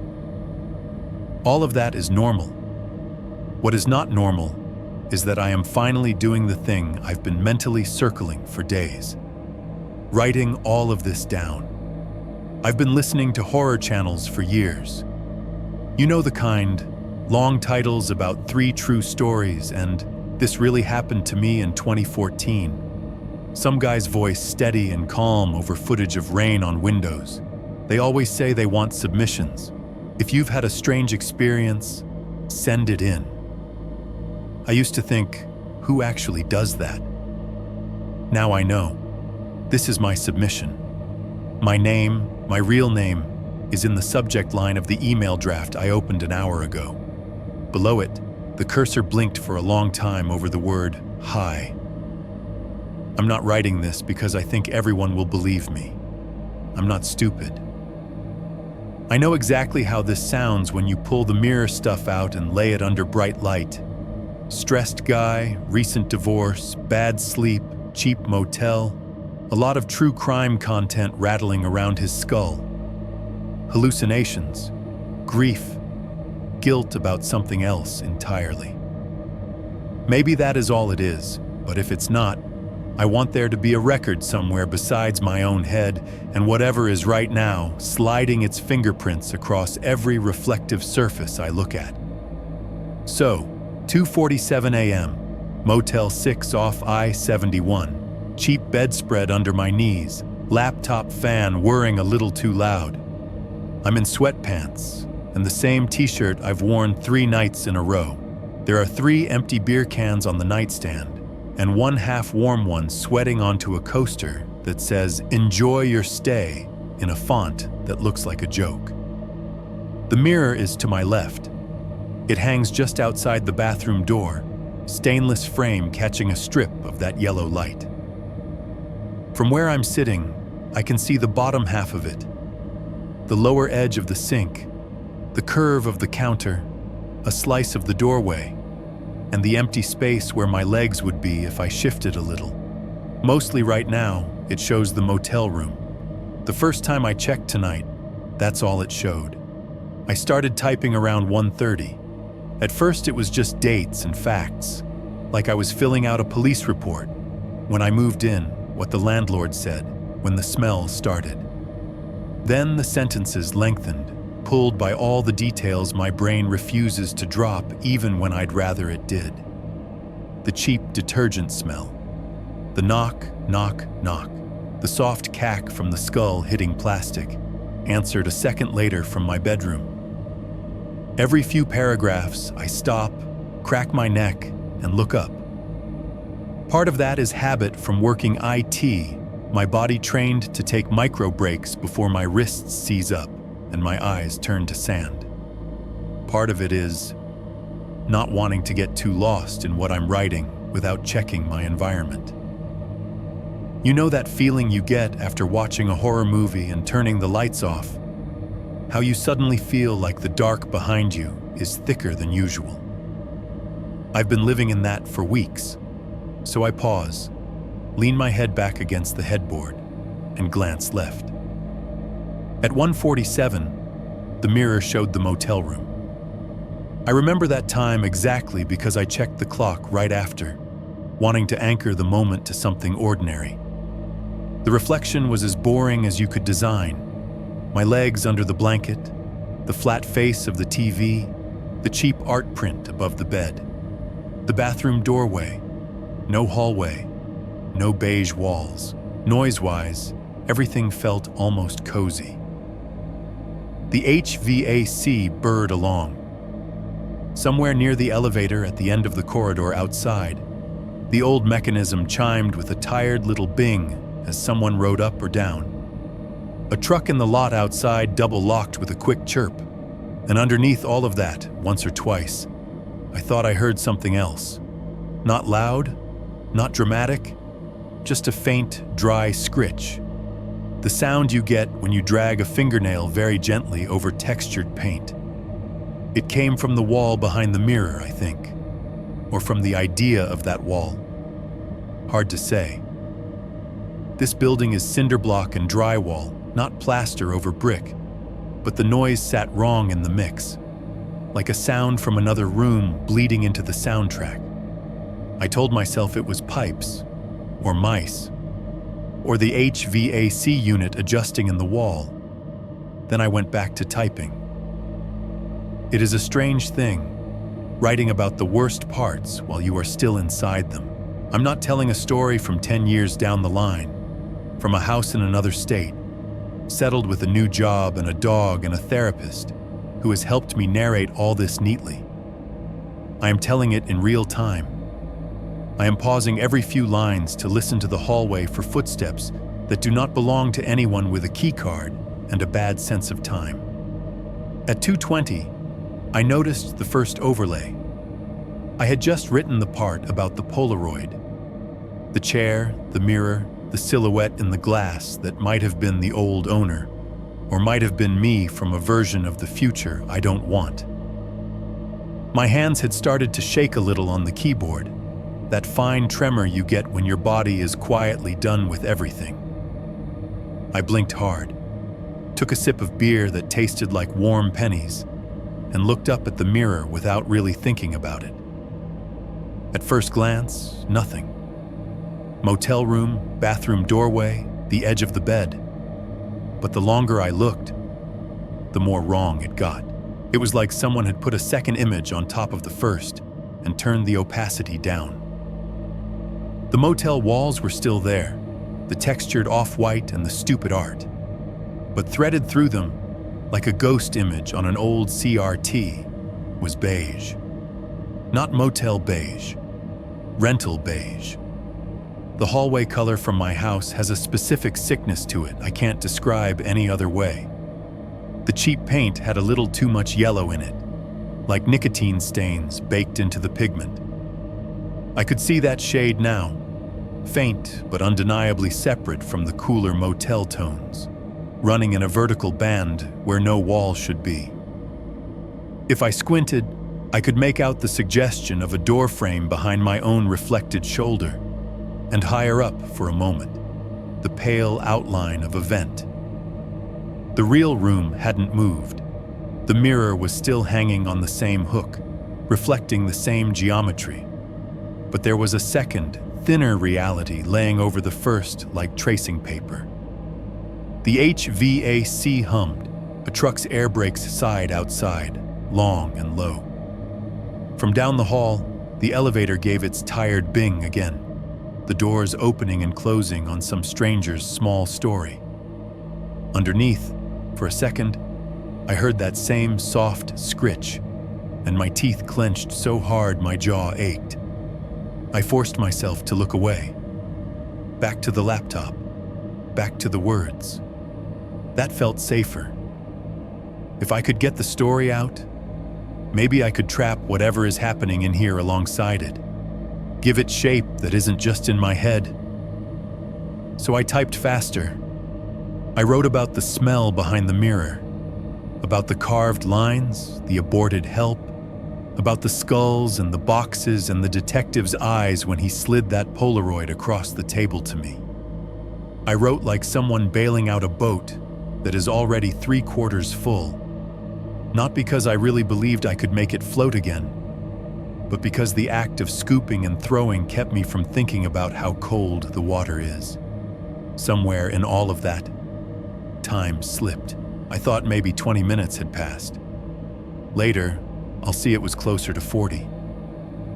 When I reached the part where I lifted the skull and the house answered, the laptop's battery icon blinked to warn me it was at 20%. I hit save, more out of ingrained habit than fear of losing the file. Naming it felt stranger than writing it. I typed hallway_mirror_confession_v1.docx and pressed enter. The machine gave a little ding when the save completed. A soft, cheery sound. At the exact same moment, the red digits on the nightstand clock rolled over like someone had reached into the motel's wiring and twisted time. 2:59, 2:60 for a fraction of a second, a figure that should not exist. Then 3:03 a.m. No 3:00, 3:01, 3:02. Just 3:03, solid and unapologetic. I stared at it long enough that the numbers began to swim, then turned my head, slow as if something heavy were attached to my skull, and looked at the mirror again. The overlay wasn't faint anymore. The motel room was still there, but it had been pushed back, like a reflection in a window when it's brighter outside than in. In front of it, clearer than it had ever been, ran my hallway.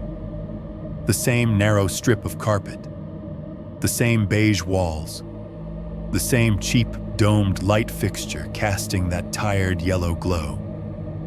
The mirror in the motel was reflecting a mirrorless wall from a house I was no longer allowed to live in, and at the far end of that impossible hall, just visible in the distance where the perspective pinched, a dark stain marked the carpet. An irregular oval, like something heavy had stood there for a very long time, or something wet had spilled and never fully dried.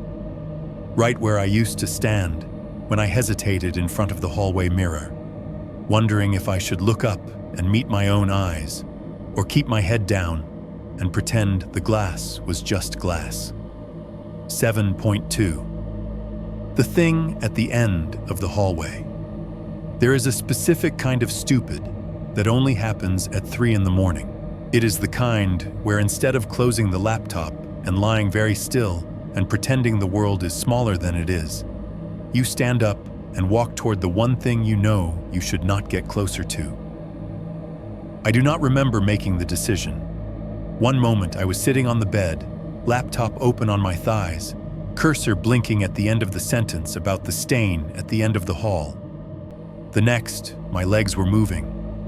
The mattress sighed, the cheap box spring creaked, and I was on my feet.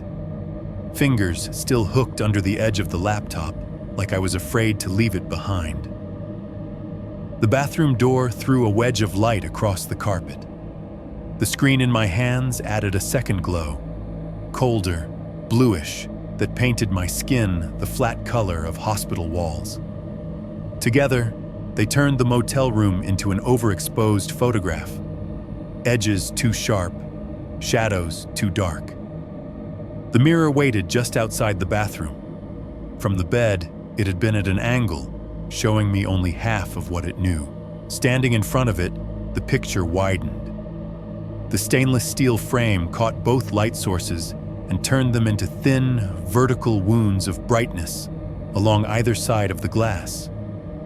My reflection slotted neatly into the center. T-shirt, sweatpants, laptop clutched to my chest like a shield. Behind my reflected body, the room should have repeated itself. Bed, TV, door, maybe a sliver of the window if I shifted. For a moment it did. The motel room sat there, slightly flattened by the mirror's cheap silvering. The bedspread, wrinkled where I'd been sitting. The TV, black and dumb. The art print with its generic trees. Everything in its place. And behind that, like someone had opened a transparency app and dragged the opacity slider up another notch, the hallway laid itself over my life again. It ran straight back from the point where my reflection stood, narrow and too long. Beige walls, yellow ceiling light, carpet worn flat in the center strip, where feet had passed 1,000 times. On the right-hand side, midway down, the rectangle where the mirror used to hang in my house.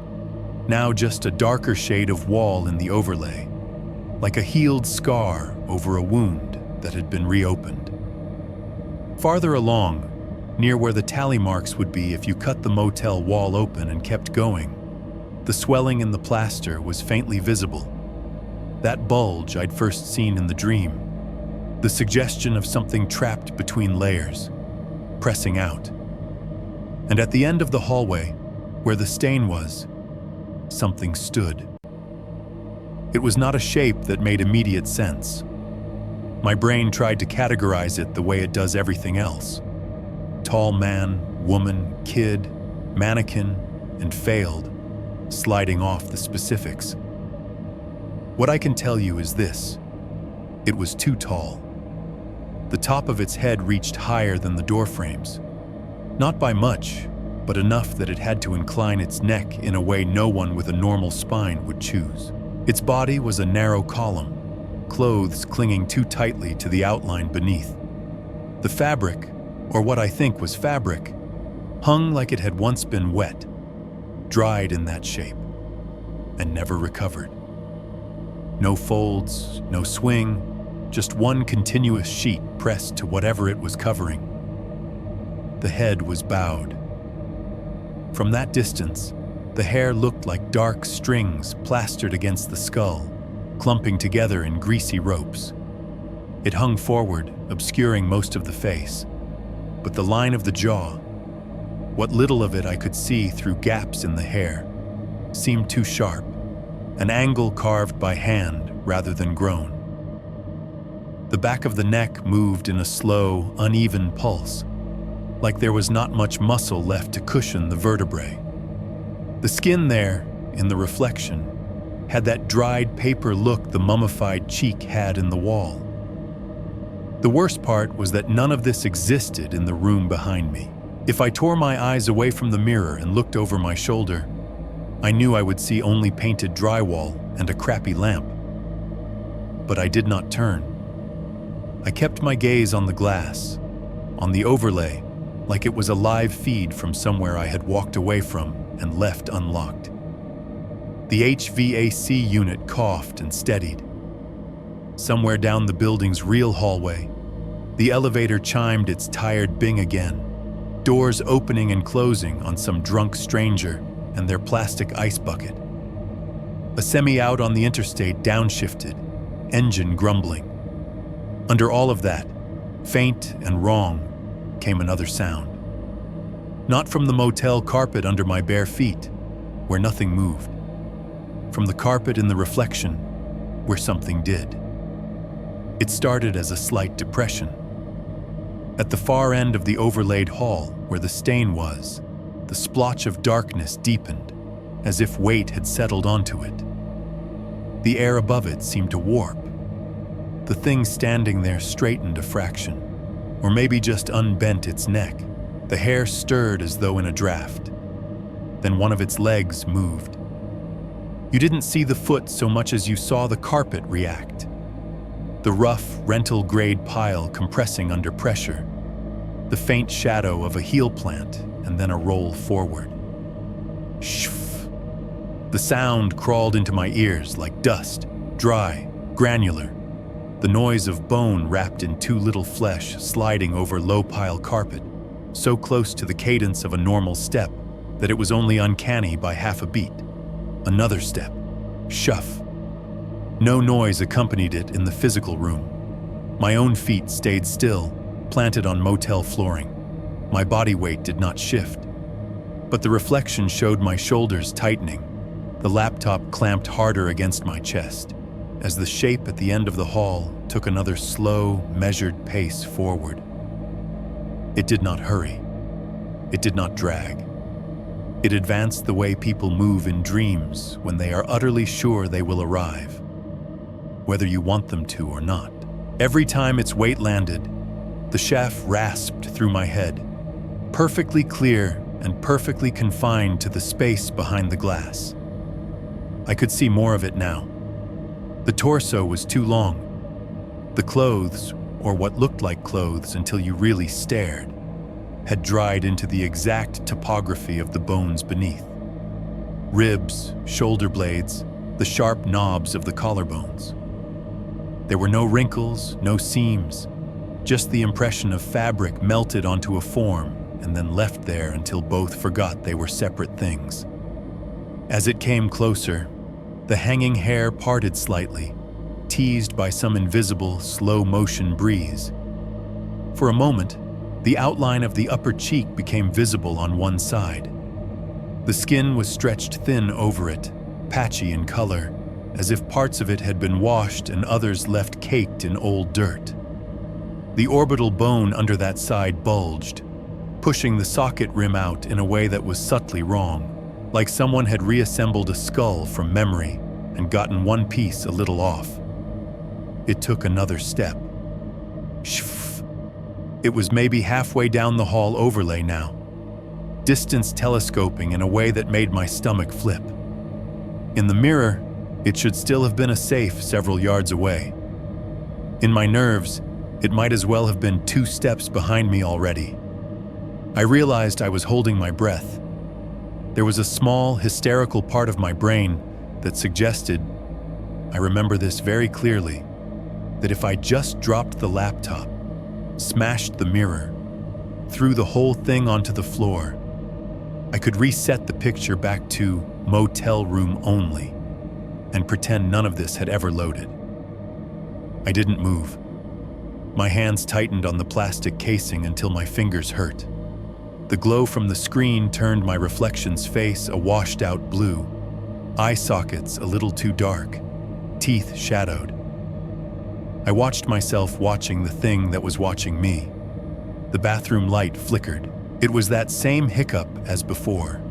Down, up, down, but this time it felt orchestrated.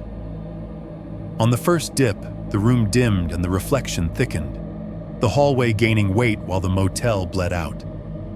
On the second, both worlds hung in a gray limbo where edges were hard to define. On the third, the light cut almost all the way out. For maybe half a second, the mirror went dead black, turning into a slab of shadow framed in stainless steel. My own face vanished. The hallway vanished. The only thing I could see was the faint afterimage of the laptop screen burning in my retinas. When the light came back, the thing was no longer at the far end. It was right behind me. In the mirror, my reflection now filled the foreground. Me standing inches from the glass, eyes wide, shoulders hunched, laptop clutched in white-knuckled hands.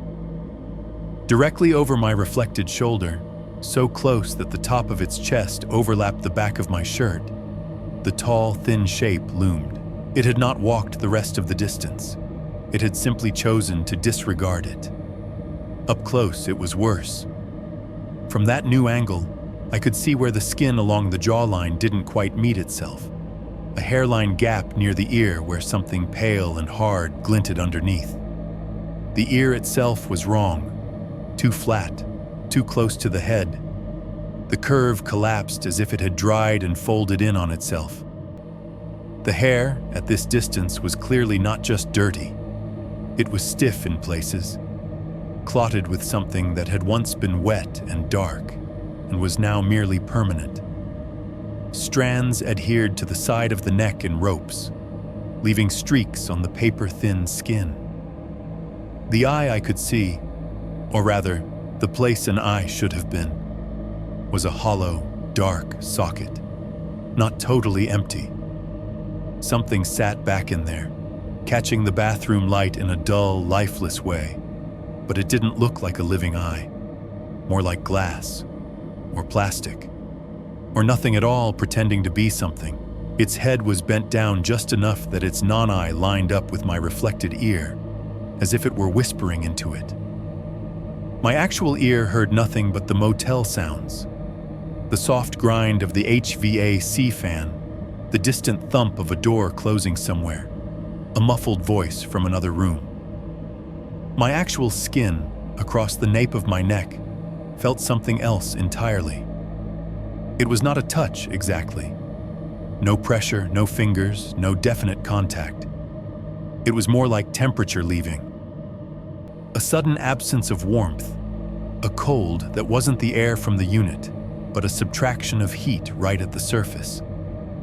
The tiny hairs there lifted, all at once, an instinct older than language. If it raised its hand, I thought. If whatever it has for a hand comes up right now, its nails will be in me before I even feel the first scratch. That thought finally broke whatever paralysis I was in. I snapped my head around, shoulders jerking, eyes tearing themselves away from the mirror to look at the real room. There was nothing behind me, just the motel wall, flat and textured and offensively normal. The corner where the bed met the drywall, the ugly framed print. No hallway, no stain, no towering dried-out thing bowing over me. My neck still felt cold. Slowly, like it weighed 100 pounds, I turned my head back toward the glass. In the mirror, my reflection stood exactly where I stood. Laptop still clutched, eyes wider now, pupils huge, and behind him, inches away, the thing had not moved. It was still leaning in, still lined up with the back of my reflected skull, still close enough that if it straightened just a little or lifted one of those two thin arms, whatever passed for its fingertips would be brushing the exact spot on my neck that felt like it no longer belonged to me. 7.3. The ending you are hearing right now. I did not run.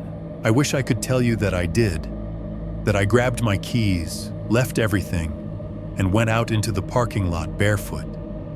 Let the cops find me shaking by the ice machine. That would make sense. That would be the sane person's version of this story. Instead, I did what I have done every other time I should have made a different choice. I went back to the bed. The cold on the back of my neck followed me, a phantom sensation that did not match the actual air temperature in the room. My legs felt rubbery, like they might fold the wrong direction at any second, but they carried me the few feet back across the carpet.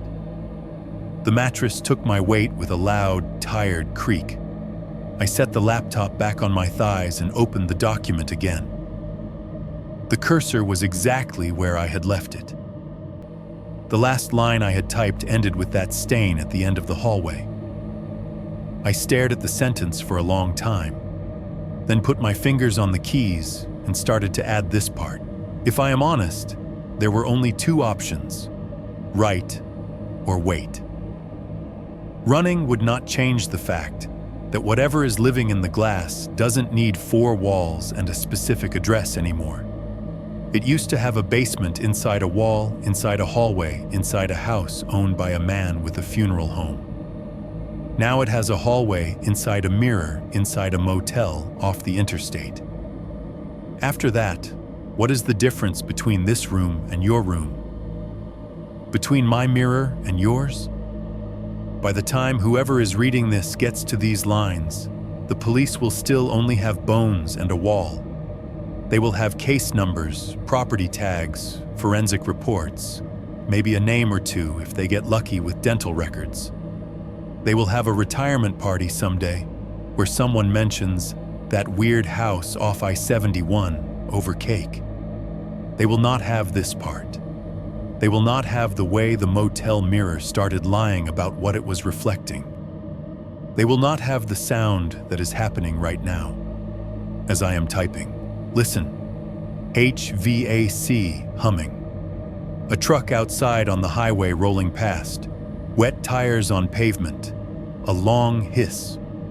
The elevator at the end of the corridor giving its dim little bing as someone in a hoodie and sandals goes up a floor.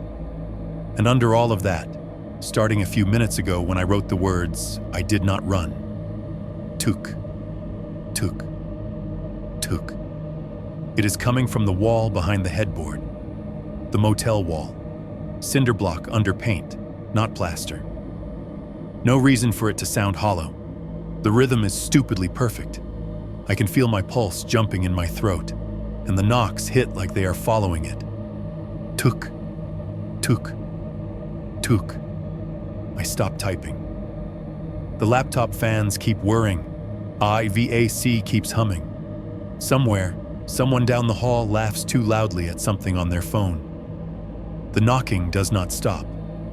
It continues, steady as a metronome. Not frantic, not impatient. Just sending. Like someone on the other side of something thick is tapping out a signal. They are sure you will eventually decide to answer. I put my hands back on the keyboard. When I start to type again, the knocks match the pace of my fingers. When I pause to think, they keep going on their own, like the wall has decided it no longer needs my body as a guide track. If this ends up being read aloud on some horror channel, the person speaking won't be using my voice. He will be sitting in front of a microphone, maybe in a room full of sound foam and black curtains, sipping water between cuts, editing out his own breathing. He will say my words in his cadence, not mine. You are hearing him, not me. I am just the original problem. I only want you to do one thing if you are still here. When this video ends, when the outro music fades and whatever recommended thumbnail pops up in the corner of your screen, do not look straight into the mirror in your room. Not yet. Look at the edges first. Look at the frame, the metal or plastic or painted wood holding the glass in place. Look for a chip you do not remember, a tiny notch in the silver, a crack that forks in a shallow V somewhere along the rim, a little V-shaped opening. If it is there, and you know deep down that it was not there before tonight, then it is possible, no more than that, just possible, that some piece of the hallway that used to belong to my house has found a way into yours. Maybe it is thin as a postcard behind the glass. Maybe it is only 3 steps long so far. Maybe it is waiting to see if anyone will stand in front of it long enough for the rest to grow in. And if, in the next few nights, lying in your bed or on your couch or in the dark of your living room, you hear someone knock 3 times, very softly, on the wall just behind your head. Tuck, tuck, tuck. Do yourself a favor and hope it is just the pipes, because pipes do not have white skulls pushing against thin skin. Pipes do not lean out of reflections and breathe cold onto the back of your neck. And what I saw in the mirror, when it bent down close enough that I could see the bone at the edge of its ear, had a skull that was not finished yet, not completely covered, not completely used.